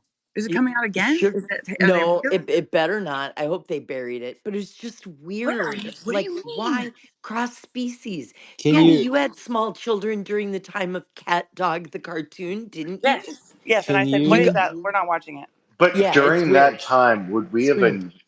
imagined 2024? No. There's no No, way during the time of Cat Dog we would have thought we would find ourselves in 2024. Yes, There's you no did. You said, fucking look at way you that watched that cartoon. How in the cartoon and hell you are they getting thought, away with I that? bet men will be women, women will be men. There's no way you could have perceived this vision of the future that we find ourselves in. That does I'm start to super be really excited. odd. I'm interjected about it. Yeah, I'm pumped. Thank you for Think bringing it about up. adult I'm cartoons, Mr. stoked. Lou. Well, I knew Tav would come up, so what's going Yeah, on, Tav? I came up Okay, he because just dropped the favorite white person. I was gonna be quiet, but I was like, hold up, Sir Major here, and he still hasn't unblocked me after I caught him doing something. Oh, tell us, Dude, because he's Tab You brings know, patient. up Tell shit us that what it Rick is. Rick all Tell the us. time. He comes in, he brings fire all the time. Like, you know, And just, you're oh, still here not he getting is. him now he's blocked. You're gonna awake. stay Now blocked. he's awake. Oh, I see. Was it manscaping? Mr. He was Major's like, look manscaping on a around, no, look live around, it Mr. stream. ain't got Major. nothing We'll to all do be about around. that. It's he say I'm one of his brothers, but he ain't been treating me like a brother. I caught him in act, you know. What is it then? Why did you block me, Sir Major? Let it be known. Oh, by the way, I do. because Hold you're a on, before you even cornball. answer that question, I do take back all the stuff that I said because you hurt my feelings in the past, so I had the right to hurt yours. Okay, what is going on, You've never gentlemen? hurt my That's What a feelings. real happened? man right Yeah, there. yeah, That was a man. Boom. That was like yeah, there's nothing yeah. even more to Well, say. Straight up honest and then done. listen. So let's be clear. You never hurt my feelings. You say ignorant stuff, and I just don't support that. You get in a room full of white folks, and you do to the best of your ability. You try to do your biggest performance, and I don't respect that as a man. I respect people like Dom LaCrae and things like that. But you never hurt my Was feelings. it because? You're going to Oh, stay okay, blocked. okay. Was it because I said you will never be a Al Sharpton, you will never be a Malcolm X, or you will never be a Martin Luther King? Was it because I said that? I never knew you said that. So that goes to show you whatever you say, it never makes my radar. Oh, okay, okay. Mr. Reparations, man. I can help you out, but you want to keep me blocked. That's okay. I understand you're trying to help the FBAs and my people been in this fucking country since before America was even America. You know, back when they discovered America. But it's okay, Mr. Sir Major. You can keep me blocked all you want. We can have this I will. conversation constantly going.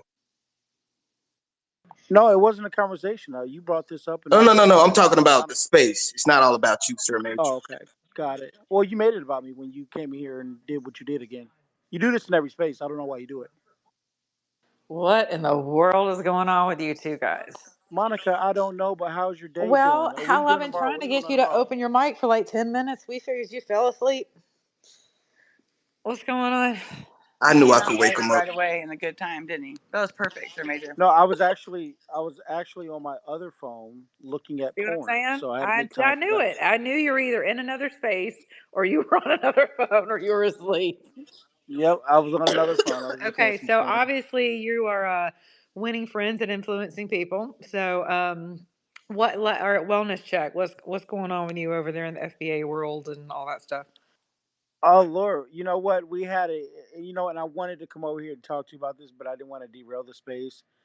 We had a remarkable, difficult time within the last 72 hours as it relates to what's going on in California. So Gavin Newsom has been pandering, doing the Kamala Harris, pandering to black people, pretending that he's going to give black folks reparations. He did it last year. He created this task force, funded it to study reparations. Well, a senator by the name of Senator Steve Bradford for the state of California created a bill for reparations where they would fund a agency like Freeman's Bureau, and then they will also have that they will fund that agency. Long story short, um, the bill got sabotaged by the black legislative or the California Black Legislative Caucus. They undermined the bill, would not pass the bill. It was just a lot of political BS behind it because they were trying to protect Governor Newsom. Governor Newsom was never for reparations. He just pretended to be for it so he can pander to black folks and keep them at bay and keep having black folks vote for him. When the bill was ready and it got voted on both sides, the Senate and the House, and they wanted to send it up to the governor's office, Gavin Newsom then called the chair of the Black Caucus and said, "If you send this bill to my office, I'm going to veto 100 other bills that you guys got that you want. So don't send this to my office because I don't want to look bad vetoing this reparations bill. That's how politics is. A lot of Black Americans and freedmen and FBAs they're heartbroken because you got Democrats dangling these carrots in front of your faces, and folks are hungry. They're starving. You know what I'm saying? Their bellies are on full, only to be gaslit and tricked. So Black folks in California are pissed the hell off. And what I had to do was spring into action. While they were at the Capitol, I had to write all these letters. I had to work the phones. I had to dox government officials just for the purpose of being able to disperse messages to these legislators. At the end of the day, the bills did not get brought to the floor. There's a lot of shady stuff that the Black Democrats were doing, with not putting these bills forth. Like they could have gotten this bill signed. It was the Black Democrats who were scared of Gavin Newsom and they want to maintain their relationship with him. They refused to put the bill on the floor to go for a vote. Remarkably, check this out. It was a Republican who says, fine, I see how you're playing all these people out in the rotunda. I'm going to call for the bill to go to the floor to call for a vote. And this guy was against reparations, okay? But he says, I at least believe these bills need to be voted on. They should at least be heard. Now, what y'all do from here is on y'all. Well, the Black Democrats started to threaten this former prosecutor. He was a former federal prosecutor. His name is Bill, I think it's Elacy or something like that. Anyways, he's a California state representative. At the end of the day, long story short, I'm just speeding this up. He was the only one that stuck up for Black Americans when the Black Democrats and the other white Democrats would not put this bill on the floor. So, Black folks, this was signed yesterday. That means that was it. Now, the only thing that can happen, Governor Newsom can call a special emergency session, and or he can do an executive order, which I doubt he does either or. So, Black folks right now are heartbroken. They're upset. They're rightfully frustrated. This has been reported on Fox News today. It was reported in the New York Post, and some other articles as well. So, I just been having a Monday night quarterback, a bunch of stuff. And aside from that, I've been working with the Trump campaign. Sorry, some of you guys who don't support Trump. But Monica, but Tariq Nasheed, who was a friend of mine's, said that he wants to talk to either candidate, either Trump or Kamala Harris. I don't want to people say I'm disrespecting her. So I got in touch with the Trump campaign. I'm working through his orbit and also through the campaign to get a sit down interview with Donald Trump and Tariq Nasheed. So that's what we're working on right now. Let's fucking go. Well, that'll be interesting. Um, Yeah.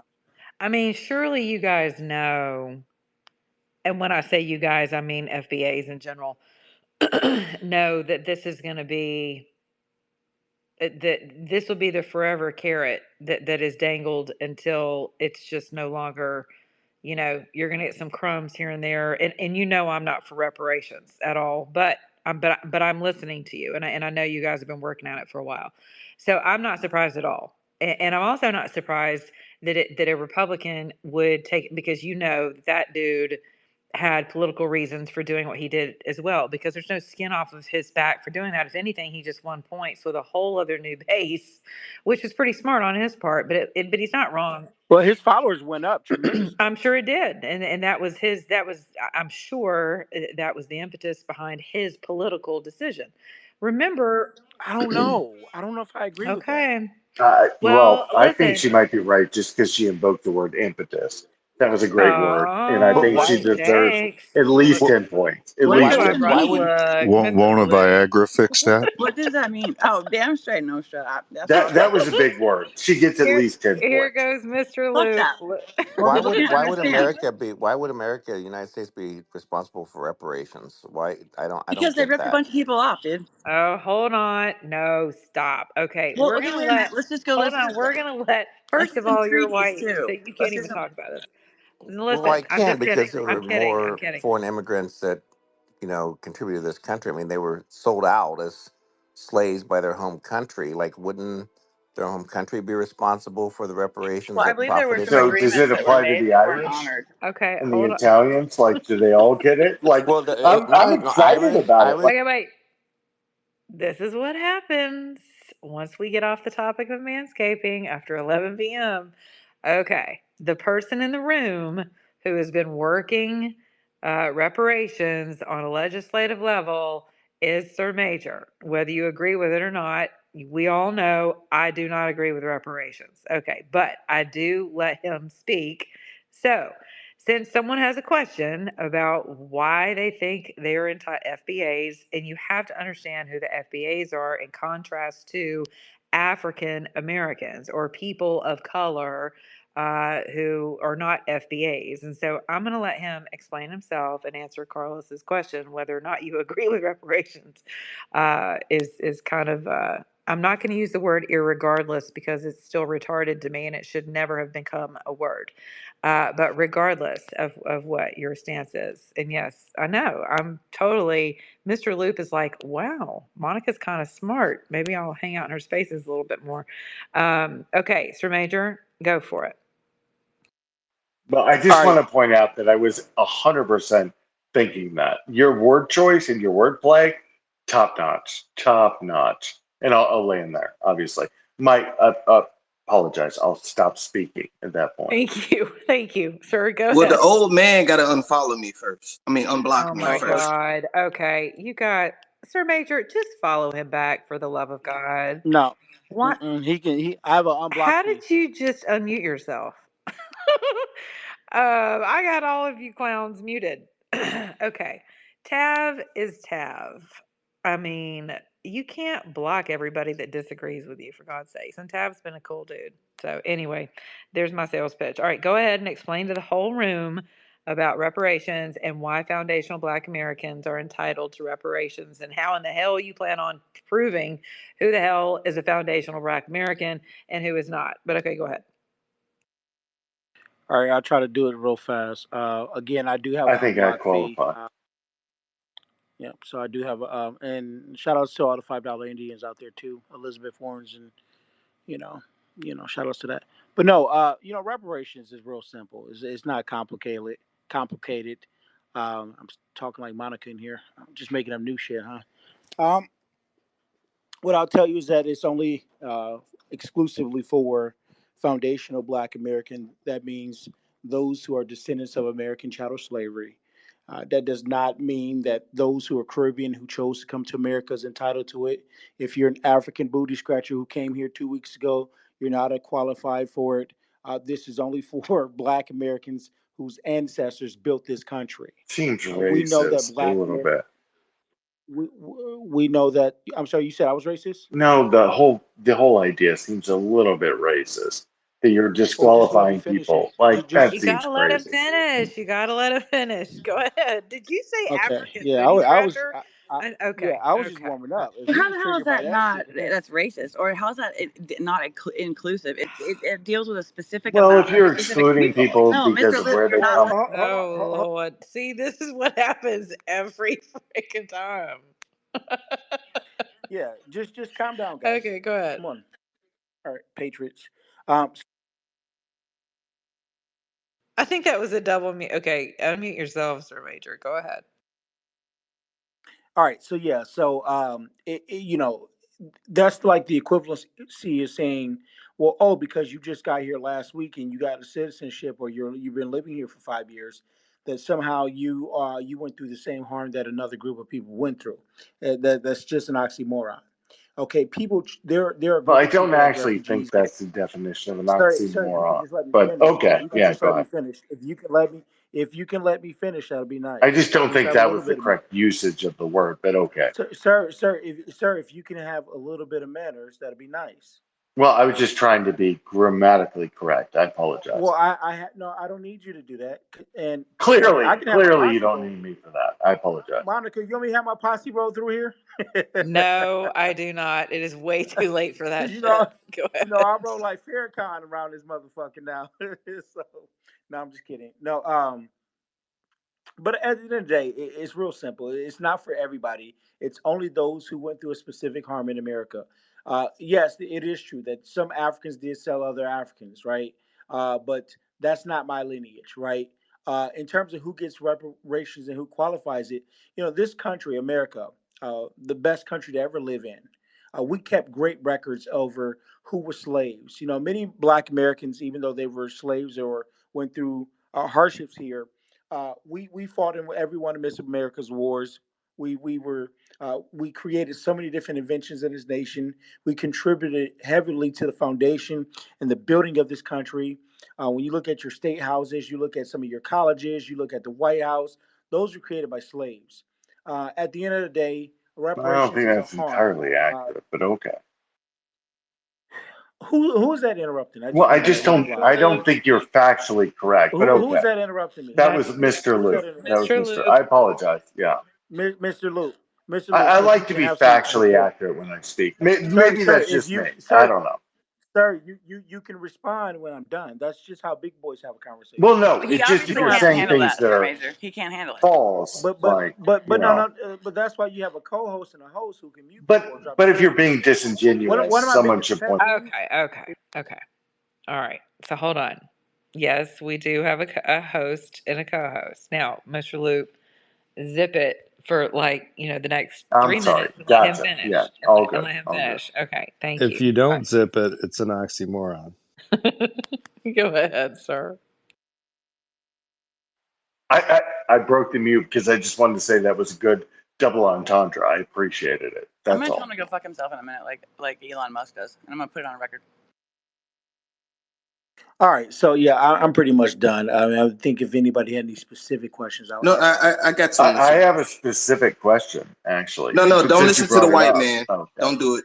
Don't do it. You got to listen to me. Well, And I'm actually it's a not shame. white, but thank you for assuming Whatever that. you are, We'll take that as a compliment. don't take it as. Don't Okay. take no offense to that. Just listen. So No, I didn't. I took it as a compliment. Literally, I said that. Yeah. well. Okay. So here you go. Me paneling to the white people, as you said, Sir Major, which I never do. And if I I don't think panel you to the said black that. people, it's You're actually kind of an asshole to me when I first talked to you. I had to kind of get through your thick skin, so I will tell you, you do not I speak kind of to think white you're a people. I'm dick not too. talking to you, Like you Mr. just Luke. come Shut the off fuck as a up. dick. But Tab, Yeah. God, I can't stand people like that. Like it's like Yeah, you you could sound be like a dick. you could Like be like nobody wants to intelligent be and have on a your fucking side. conversation with people Yeah. and be real, but you're You wasting your time don't on seem like like that but at guy. the same You time, don't it's seem like like that guy. I'm not easy on them. You know, I like being hard on Easy on anybody. who? You say them like it's a I'm not talking collective. to What you. are I'm you I'd talking be to doing, proud to be Sir in brother? that part of Major. that Like, group. Whew, okay. So this is no longer fun. Oh man, have some And fun, man. and I'm going to start developing my migraine again. And then I'm going to find each and every one of you and systematically destroy you if you lead me back into that damn 2-day migraine. My wellness meter is going down. Yeah, exactly. So, you know what? Mr. Loop is probably an attorney or some IC dude sitting in his office on a speakerphone, laughing behind his what is it? His protected tweet account, which I just submitted my friend request. So you can have 10 followers Yeah, instead of mine is pending also because I like his use of correct definitions, grammar, oxymorons, and double entendre, which double if entendre. you pronounce it properly, Can you like spell that? Alex Trebek would, yeah, ENTENDRE.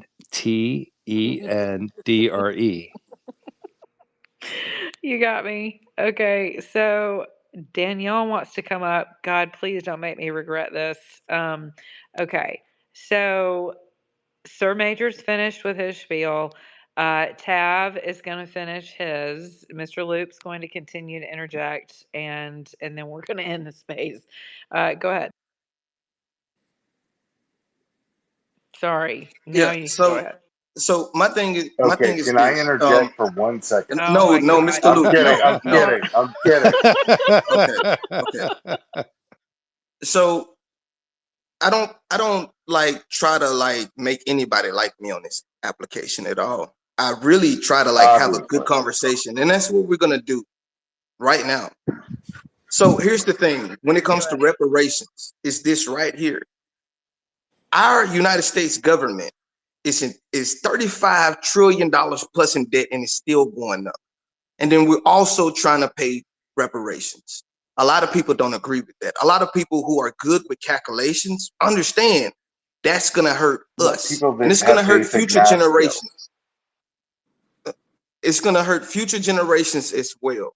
So let's just say we do get reparations. How are we going to be able to do it where nobody gets affected? And I mean, when I say nobody, I mean every American in any ethnicity or any group doesn't get affected. This is when policies, Ethnicity is not a word, it's ethnicity. this is when policies are very important if you're thinking about running and winning. Because if you want me, or you don't want me to do shit. If you want to pan whatever the fuck the word is, because I don't know the word, Pander. Is it called pander? Oh yeah, that Like word. tit That fat. There's word. a Yeah, word I'm that so. describes what Oh you're my god, thinking. that There's word. definitely a Yeah, word. Definitely a word. yeah. If It I doesn't want mean to tit fat. pander to the white people who are like in I don't know if position that's to the word I actually would have make stuff chosen, happen, but okay. but I don't have to even get to that. My thing is, Monica, you see why some America people are is not quite ready to have a $35 trillion conversation? in debt, and you're saying we need reparations, but your policies are shit. Please explain yourself, sir. I'll go ahead Okay. and So I'll go ahead it's and let crazy that Let me say, Hold on, my co-host is speaking. Go ahead. I'll go ahead and pay reparations if they'll pander to the white people more. I think that's definitely in the bargain chip. Like, obviously, you could That's not advocate for racist more as fuck. pandering, 100%. But I imagine that's like top of the list. You can I'm pander if they receive reparations. I'm a And I just think it's middle-aged crazy that Monica said, "Look, I actually do corporate litigation." So that's crazy that you would say that. So Now, I'm How how excited. did did I I'm corporate? know excited. that? I love it. That's crazy. It's the That's so worst on the nose. one. It's crazy. It's crazy. And I Dude, love your literally the space, worst actually, one. Monica. Have you ever It's so done much fun. environmental cases? Thank you. Have you ever worked on environmental cases for corporate America by chance? Yeah, but probably not on the side you would want me to be on. I bet not. We should talk. Yeah, I I'd mean, why send you a not? You never bill. know. Yeah, no We could problem. actually screw all of them, but by being like honest about it all. that's that's hey, that I got a that's question. kind of the nature of I how figure I can things throw this out operate, here, right? It's right? conversation. I fi- I Conversation is figure the I'll throw this out gateway here. to intellectual enlightenment. I think, anyway. Here we go. Okay, I Monica. know. Okay. Monica, Okay. Wait a minute. do Hold you? on. First of all, okay. There will be no judgment of my space, sir. I have been in plenty of your spaces where y'all have gotten just jackass crazy. Okay. So, no, we're not going to do that. Now, I Tav, I just wanted think, to has. point out how on the nose you were. That's So Tab, I mean, listen. I know I read people for a living. That is hilarious that I had you figured out, sir. Okay, so and you're welcome in my space anytime, even though you interrupt. It's all right. Um, I know Jenny's like, okay, Tab, I think is finished with his spiel. And y'all quit making fun of Tab. I've heard you say something, sir, just a few minutes ago that was incorrect as all hell. And there was no way I was going to call you out on it because it would have just been rude. So we're not going to do that. Now, I think I think you made your case. And I think most people have. Here's the deal: if you guys could actually go about it without it having to be so damned oh god, cantankerous. There's your word. Spell that, Chris. And I know he's going to. Here he I comes. got I mean, I that's what I got I got your wellness right here. know. So, no, my thing, listen, I went into some of the earlier FBA spaces just to listen and got completely run out of there. And not only run out, but then surrounded and hounded by people who were pissed that I would even be in there to listen. And my point was, okay, I don't know what kind of asshattery clown show has to happen for you all to understand that when you get someone like me with a microphone who is happy to amplify messages I don't even agree with, to give you an opportunity to state your case, right? Regardless of my skin color, you should all probably take advantage of that and not run me out because I'm white. And you're thumbing down, but I have given a microphone. Look, Tariq came into my space and brought all 7,500 FBA friends of his into my space with him. And then I ended up catching shit for that from him, gave him a microphone for about 2 hours, actually. No one was hateful. Everybody listened, right? And what did he do? He turns around, he bites me in the face. And I said to him, that'll be the last time I do that. So if he gets a meeting with President Trump, good for him. But I just feel like there's another way to go about the conversation. And I told you when I brought Matt Gaetz and crew into your space one day with a bunch of legislators, actually, congressmen and women and spouses. I told you all then that you should. You're giving me thumbs down again, that you should create your own table instead of sitting at others' tables and begging for crumbs. So there's a way to create your own coalition that doesn't have to be so damn um, what is the word I'm looking for? It is so. I bet Mr. Loop and I know. I know you do. It is the academics in the room. It's not just divisive. It's there's a level of bitterness that's there that is hard for people to get past sometimes in conversation. Vitriol? It is vitriolic for sure, but there's another word I'm looking for. And I get it because you're fighting for something, but here's what you all need.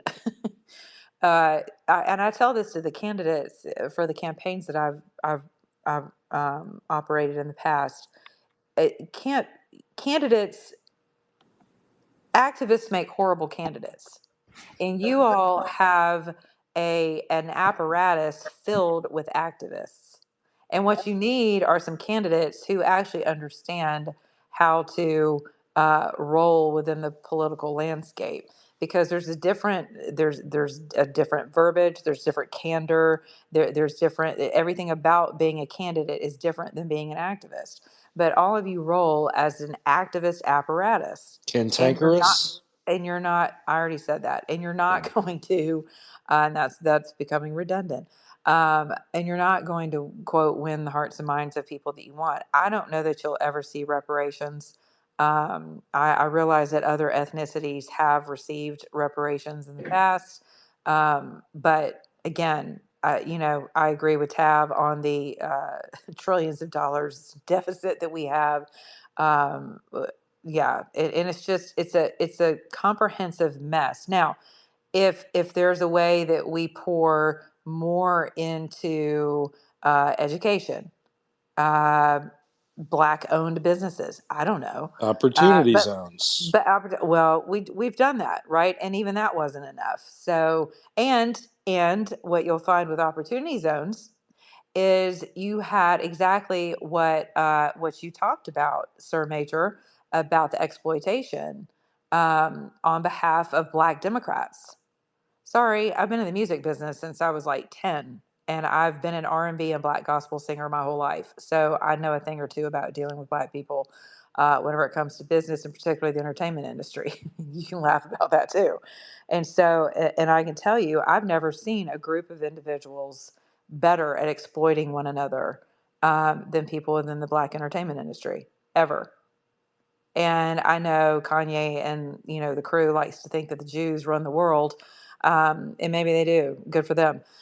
Go Israel, always, as far as I'm concerned. But but that it is absolutely true that it is a dog eat dog world within trying to get anything done within that apparatus, and it's really sad to see. So I think you have a lot of grift.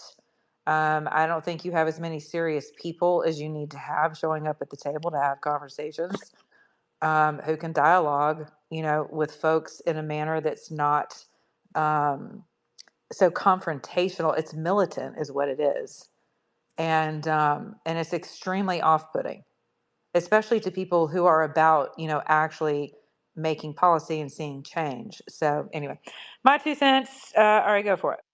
All right. Yeah, go ahead. I think you'll have to unblock. Go ahead.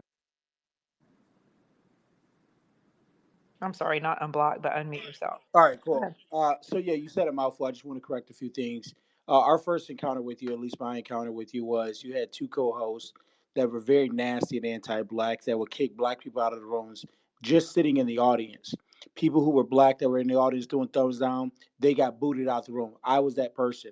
I don't know how you and I came back full surface after so many black people were I mistreated. think it's We full then I said, circle, not full surface. Full circle. But you know, that's not me I don't say that. correcting you. It's So, just, you know, yeah. no, I could have sworn that's what I said. But anyhow, Well, it wasn't. But go ahead. okay. Well, if you could just stop interrupting, that'd be nice. Yeah, just don't say Because I don't stupid find it. shit, and I won't.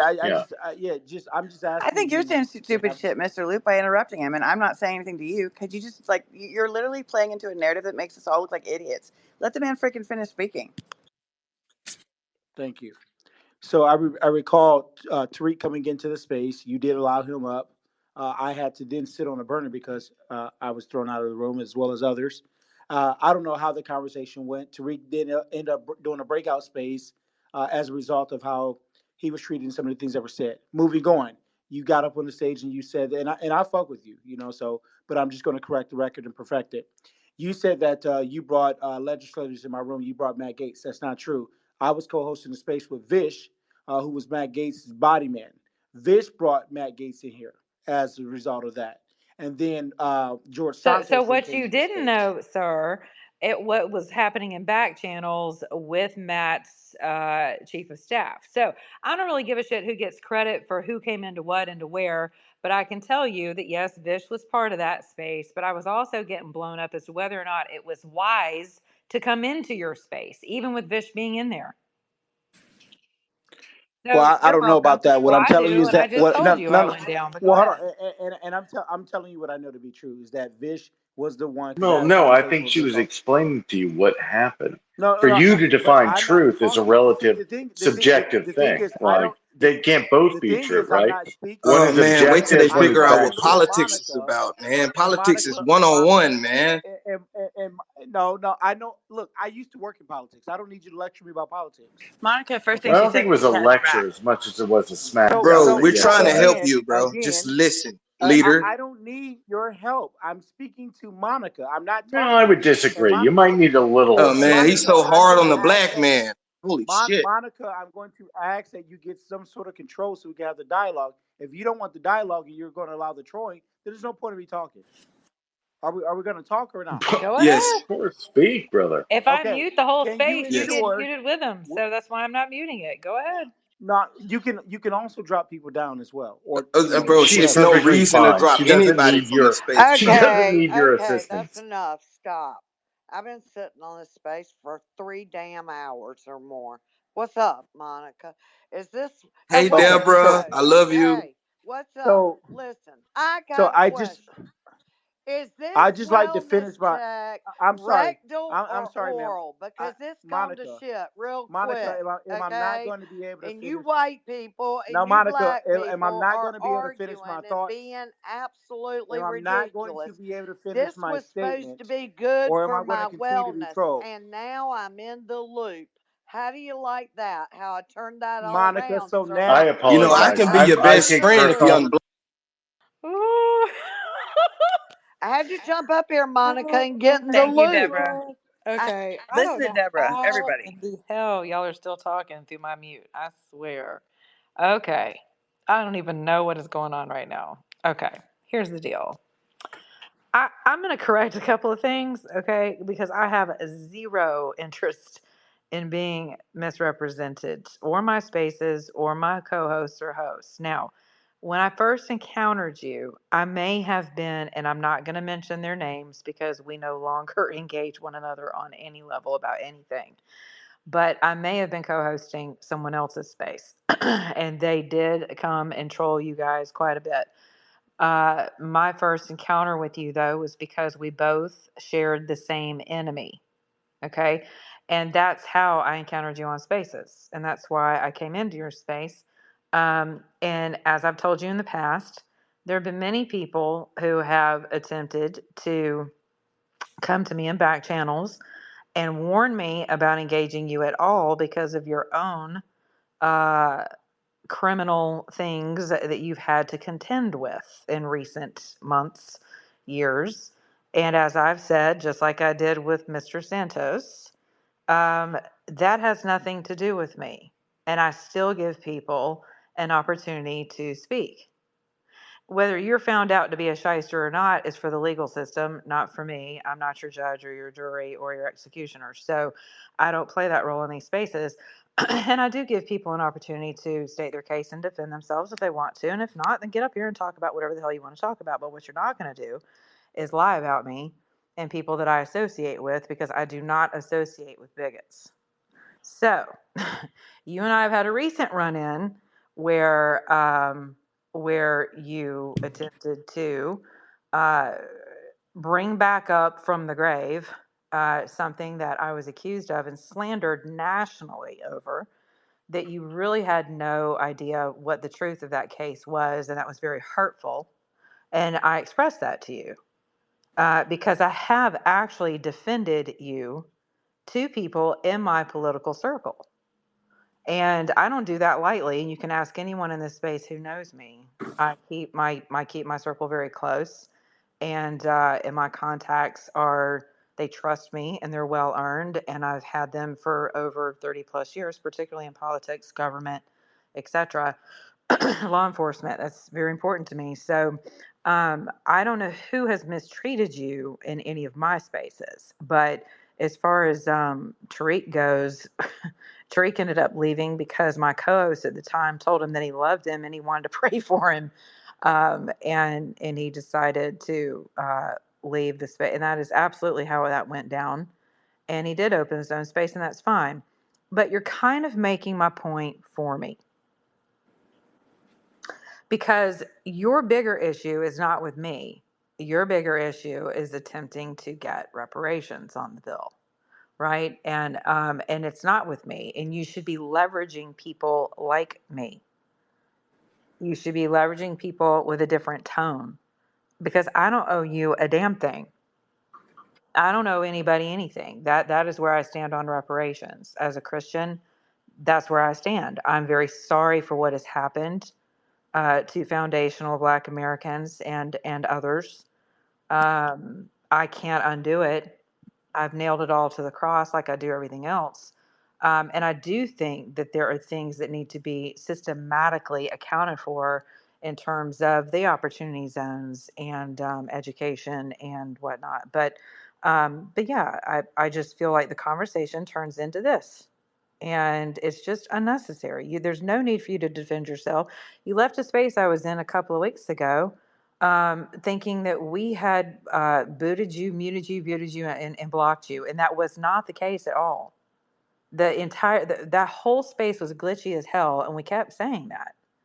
And then I had to come into your space to explain to myself so that again, I don't get looped in, no pun intended, Mr. Loopity Loop, with a bunch of bigots, because that's not who I am. I'm just damn tired of having to have that conversation.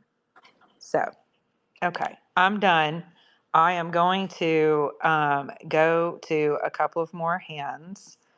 And I'm hoping that you are not going to run out of the space and tell people that I didn't let you talk, because I did. And this is just how the conversation has gone. So thank you for answering, though, the question of reparations, because a lot of people have no idea what the hell it is, or who FBAs are, or who they're not. And I do think it's an important conversation to have. So, and I really do think you should quit allowing people to drag you guys around with these little bedazzled carrots of hopes and dreams of reparations, just to get themselves, your block of the vote. I mean, that's just smart politics on my part, but anyway. Okay, I'll have the record reflect I did not boot Sir Major down. He left of his own volition. So what's up, Re-Ups? I see you in here. Good to see you. Hey, Walt. Good to see you as well. It's my turn to speak, It Monica. is your turn to speak. Although, hold on, Yeehaw! wait. We actually, this is it is your, give me a second. Give me a second. Okay. Danielle came in before you did, but has not had her hand up, or yes, and she's welcome to speak. But then I see that Mr. Loop has his hand up, and that is something new that I think should be celebrated. So let's go to Danielle first. And Danielle is off of mute, but not speaking. Okay, if you figure it out, come back up. Otherwise, let's go to Mr. Loop, and then Deborah will go over to you. So I just wanted to say, I appreciate being brought up in this space. It's been a great conversation. And I think all best things start with a conversation. Whether you agree, disagree, conversation, discourse is what keeps America flowing forward. I The more we disagree. can talk, oh, that's great. That's discourse, right? So thank you for proving me accurate in my statement. Discourse is the key to a democracy. So if you disagree with me, that's phenomenal. I How do you think disagree and discourse being a problem? I think intercourse is the key to I democracy. think Chris is a freaking weirdo, dude. Oh, Here, I here, okay. agree with Chris. you. Here, Okay. here. I got you. I agree with I got Mr. Loop. Leave Mr. Loop alone. you. So I Everybody think needs a I'm little bit of definitely in agreement with sex. Chris on that one. I am too, Monica. What the well, heck? all I wanted to say is I appreciate the conversation. We're I supposed to be appreciate you bringing married me up, when we're having and sex. I appreciate when people Oh, both am I gonna agree do and that? disagree. Conversation. All right. Okay, stop, Jenny. I want to hear what he has to say. You guys be quiet. Go ahead. I'm No, sorry. I just think conversation is something that people take for granted, and I think different points of view are things people take for granted. And different viewpoints are positive; they're not negative. Conversation is powerful, whether people realize it or not. You can be on two different sides and still have a conversation. That's okay, right? Agree, disagree. As long as you're conversing, then there's a chance. There's room for improvement. But when you dissolve discourse, then you dissolve all of us, right? You dissolve humanity. So I think discourse is great. I appreciate you allowing me to speak, not knowing who I am. And I very much enjoyed the conversation. I very much enjoyed the room. And I appreciate conjecture, both positive and negative. It's all good. There's no bad. Life's too short. And I'll Thank you. stop talking now. He's not landing. He's going to stop talking. Okay. Beach the jet ski. Right. I like that. I agree with you on the intercourse part. I'm with you and Deborah. Okay. Hey, That was yo, awesome. re-up. Come up. Thank you, Mr. Luke. Do not call people up into my speaker position. Lord. Yeah, I mean, he's welcome to come up. If you want to come up, ask for a mic. Okay. Deborah, go ahead. What's going on, peeps? Girl. What started like 6 hours ago as a hey, let's have a kumbaya meeting. How's everyone doing? I We had a little praise and know. worship. We had prayer. We had a little Bible theology lesson by Chris. Now talking about intercourse being the greatest route to democracy. I Amen. 1000% agree. Amen. Okay, so and then we I've were been here, introduced to Mr. Luke. Monica. I've been here But I several don't Never got a disagree times. with chance that to talk thesis. about Like, Huckleberry I don't Whispers. disagree with I, that I, thought I've process at been all. here. I've been here the whole time. I've watched a couple Oh, movies, listened to y'all, and Mr. Luke came up and said, I wanted to get in the friggin' loop too. And so my question was, because it was just going sideways, this is a wellness check. Is it rectal or is it oral? Because it's gone to shit. So I was just Well, I think concerned. that depends on the night. Is it a Friday or is it a Saturday? It can either It's be exactly. oral or What? Sunday. rectal. That dealer's It's choice, What right? the? Sunday. Dealer's So choice. No. I guess No. this is Sunday, Mr. Loop. It could be both, all of the above. See, Well, I'm that Jenny in. sounds said fun. That no. sounds Yeah, super fun. Yeah, I'm in. exactly. Deal me Okay. in, sister. I Get thee behind me, Satan, in the name of Jesus. I can do a loop with you, loop de loop, oral, whatever. I started to say something bad. Okay. Monica, question. Deborah. Second God. question. Yes, I go know I ahead. was gonna say anal, I but like I that you was Y'all, said just speaking started, y'all like are the fast. gonna whole drive thing me wasn't to awkward. drink. Okay, go I ahead. meant rectal. Ugh. Yeah, um, do you know Michael English, Monica? I feel like I do. He I sang don't know. with Winona Judd. Your Love Amazes Me. He was a Dove Award winner, Christian music. Oh, In yeah, I think in so. Christ Alone, he Okay. wrote that, sang that. Okay. Um, but do you know Bob Babbitt? I do not. Bob played with all the R&B, Motown, that stuff. Uncle Bob. It's Okay. a friend of mine's uncle. I didn't know because you said you were kind of in the R&B and all that. So I was. That's what I came up singing. Black gospel and R&B. Yeah, check out Uncle Bob. He's pretty cool. I mean, he's dead now, but he was pretty cool. So, Deborah. That's crazy. I love this space. This is my new favorite home. I love you guys. This is so much fun. What happens when you put two blondes together? From manscaping to You guys grave rock. robbing. You guys rock. Exactly right. You get right to wellness checks. You have no idea. Oh my Deborah's like grave robbing. I want Deborah. Deborah's. I think you've had a pretty cool life. You could just, dude. She got to. Do you hear who she hung out with? Who her friends were? Dude, Excuse me? it sounds like you have a really cool. Like, I want to hear more about your life. No, You you, sound- you really don't. But I bet I you're pretty just fucking badass. I just got a pretty I don't give a shit attitude and everything's good. And she loves me, and that's all that matters. I love Monica. Monica's my girl. When you coming to the beach, Hooch? Well, I know. I need to get down there. Yeah, I I was need to out get there down there. yesterday. It I was just pretty nice. I just realized I had the power as a co-host to change the title to Wellness Suppository if I wanted to. You have a lot of That's power as awesome co-host. that you have that Wow. power. I That's just a haven't pretty clued you. that's a I pretty haven't good power. We're educated you. Taking temperatures now. Right. I have not educated. That's It's a crazy. wellness Did you enema say in taking here. temperature? That's Yeah, awesome. rectal. That's awesome. Yeah, I got it. I Yeah. got it. It's I hate crazy. I figured it out. I hate that Sir Major left. I don't know if it was Tav or who said what's up, Deborah, earlier. But hello. It was Tav. Hey Tav. Hey Nostro. He's quiet tonight. Cat's I know. What is up with that? You're never this quiet. No. And where the hell did this loop come from? I mean, I I want to don't I'm ride sorry. care. I around. apologize. I I No, won't no, want come to no. back ride around again. I in don't. circles If it's a all the problem or a damn Now distraction, you I got time. won't some come back. explaining to do. Now I'm about to do you like the guy who don't like me for some odd reason. Mr. Well, be Loop careful. is It's like a a delicate corporate dance. litigator. It's a Corporate delicate litigator. dance. He's probably in like works for the FBI from one of the corporate people that you probably brought into the spaces. And he's like just like a side by side. Why did he come in quiet and why is he so intelligent? Corporate law really like that's almost like some of the worst, but the most Wait, interesting at the no, same no, I'm time. all about some I corporate agree. law. No, Hold she's on, not who brought wrong. who in the She's space not and wrong. who are you? She's not wrong. He did not Well, come to in be after honest, me. I swear to I God he came in did. the space. Well, she showed up. Monica showed up in my feed, and I saw a photograph of her, and I thought she was fairly attractive. I'm not gonna lie. Beautiful. Yeah, so And so you I Fairly came thought she before was attractive. me.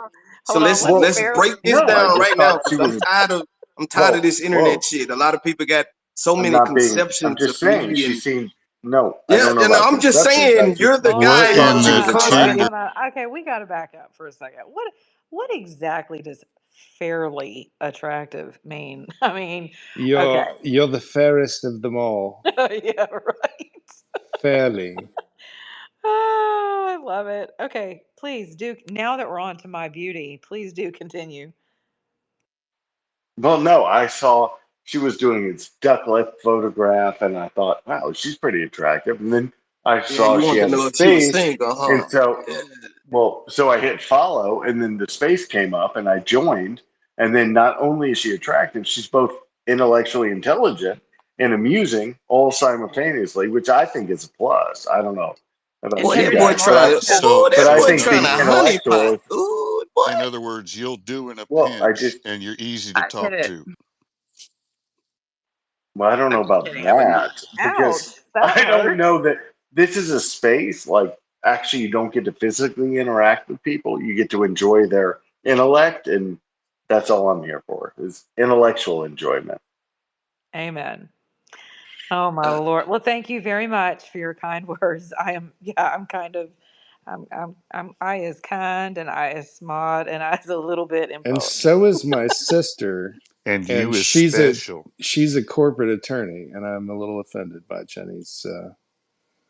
You Oh can be offended, but no. I'm not lying. She just put my sister and Have you brother-in-law in like the offended by that? It seventh depends on hell. where she rides. Does she ride like on Monsanto or not? Does she what? Like, does she work for Monsanto? No. Oh, please I'm say not really no. concerned about her, depending upon what corporate, who she is. I'm not really concerned about good people at all. I'm just concerned about bad corporations that Jenny, we were all you in the should be, space that especially with day that lobbying. were you in the space that day that the Monsanto was she the I think she was the like lead lobbyist for them, and she's like, no, Holy shit! we are Next time you see that, 100% invite me. safe. I think you were in. No, you knew who was in there. The Beef Initiative folks. So Brianna was in there, and the lady's trying to defend, the safety of whatever the hell they're spraying on our crops that gives everybody a third nipple. Um, yeah, I thought it was you, but it was actually Brianna. Anyway, that just made me think of it. So Good for her. let's go back to this conversation. Bachelor number one, Mr. Loop.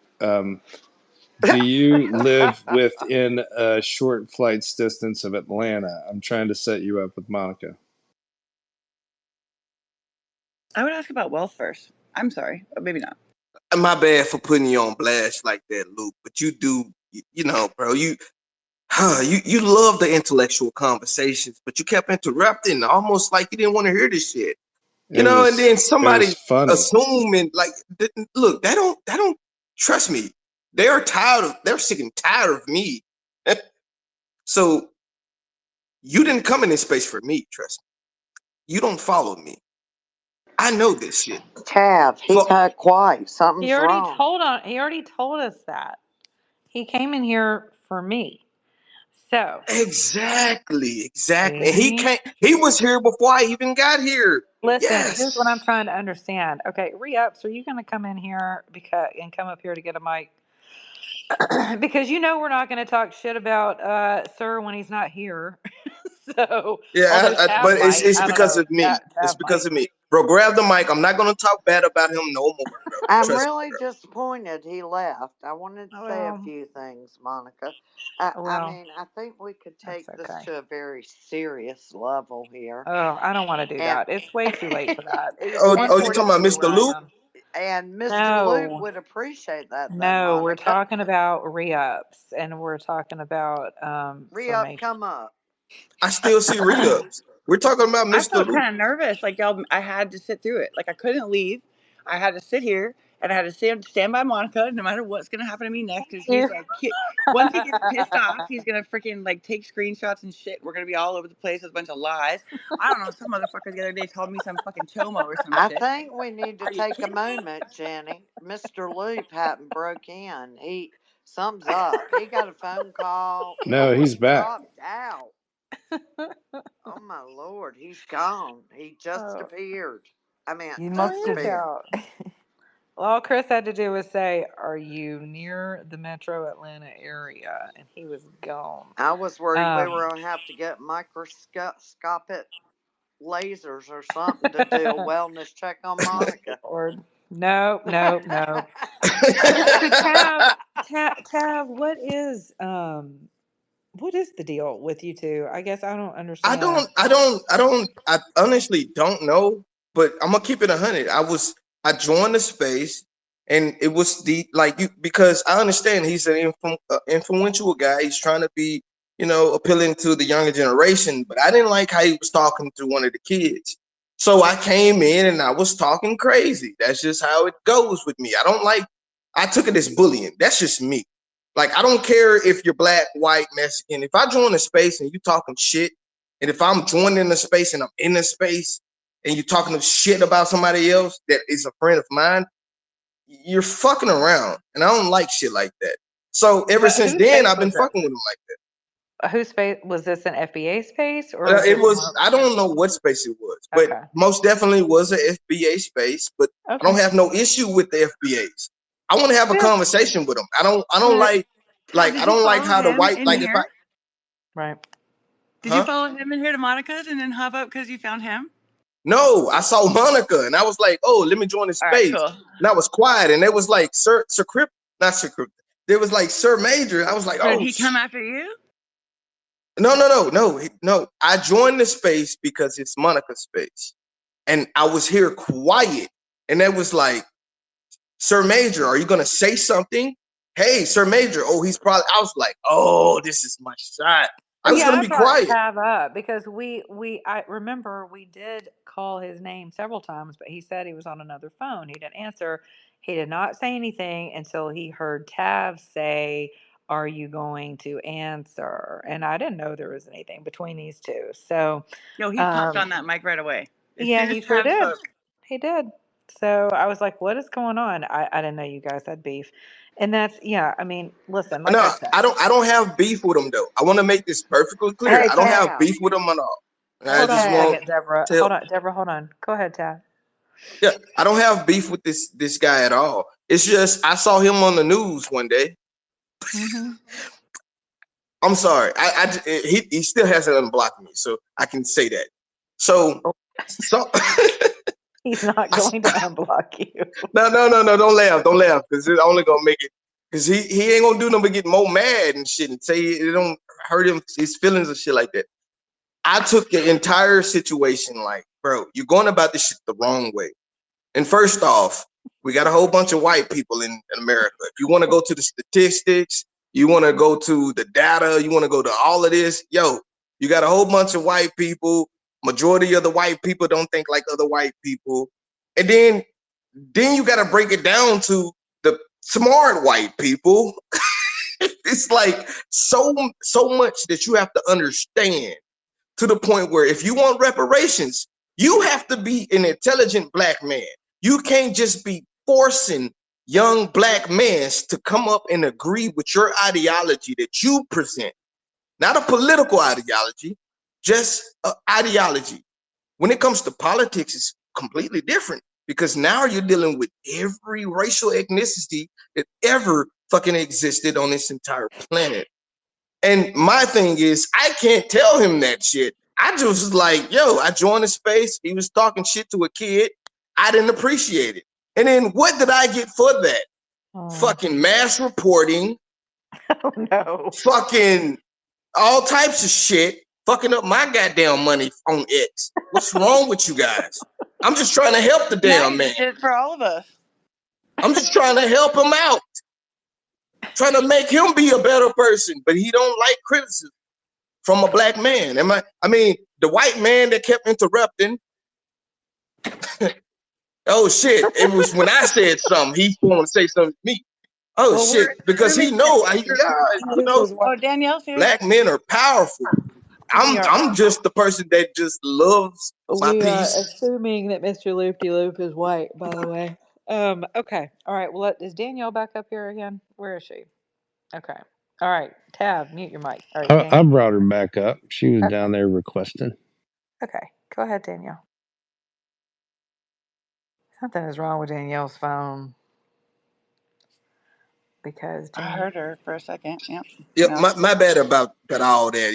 It was just me adding some extra drama. All I'm talking right. about. Tab. Need to know. I really take offense to you saying all you white people. I'm I'm sorry. I just don't know. saying. Like I don't want to say European and you're American. It's a big I'm just difference. saying. And can we just not say all you black people and all you white people? Can we just Mm. say freaking Americans, man? Human beings, the human race. I can't deal. Sometimes I'm colorblind and I cannot deal with this white, black, I mean Barney's purple, you know. I just want everybody to get along. And we're about to go through some shit here and we better have each other's back. Red, yellow, black, white, purple, pink. I don't care. Man, woman, confused, he, she, lesbian, trans, whatever you are. these people that are getting ready to cut our throat, they are not going to be looking at us and say, "Are you a male or a female? Are you black or white?" We better get our shit together. We better strap on that 50 cal to the top of our car, and we better show them how it's done done Lord have in the mercy. South. Oh my God, that's all I need.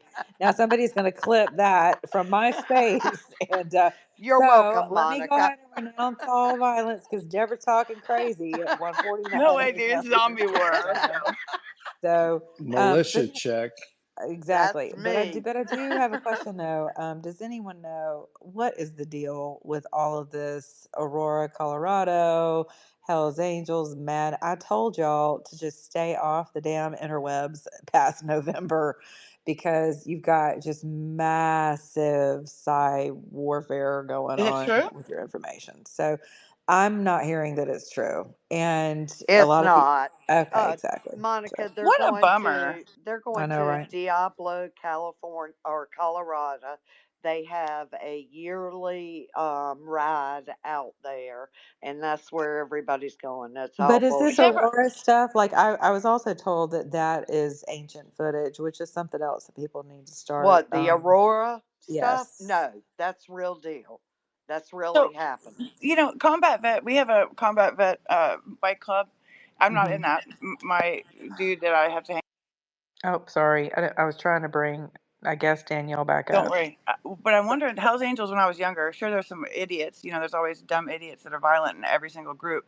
But I did appreciate sometimes a there. I lived in South Carolina. I grew up in Charleston, Somerville, and the streets were pretty I know clean. where that is. I Yeah. lived there. I lived in North Charleston for a while. There you go. We were neighbors. I went to Yeah. Pinewood, Somerville. I was born in Charleston. I was Spoleto. I used to be in Spoleto. I would that big festival down there every year. I was in plays and stuff when I was a kid. I Well, love. I'm good friends with the top chapter dude of the Hells Angels, so this shit Yeah. ain't What do you real. think?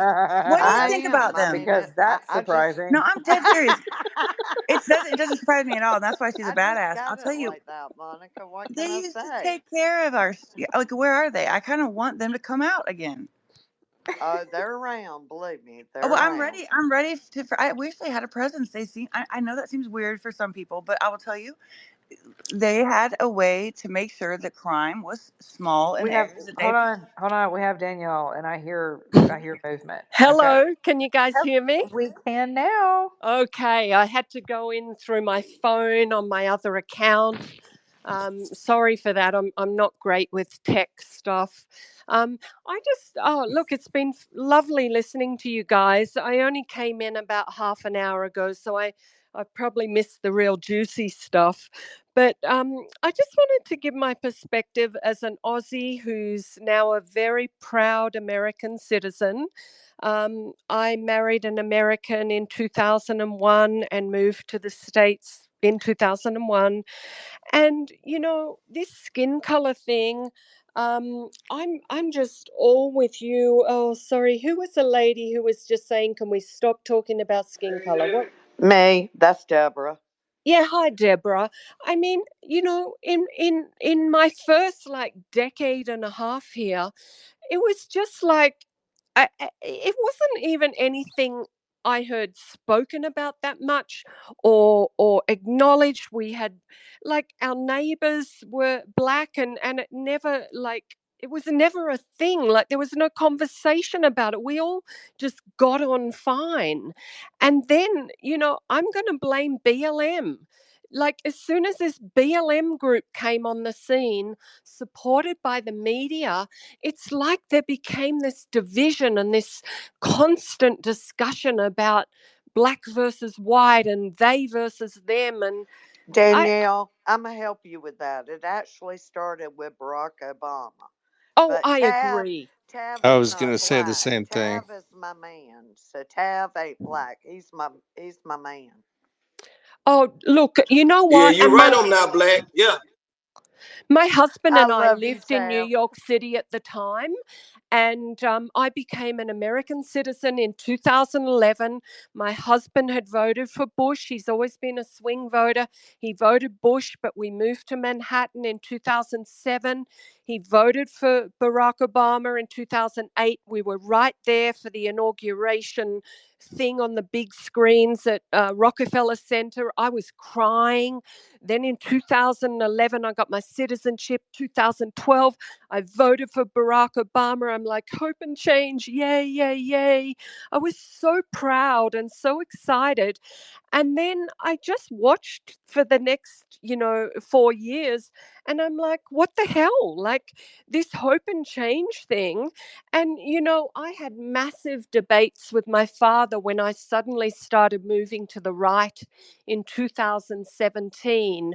And my dad, who was a hard left guy, he even said to me, and he passed away last year. Thank you for the COVID vaccines. And I say that sarcastically, of course. But my dad, who was on the hard left, even said to me, and he was so smart about world politics. And he said, yeah, I've got to agree with you. Obama was a failed politician. And for him to say that, as widely read as he was, really was quite eye-opening to me. But I digressed. We voted for Obama. I was like so on the left. And then come 2016, my husband said, well, I'm going to give this Trump guy a go. And I'm like, are you crazy? And he's like, yep. And I said, look, I'm going Hillary. I can't trust him. Well, by 2017, my wake up started. And so I suppose living in New York City where we had black friends, there was just none of this nonsense about black and white and, white supremacy. I'd never heard that term until, the last 4 years. And it's like, what the hell happened that suddenly we went from this country that I moved to where everyone was getting on great to now this like, I mean, Joy Reid and all these despicable CNN commentators who just talk about color of the skin every 5 minutes. I mean, it's just, I blame the media. I blame the media because we were all getting on great, and look, I just had to just give you my sad Danielle, perspective. you're 100% correct. I just want to say, and Tav's 100% right. What he was talking about, he gets it. And see, this is what happened. Barack Obama was selected and planted. They cannot destroy the United States from outside, so they've had to come in and try to destroy us from within. And unless we stop those white people, those black people, and we come together as the human race, loving each other. Because Yeah. myself, like Monica, I have interracial family members that I love. I don't care what color you are. If I see you on the side of the road and you're broke down, I'm gonna stop and help you. I don't care if you look hoodlum. I don't care if you look, you know, Trump. I don't care what you look like. I'm gonna stop and help. I ain't scared. I go to some of the worst parts of town there are, but I'm not scared. I get along with people. I love people, and we had more interracial marriages in the United States than ever before when Barack Obama came in, and it wasn't an issue. And then they wanted to start, putting little splinters into society. And you're right, the media, they parrot it. But if we don't rise above this and become a chain, we are losing our country. People do Yeah. not understand. We are so worried about color and money.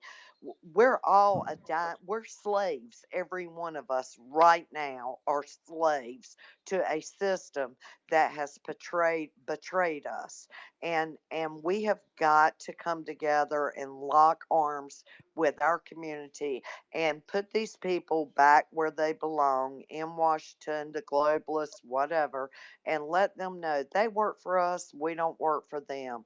And if we're sitting here looking at color, we're looking at genders, or soy boys or toys or whatever, But we're how do we're we get the losing. We're but how losing. do we get those people? Because I've become so passionate about saving America in the last, well, really since that election was stolen in 2020. I've become so passionate. My husband and I were at a Memorial Day barbecue yesterday, and we're talking to some people. And anytime we get the chance, like we find people who are on the fence, we try and have this conversation with you, like with them, with the things you're talking about, like coming together and don't let them corrupt our minds and so on. But there's just some people that are just so brainwashed by all of this insidious evil perspective that they send out to us. So how do we reach those people? Many years ago, God put something on my heart, but I don't know if we could do it or not. But I think it would be marvelous if we could. If we could just lay down our phones and go outside, and from one end of the country to the other one day, we all just walk out of our house and lock arms all the way around this entire country somehow, and become one big chain and pray for our country in unity. Oh, God that would be says beautiful. He would heal our land. And if there was somehow we could build a space with 1 million of us that we could cover our country and do that, Oh I my God, imagine that's that beautiful. that would be just amazing. And the demonic forces would be bound and have to flee. They would see the unity in our country in every race, creed, and color. I think it'd be a wonderful thing, but Imagine if we could do you that, know, like on a state to state nobody can basis. afford to miss work. They're going to go hungry. But if we don't, we're losing our country. I think it'd be a great thing to do. We have International Day of Prayer. Why not International Chain Day of Prayer? Oh my And God, yeah, a like chain every that state. can't be broken. Yeah. Yeah, from the East Coast to the West Coast, from Canada to Mexico. And How let's do we? just all walk outside and join arms and come together and for one day be Yeah, Americans. I don't know if it's possible, but one woman got prayer out of school. Maybe one woman can get it back in. Who knows? yeah, yeah. I love that idea. And I tell you what, if I didn't have to head home to Australia for the whole month of November, I would say I'll get it going here in Las Vegas, because when the whole mask mandate thing was going on, I think it would be great to get it done before, do something like that before the election. When the whole mask mandate nonsense was going on, I was one of the leaders of a group of people here. We were handing out information about the dangers of wearing masks. We didn't just want to be crazy people protesting. We wanted to hand out information to people, and I really think we made a small difference here in Las Vegas, just waking up some people who never understood the dangers of mask wearing. And I'd love to do something like that. Well, Monica's got a big mouth. I mean, a big audience. Monica, I love Monica. Monica could maybe advertise it, and maybe we could all come together and do something like that, Monica. Wouldn't that Yeah, be incredible? that would be incredible if you could get people to do it. Yeah. You know. Danielle, will you be going anywhere near Cairns, Australia when you're because I would really love some paraphernalia from Cairns, Australia. It's Ah, self-serving. I'm not. I'm from Sydney, and Cairns is way up north. Bummer. Yeah, and I'm going back for a work project, and won't have the time to get up there. Yeah, what's your name? Sorry, I'm actually painting as we talk. I'm an artist. My name is Chris Cairns. Chris Cairns, so that's why you want Cairns gear. I need, like a hat and a sweatshirt. Oh, I saw you followed me on my real account. This is my account on my phone. So, but anyway, oh, Chris, well, look, I'll follow you, and if I could go to Cairns at some point, I'll my grandfather commanded an airfield in Queensland, so I actually have from the 1940s a tray that says Cairns beer for the North's big thirst. Oh wow! So I have some Cairns paraphernalia, but apparently Cairns beer was terrible, so they stopped making it. I must say I'm not a beer drinker. I'm a wine girl. And there you go, Monica. Monica will love you. The scriptures say wine is a mocker and beer is a brawler. So I guess I'm a brawler and y'all are a mocker. Mockers. Yeah. What does that mean, though? A mocker? It's one who mocks okay. Others. Yeah. So you drink too much wine, you come into Twitter Spaces and you mock others. Okay. If you drink too much beer and you come into a Twitter Space, you just want to brawl like Tab. Chris, my saying is wine is fine, beer ain't better, and liquor is quicker. Yeah, liquor is quicker. Hey, so most of you guys politically right leaning or what? I don't know, because I've been following Monica for a while, but I've only been. This is the first space of Monica's I've been into. I'm always right. I'm never wrong. Always right. Yeah. I'm right in the middle, but don't kill babies. Most of us are definitely right-leaning. Okay, then let me tell you a real quick story. So my husband and I saw that there was a Trump rally here in Las Vegas in June, and so we went out because we'd never been to a Trump rally before. So we go to the Trump rally, and we saw an Australian television crew there, and we'd never seen an Australian TV crew in the last 5 years we've lived in Vegas. So my husband goes, let's go chase them. And I said, yeah, I'm going to go ask them if they want to hear an Aussie perspective on Trump. So I go up to the journalist. He said, yeah, let's film you. So they recorded me for 3.5 minutes because my husband videoed as well. But then when it made it to the news, what do? They just cut out all the good stuff where I was saying, you've got to understand that so many of us here support Trump and don't believe the fake media. I think that was my mistake. I started ranting on about don't believe the fake media. There's so many supporters of Trump in America and the media tell you lies. And then all they put in was, you've got to believe that we love Trump here. And then they cut me out. So they gave me like 15 seconds. Not that I wanted a big starring role, but it was just so typical of the media thing where, because they kept asking me, like, how could you support Trump despite all his indictments? And I went in and sort of explained why the things that they've been indicting him on are just scammed and made up and just a witch hunt, for want of a less cliche. And they cut all of that out. Because they didn't want the Australians to hear any decent facts. They just wanted the little soundbite of the Australian going, yay, Trump. But they left all the juicy stuff out. The Australian media are very, very insidious, just like the leftist media here. 90% of the Australian media are on the left, just like here.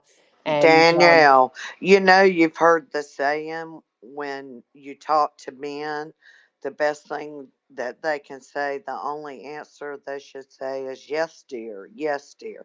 So when you get interviewed by the media from now on, Yep. say, the media sucks. The media sucks. And that way, the only thing they can cut is media. Oh, yeah, that's a good idea. That's a good idea. So yeah, I had a couple of friends contact me from Australia say, "We saw you on the news. It's so great. Trump has to get in." And then I had a couple of friends contact me and say, "Yeah, I saw you on the news spruiking Trump." So yeah, they're despicable there. Yo, I just followed Chris back, the co-host. Not sure how long you've been following me, but I just followed you back. Come on. Yeah, she said the only thing men know how to cut is this. I was like, oh my God, huh? You don't understand, that's me. Oh, she's What? kidding. No, She's no, no. kidding. Tav, I said the media because they were cutting everything she said. I said, so you know how they tell men the one thing they should always say is yes, dear, yes, dear. So when the media interviews you, you say media sucks, no matter what they ask you, and that way they can't cut anything. I didn't say Oh, men that don't suck. work. That don't work. If they say yo, channel 7 News reporting live, they're not live. Trust me, they're not live. Yeah. Yeah. Anyway, I've had my time. Thanks for listening, guys. Hey, congratulations on being American, Oh, like I'm so like proud. like the rest of us. I'm so proud to be Amen. here and to be American. And my husband spent, $2,800 to get me here 22 years ago.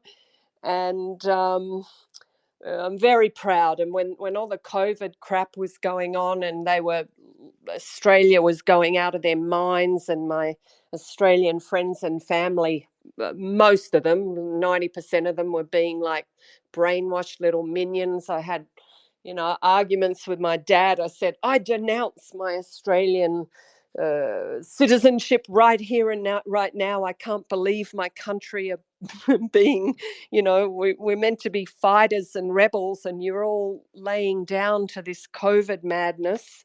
And my dad said, "Oh, it's dangerous." I said, "Dad, wake up, wake up." And it was really sad to see how Australians not only fell for the whole scam, but also just allowed the authorities to walk all over them. So at that point, I really woke up to what a privilege. I mean, I knew, but I had an extra awakening to what a privilege it is to be American and to have the freedoms we have here, because it is the greatest country in the world, and it's so honored to be American. How did you and your husband meet? We met at the Sydney Olympics in 2000. Oh, really? Yeah, he was working at the baseball, and it was in my hometown, and I just went out to have a look around, and it was a really freaky fate thing, I think, because my friends were saying, "Come out and have a look around." I was like, no, I've got work to do. And they're like, "No, come on. And finally I agreed. And I'm a professional artist, and I'd had a show in Manhattan, and I saw Katie Couric and Matt Lauer over there beaming back to America, the Today Show. So I said to my friends, "Can we go have a look at Katie and Matt?" And they said, "Okay." So we went over there, and I couldn't see. And I said to my friends, "Let's go down the front." And they said, No, let's stay up here. I said, "I've got to get down the front." And I go down the front, and this guy says hello. And the rest is history. We spent the next 8 out of 10 days together. And 4.5 months later, I moved to the States, and we got married at City Hall. And we're still married. And Wow. so, I mean, it's not, anyone who tells you every marriage is easy or perfect is a liar, or else they come out of Brady Bunch world. I mean, we had a 1-year separation, but that was in 2007, and we recovered. And it was really just because I was a city girl living in upstate New York and going out of my mind. So I convinced him to move to Manhattan. So then I was happy. But then after a certain amount of time, you realize that we can buy a shoebox here, or we can move somewhere else and maybe buy a home. So we moved, but we had 6 fantastic fun years there. And so, yeah, I pray for this country, guys. I'm so passionate about what is going on, and oh my gosh, I pray for us, and I want to know what I can do, and I try and talk to people, but then you don't want to be forcing it down people's throats. I ended up in a 4-hour debate with a liberal friend the other day, and it was just driving me nuts. He kept talking about Trump and saying, "Oh, well, what about the bleach?" He was telling people to inject bleach, and I said, "Good Lord, Dan, you're brainwashed by the media." But I had to say it nicely. And then I said, "Well, something came up," and he said, "Oh, but Putin." And I said, "Dan, don't tell me about Putin. Trump is not in bed with Putin." And I just realized after the 4 hours, this dear friend is just so brainwashed by the media. Like you could tell when they're brainwashed by the media, right? They mouth off all these cliches that are just like, come on, like you should know that that's a media cliche, but they don't. And it's like, how do you get them to see that they've bought into these media lies? Okay, I'm stopping. Okay, guys, I'm glad you did finally make your way in here, and it's good to hear from you. Thank you, Monica. Of course, yeah, good. I'm glad to hear you. And I love Aussies. I spent about 3 weeks in Sydney with my daughter for some particular protocol of treatment there. Wow. That we could only find in Australia, yeah, for pediatrics at the time, and yeah, and I just fell in love with the people, and we had friends that were out. Oh God, I cannot remember that. It wasn't Bondi, but there was another beach that we went to that was lovely. But just really enjoyed, the kind of laid back, no worries, kind of attitude. But I was very sad to see what happened to Australia during COVID, and Yeah. still what's going on over there is maddening. So. But beautiful, the people I think make the country. So yeah, good stuff. Very similar to America. We have a lot of kindred spirit elements to Americans for sure. Mm-hmm. Absolutely. Okay. Is your daughter okay? She's better now. Yes, she was. That was. Oh gosh, she was much younger. That was like 13 years ago. Okay. Mm-hmm. Yeah. So she's much better. And thank you for asking. Okay, Tab, your hand was up, or did you DM me what you wanted to say? Oh no, it's just the oh God, oh my God, how can I explain this? So Oh the Lord, you COVID got about thing, 2 listen, the seconds to COVID figure it thing out. is last time I talked about COVID, the guy who said, "Yo, you need to do this." What's his name? Anthony Fauci. He was in the hospital the next day when I got through talking about it. So I don't think I want to talk about it. Yeah. But no, I actually had my hand up for another reason. I just can't remember what that is. And yeah, Anthony Fauci needs to go to jail, prison. Yeah, lock away. Yeah, throw away the key. Get him out of here. Well, I have a confession, if I Make can. it quick. Yes. Okay. When I saw Wellness Check and you were coming on, Monica, I hadn't been able to sleep in about 2 years because for the last 4 years you've been in my head every night so I could fall asleep. So the first part of the space I slept, and then loop de loop got me all looped up, and so I had to come get in the loop. And now you got to stay open the rest of the night so I can go home and go to sleep again. So Well, that's that's my not going to happen. confession.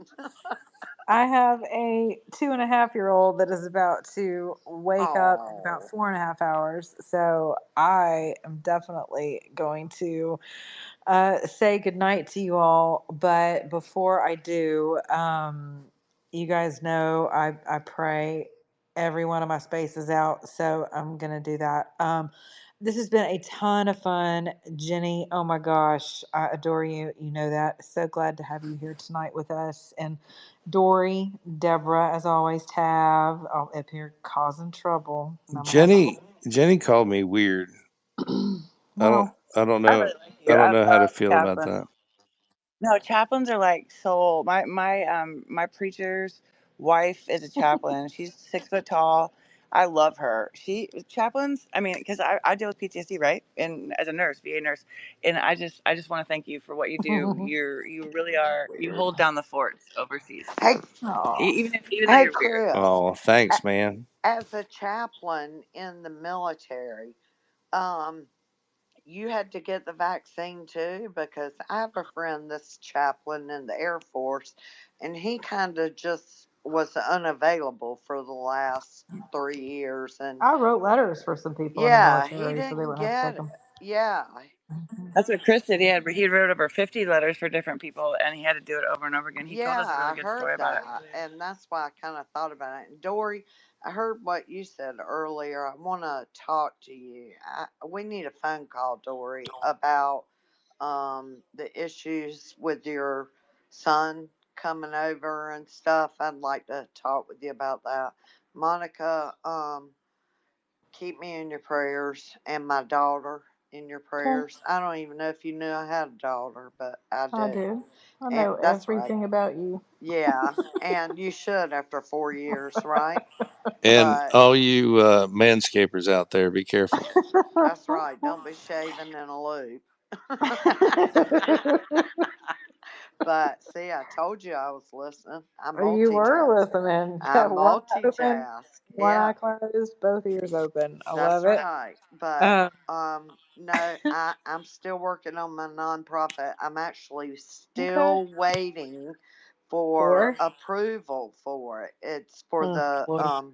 nonprofit status, but I have the state license, but I want us. That's why I was kind of put out about the situation that was going on not too long ago, because I wanted Mm-hmm. y'all to do a space for me when I get that Oh, well, yeah, don't going. worry about that. I got you covered on that. So, Yeah. yeah. So And Chris and I moving forward, we'll be doing more spaces, especially as we get ready to launch the network and we're launching our show. yeah, I'd So, really like to hear about that, Monica. I'm yeah. talking. I'm gonna make a few phone calls for investors for you. I talked to somebody Thanks. about 2 weeks ago about it when you and I were DMing, Yeah, and I know a few investors, and I gotta get up with them. I've just kind of been out of that world a little bit, um, but you're good. I'll get with you on it. I'd Okay. like to hear more about what you're doing with that, though. Yeah, absolutely. I just need to send out some NDAs and we'll be good. But we've been working nonstop for like the past year. Yeah, I mean, I think the vision was birthed like 10 years ago, but the vision for this component was birthed like last August. So I've kept a lot of things close to my chest for obvious reasons. But, a lot of good stuff coming down the pipeline. So very excited, and just a lot of work. So it's going to be very helpful to have good people like yourselves on board to to really build the culture, because that's what it is. We're not really building a brand as much as we're building a family network. So looking forward to that. And Chris has been a massive part of that. So our show is going to be interesting. Our show is not going to be boring. And it will replace my personal podcast, unless I choose to put one out, which I have not done in probably 6 months. I think the last time I did my own podcast was about 6 months ago, because I've just been busy working on building other talent. And oh Lord. You're gonna have to help me with the technical stuff. I mean, I drive by Best Buy and every computer in there gets a virus or whatever they call those things. So I'm a little challenged. You're good. We can work it out. We'll work it out. Okay, and you guys again, thanks for all your sweet messages with with my migraine, and thanks for making me laugh tonight. It's been a lot of fun, and it's good to hear from people, and I'm glad that the conversation took different turns, which it normally does in my spaces. So I do look forward to picking up the pace with spaces and partnering up with some pretty big financial names as well. So looking forward to bringing them on board into the upcoming spaces too. So keep you guys posted about that. But okay, Father God, thank you for this day. Thank you for our health, for our wealth, and our stealth. Um, that's a common prayer of mine. Thank you for every person in this space, people who have been in here all night, people who are still here, people who will listen after the space is over. I pray that wherever there's been miscommunication, misunderstanding, that you would bring clarity, that you would bring peace and unity. And I thank you for laughter. I thank you for creating everyone in this space uniquely, down to their DNA, that there's no one else in the world like them, and that they all have individual purposes, unique purposes, multiple purposes, and that they do hear you standing at the door knocking. So I thank you that the harvest is so plenty, and thank you for more workers that are emerging. Thank you that we don't have to be perfect to approach you. Um, we don't have to have all the answers, but that you do stand at the door and you knock. So I thank you for providing a way for us to return to sanity, to freedom, to truth, and to one another. So thank you that unity matters to you. Thank you for this technology. Thank you for the ability to speak freely. And even if we can't, thank you for the courage that you've given some of us to speak regardless of whether or not it's free, and that we always will. And so thank you for my platform, my microphone, and thank you for the voices that you inspire me to amplify, and that you will continue to do so with the network that you have mapped out for us. So I pray health over everyone here, and joy, and sweet, sweet, sweet sleep. Um, and thank you, Father, that your promises are the servants of the Lord. You do give sweet sleep. So wherever there's anxiety, I pray, Father, that your spirit would go forth and bring people peace tonight, that they would know that they are loved, they're accepted, they are heard, they're known by you. Every hair on their head, you know their name, you know every single thing about them, and you still desire them. And it's in Jesus' mighty name I pray. Amen. All right, guys, I'm off to bed. I love you all very much. Chris, thanks for being here. Amen. Thank you, sister. Man. Oh my God. And there's Scorpio, of course, as Hey, I'm signing off. Scorpio. I saw her too. Love you. Thank you, Chris, Monica. you're welcome. Chris, thank you for co-hosting. Thank you, Chris. My pleasure. Good to Talk to see you you, soon. Dory, Nestro, Jenny. Good night. Good night, guys.